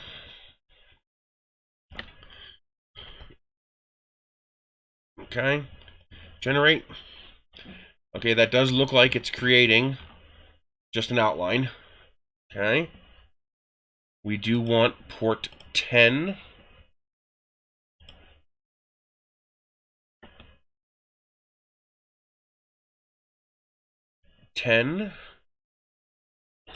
It won't let me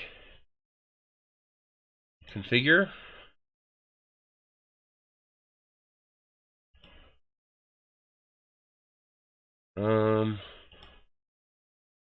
Please select correct serial port. I did. I selected port 10 and it doesn't accept it.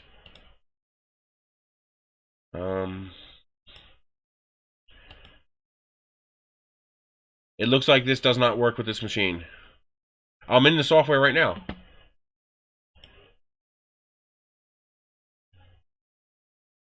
But it's not letting me select port 10. My machine's plugged in. The machine is... oh, wait a minute.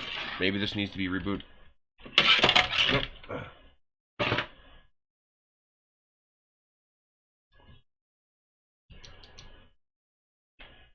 Okay. That's ready. Plug it in.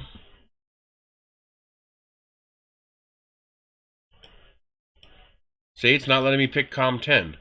I pick COM 10 and it just stays blank. I pick COM 5 and it's fine. But I need ergos. Now let me pick COM 10.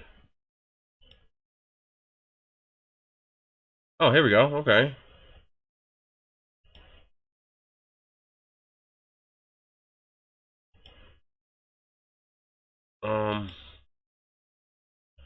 Looks like this might only work with their machines.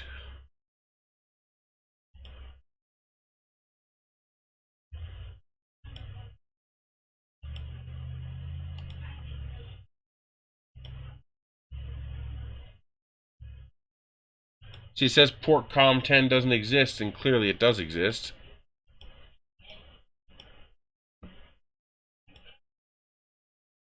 It looks like this might only work with their devices. It will not connect to port 10.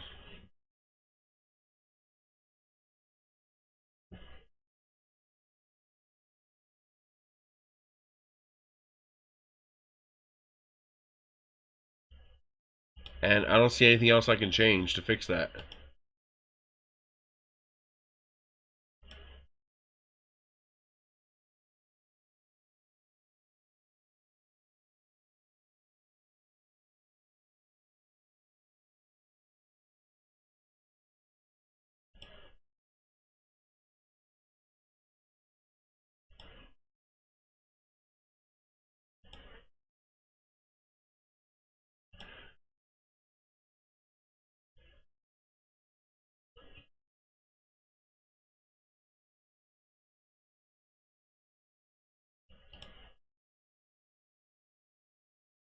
Really? I gotta install all this Visual C++ bullshit?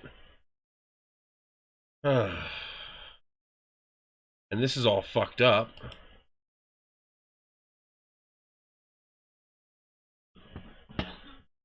I hate when I have to install extra bullshit.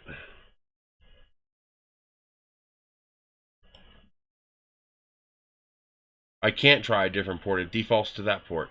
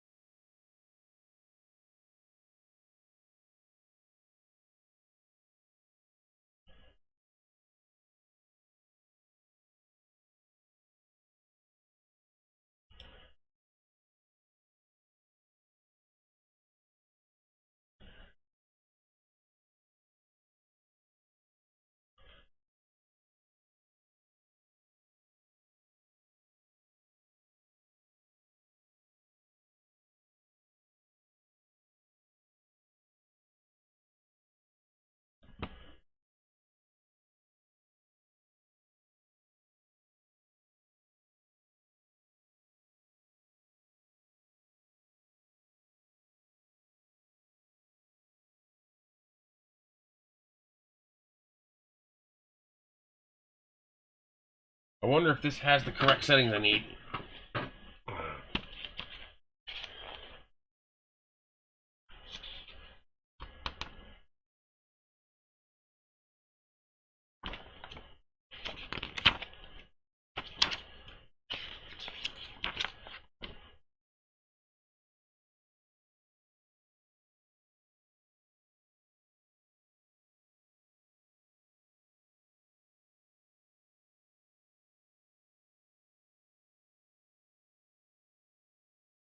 It says if engraving machines stop working during carving, please click here and adjust select the correct options as below.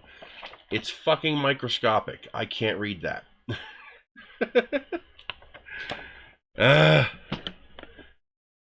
So let's hope that the built-in instructions have something.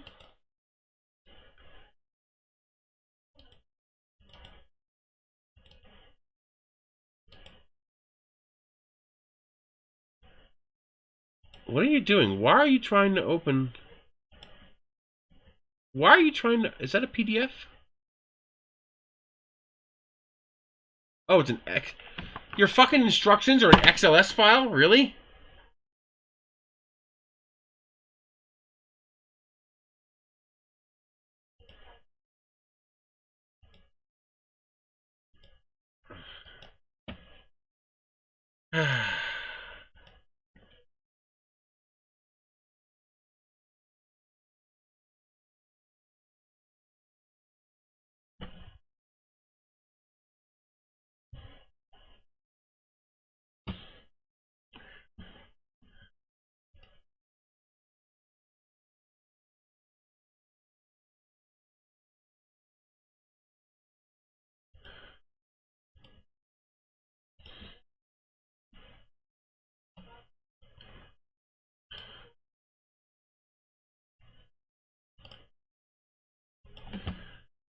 How do you import something into Google Sheets?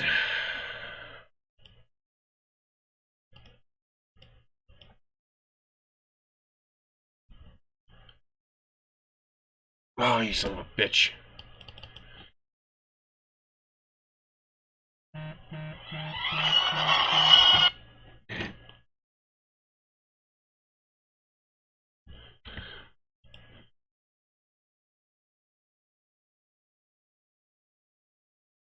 Is there no way to import into Sheets? Open file picker.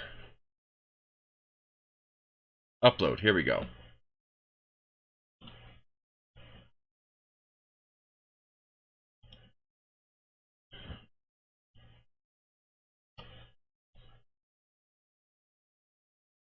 I'm just using Google Sheets. Here we go. Hopefully that was worthless. There's nothing in there.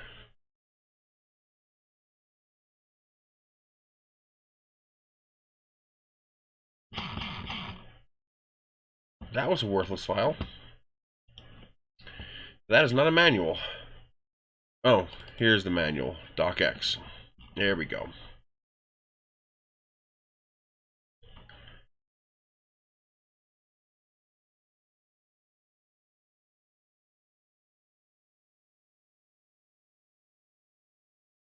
Stop moving so fast. Here we go.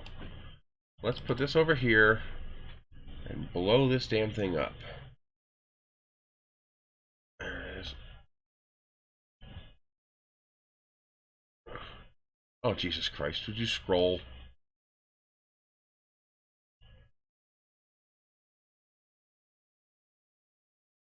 Okay. Gerbil. Settings. Protocol. Gerbil. USB serial. Buffered. Ultra fast. Issue detector. Soft reset. Alright, that's all correct.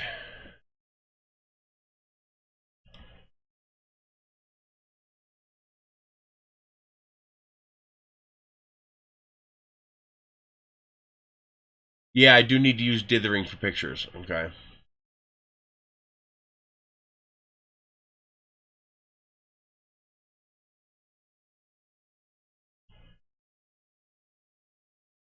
And it is supposed to be M5 for laser off.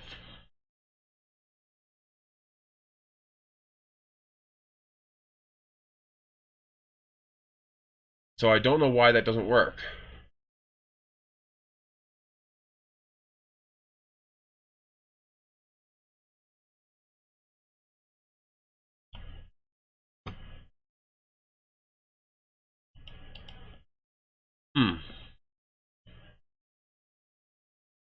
Hey, 3D print creator.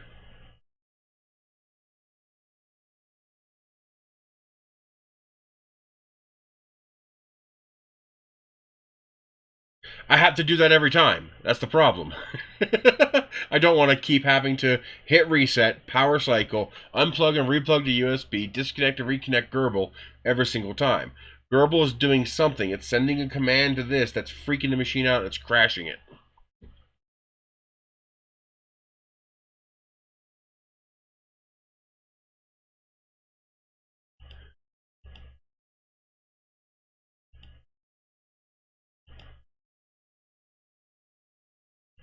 And why aren't I seeing this machine anymore? Oh, because it's off.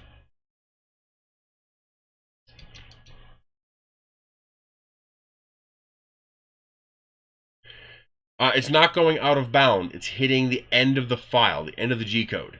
It's doing the first pass, and then it's doing the second pass, and when it gets to the very end of the file, it crashes.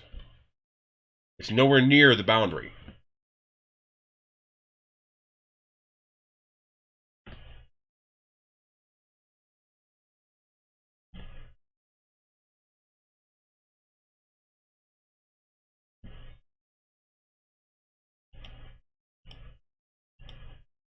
And then I have to reconnect it all over again to get anything done.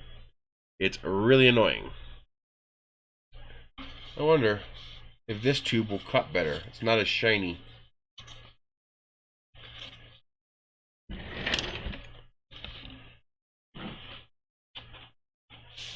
I probably need to raise it up higher though, because this tube is substantially thicker. What firmware upgrade? For this?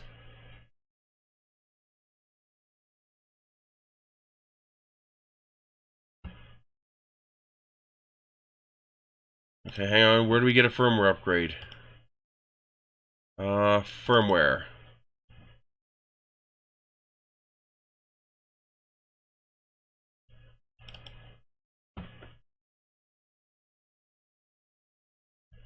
Zero bin, 134 bin.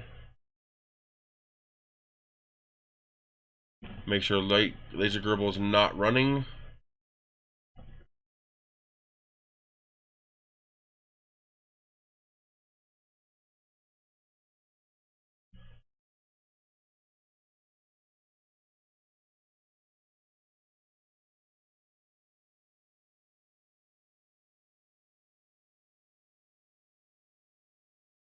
Oh.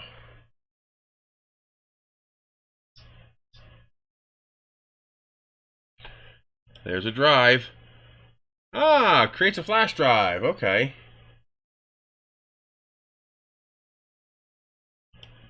Copy the 0 bin file.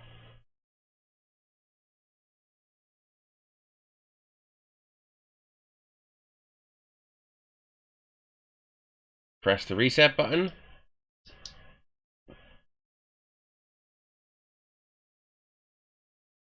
Power on.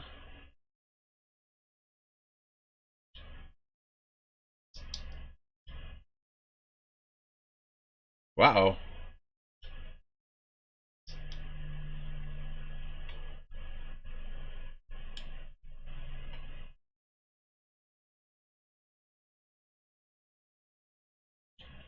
Now it's not working at all.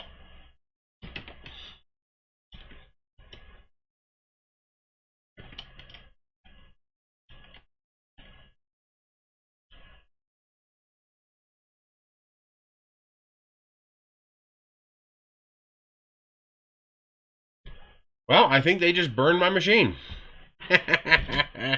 Now it's completely unresponsive.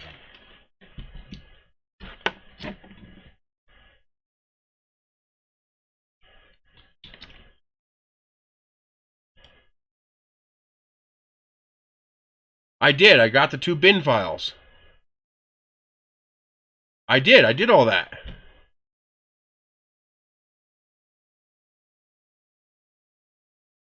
"3D Print Creator." I have the instructions right in front of me. I did exactly that. I did. The file is already unzipped. What part don't you get to understand here? Look.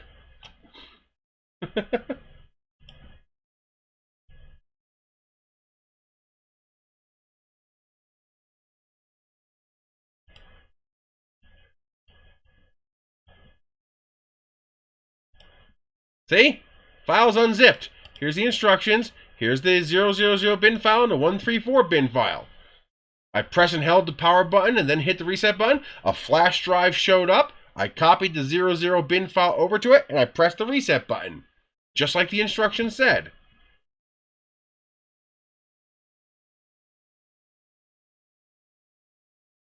What? I unzipped it. I know I unzipped it because I right-clicked it. I went to 7-zip and I said decompress file.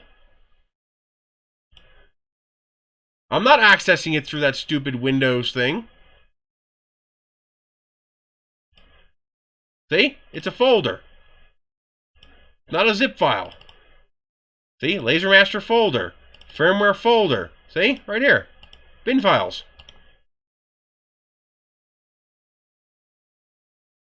I'm not inside of a zipped folder. It's unzipped. I can't turn the goddamn printer on. It's dead now.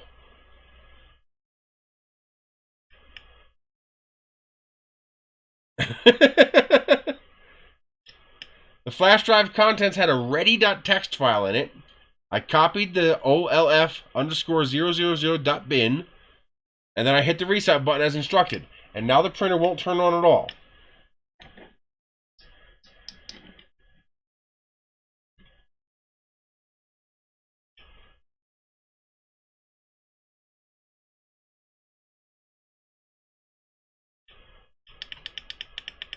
I'm holding the power button. Nothing is happening. Nothing's lighting up. Nothing's moving. The printer is dead.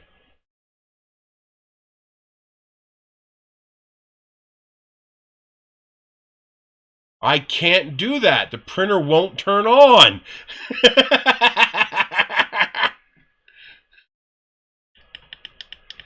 No, it's completely unresponsive now. It's now unplugged.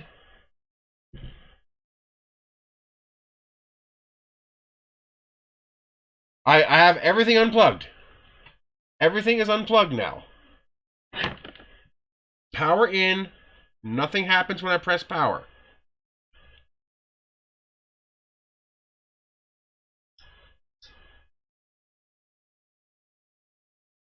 There is no USB.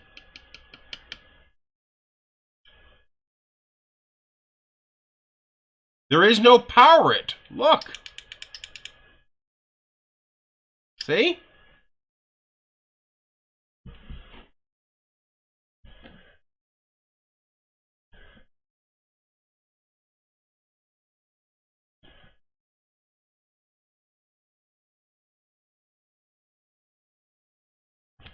So, no power, USB. Okay?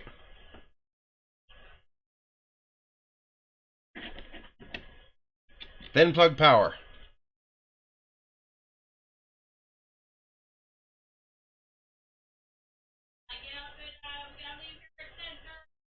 Okay. Now what?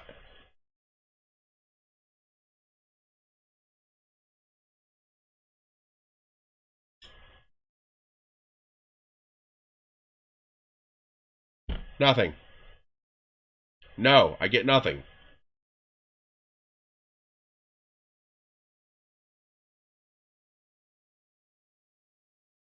The unit will not power on.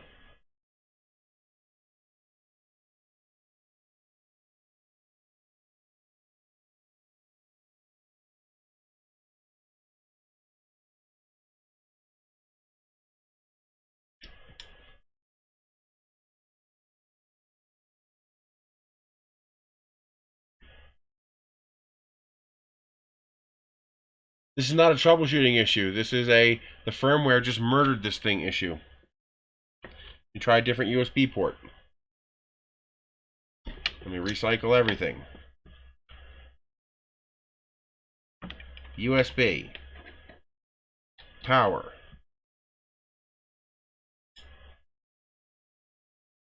Nothing.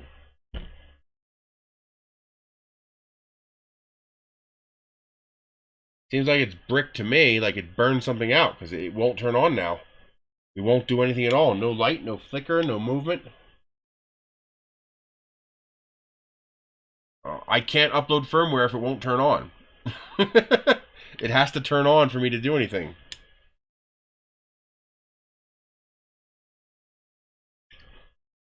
And it says USB device not recognized.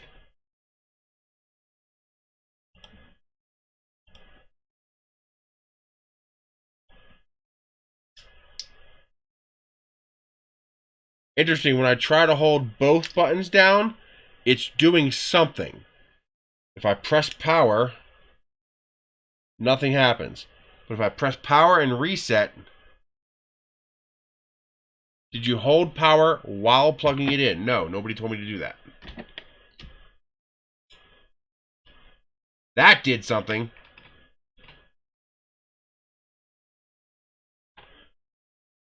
There we go. Now I got to drive.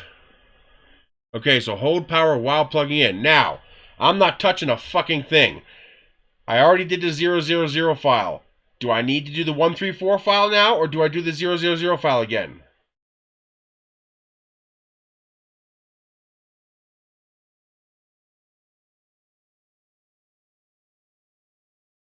I'm not mad. I'm pissed at this. So I now have power on. So apparently the trick was to hold power and reset while plugging it in. Okay. So now, where's my 134 file? OLF_134. Copy that file over.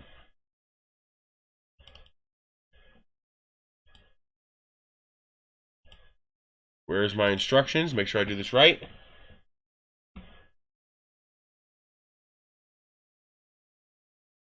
Okay, it says here, copy the OLF134.bin in the unzipped folder.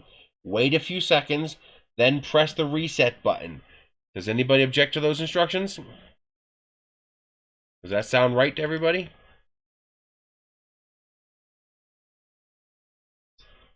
Reset.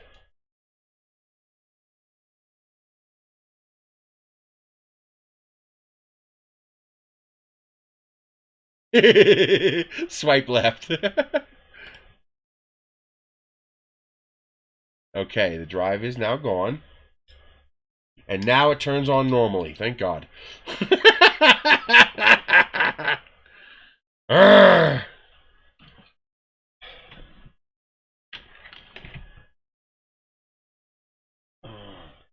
thought we were going to eat laser printer tonight. No, their instructions are bad. What you need to do is you need to unplug power, press and hold both buttons, and then plug power in. And that's how you turn it on between 000 and 134. Poor instructions, Ortur.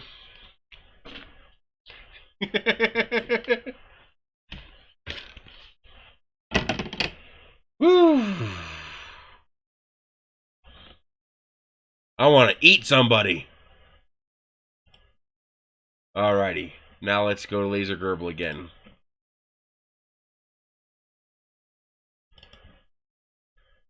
Let's go open file. We're going to use the black one this time. Yeah, now I got the correct outline. So when you're doing a vector-based, you do have to make sure it's solid. Okay.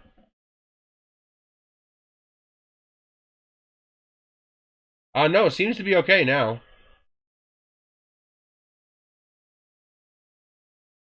So vectorize, next. 100. The max actually is supposed to be 1000. Create. It is connecting, and I can do multiple passes. Let's do 5 passes. Okay, now that seems to be working correctly. I don't know. This doesn't give me any G-code. It generates the G-code in real time. I would love to have a memory card and a screen on this thing where I can load G-code into a SD card and then just select the file on the screen. That would be wonderful.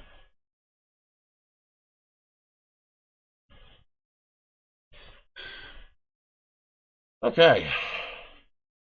Let's get close.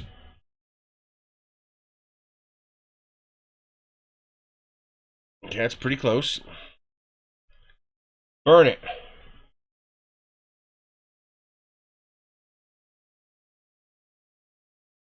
It's being a Karen.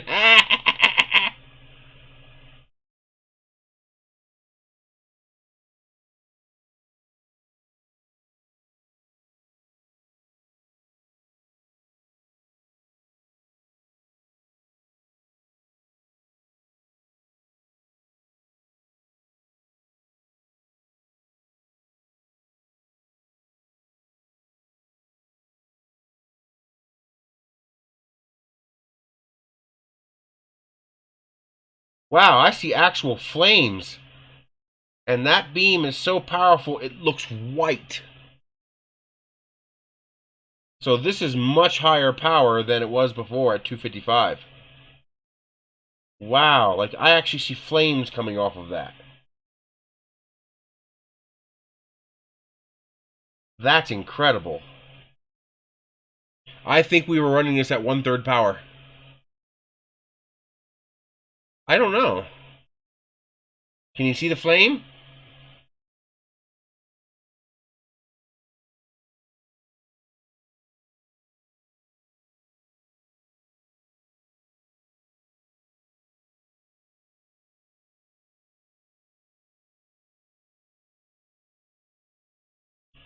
That's amazing.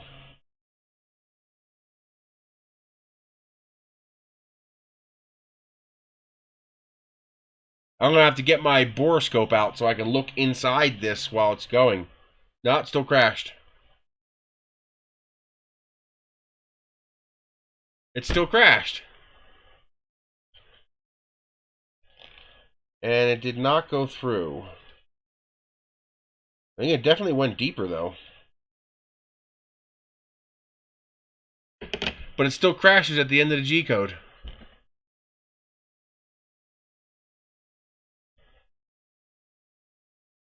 So I'm not sure what to do about that. I could tell it to abort. I could tell it to disconnect. But now that has to be reset.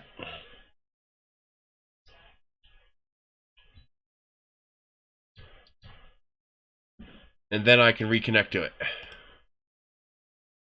Yeah. It's saying soft limit, but I'm nowhere near the limit of the printer.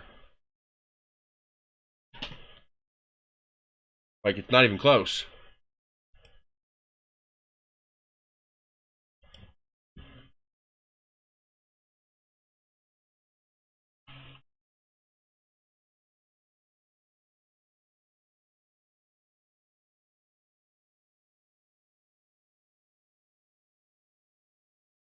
No, it only connects by USB.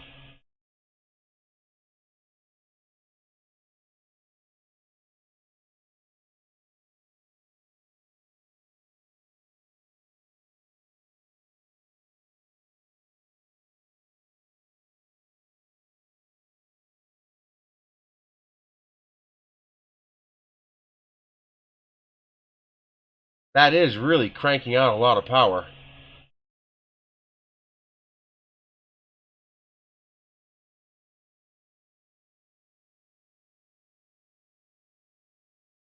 I could absolutely see this thing doing up the black business cards. Absolutely.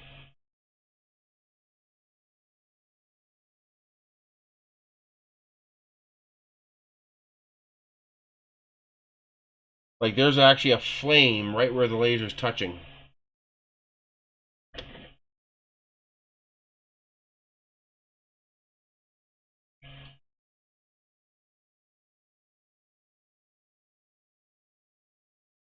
I'm probably going to hurt my camera doing this. That's incredible. Yeah, it's enough of that. I don't want to kill my camera.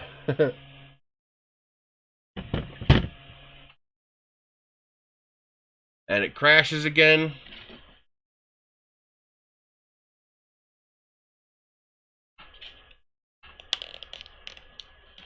It almost made it through. Holy Lidus! It almost made it through. It did make it through on the backside here. Whoa! Okay, that's cool.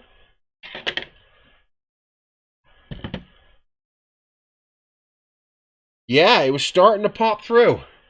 So it looks like 3 passes would probably do it.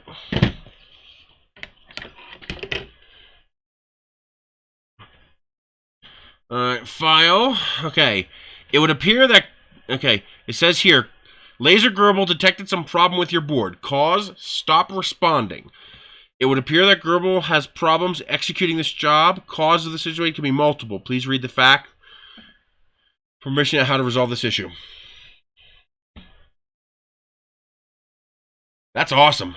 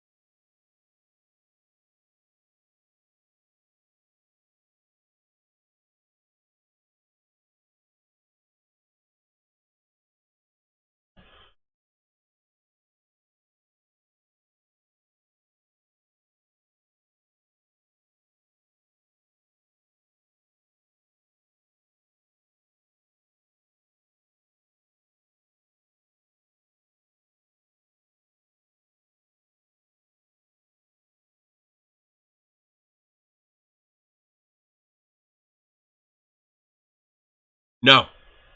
If I did that, it would kill the stream. Which we're going to have to end soon anyway. It's 4 o'clock.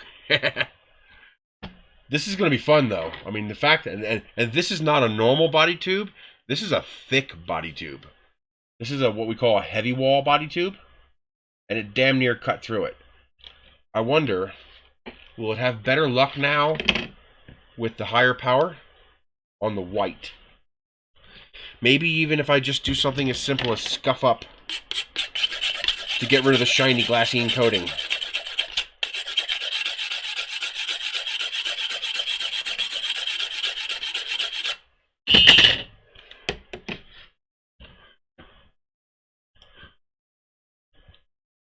Alright, reset.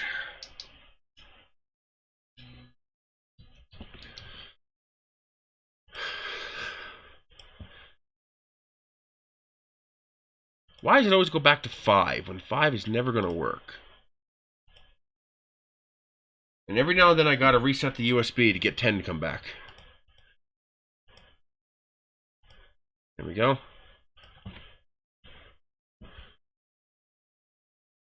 I got an idea. Hang on. Gerbil. Settings. Let's try synchronous.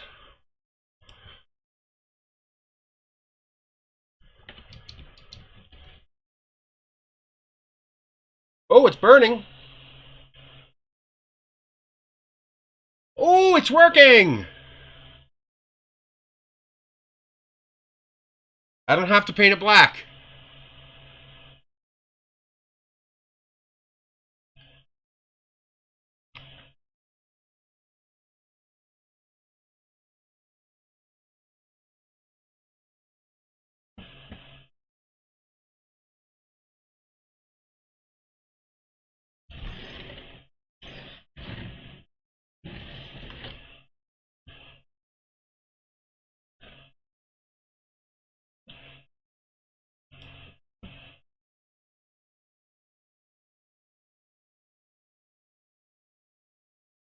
I might have to get a little cut up some of these glasses to make laser filters for the cameras, just to avoid damaging the camera lenses over time.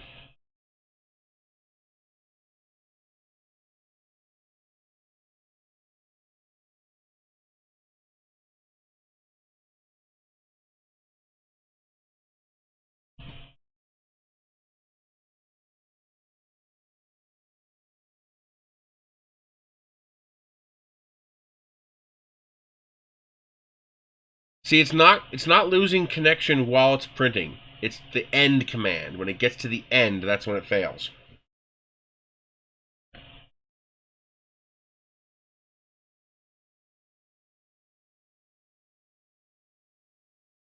You watch. It's right at the end.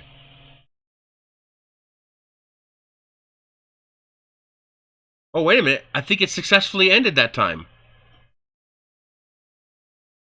Did it?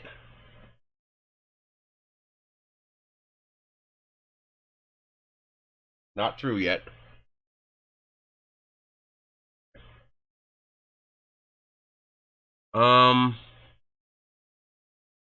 It says G91, G0Z1, soft limit, message, reset to continue.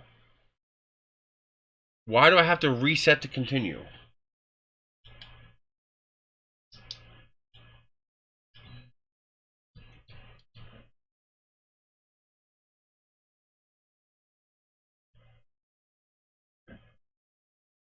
Yeah, same stop responding error. It just wasn't on the screen.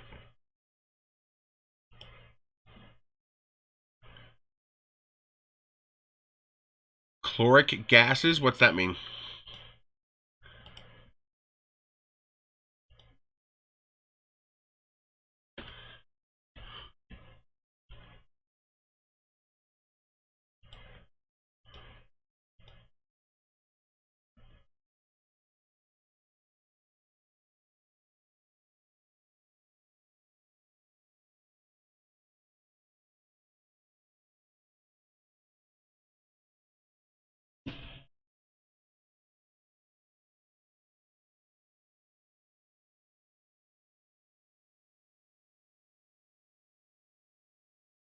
Oh. I'm getting a lot of splash damage. Can you guys see the splash damage here?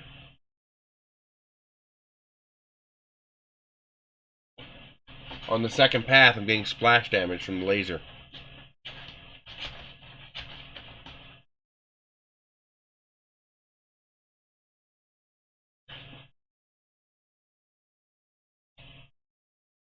So I might have to go even slower and do it in one pass.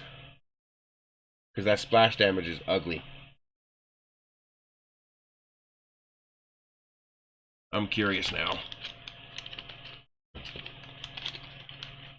How much will it burn through a piece of plywood?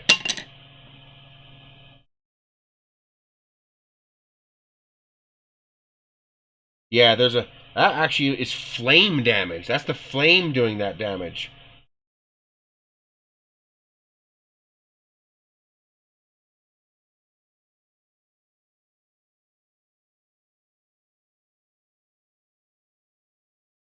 Now, what if I hit stop?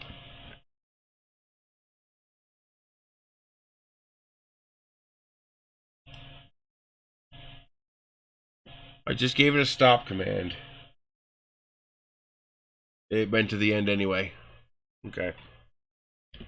See all the splash damage? That was from the flame. When I blew on it, it didn't do that. Okay, so it did not go through. But it is pretty deep in there. Probably about halfway through. Huh. Let's try something else. Yeah, I figured as much.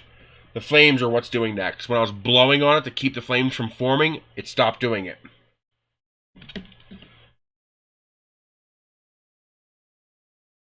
So, how about a hole? Can I put a hole through it?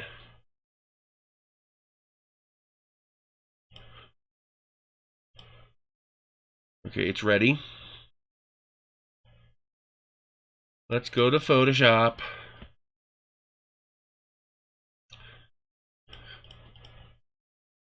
File, open recent. This one. Okay. Oop, not that. Alright, now let's do the paintbrush. I need bigger.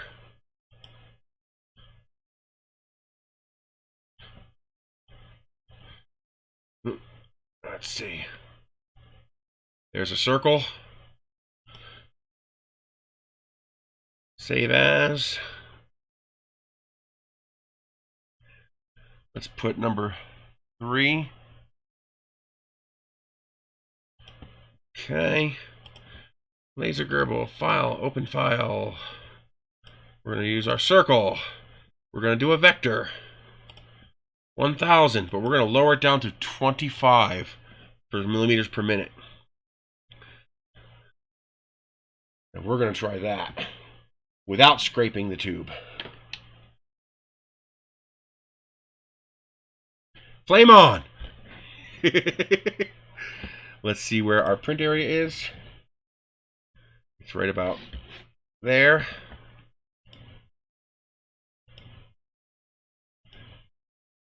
Wish I could slow down that draw. Okay.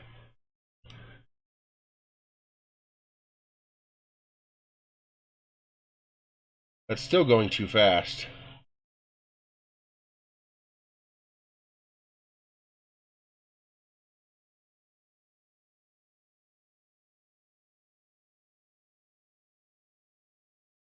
And it still crashed.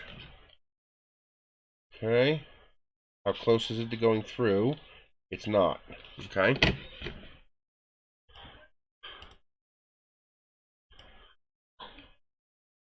Okay.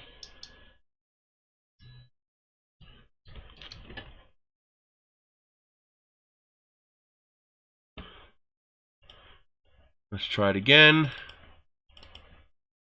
I wonder if there's a minimum speed, like it won't go any slower. Let's try 1.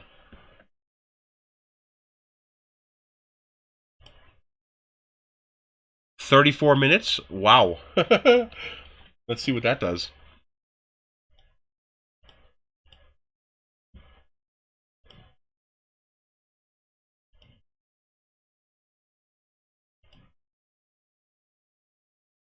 I think there's a minimum speed.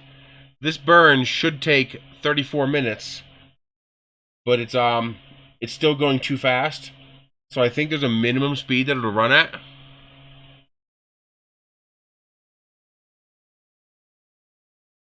Hey!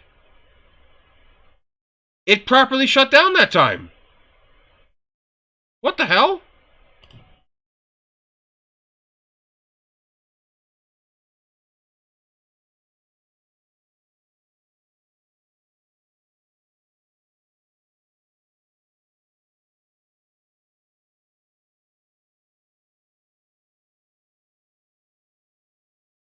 I wonder why it properly shut down.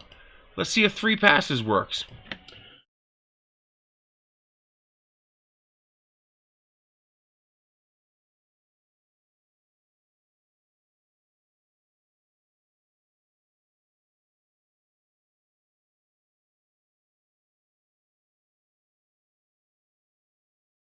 Nope. 3 passes crashed it. Huh. It's warm on the inside. Probably 2 more passes. It was starting to go through. Let me see if I can show you that. There, see the burn marks? Oh, there it is. Not there, not there. Right there. See it? See the outline of the circle? That's 3 passes at max power at slow speed. So maybe 2 more passes and it would pop through. The problem is, it's doing damage on the outside, even when I'm blowing on it. And I don't want that damage. I want it clean like this. So this might be a case of I have to do 1 pass and then let the user finish cutting it out. I'd prefer not to, but I don't know how to get around that. Although thinner tube might not be a problem. This might be an issue with just this thick tube. So I'm going to experiment with some thinner tubes and see what happens. Let me make sure this is off. So that nobody gets zapped. Well, that's it, guys. It's pretty neat. It needs some work. I would need to figure out why it keeps crashing at the end of the G-code command.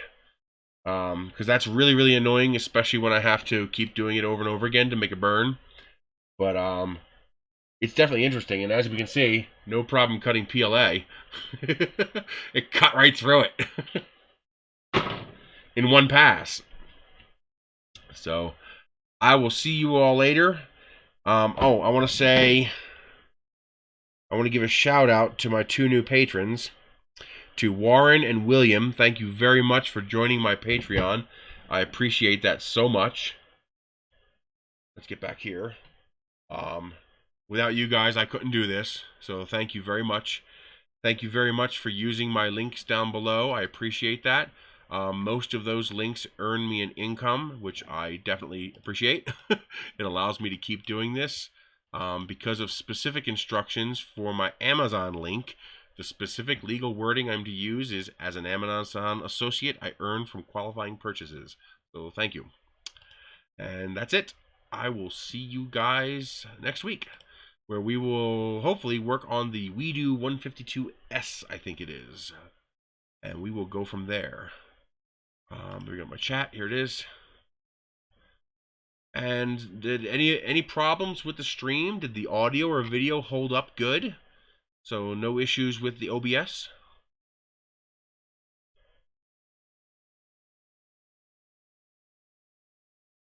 We do. But there you go. There's the kittens. I'm going to try that again with some dithering. The car was fantastic. Oh yeah, once I cranked up to 1,000, it was damn near white. I mean, that's a powerful laser.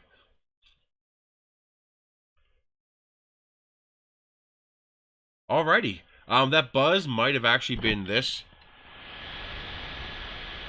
The fan running continuously nonstop, trying to run OBS. So I'm definitely going to want to switch to a desktop eventually because I don't want to tear up my laptop. But that's it. You guys have a great day and you have a great weekend. I will see you later. And stay away from that, human malware. Now, how do I do? Okay, I guess I hit stop streaming.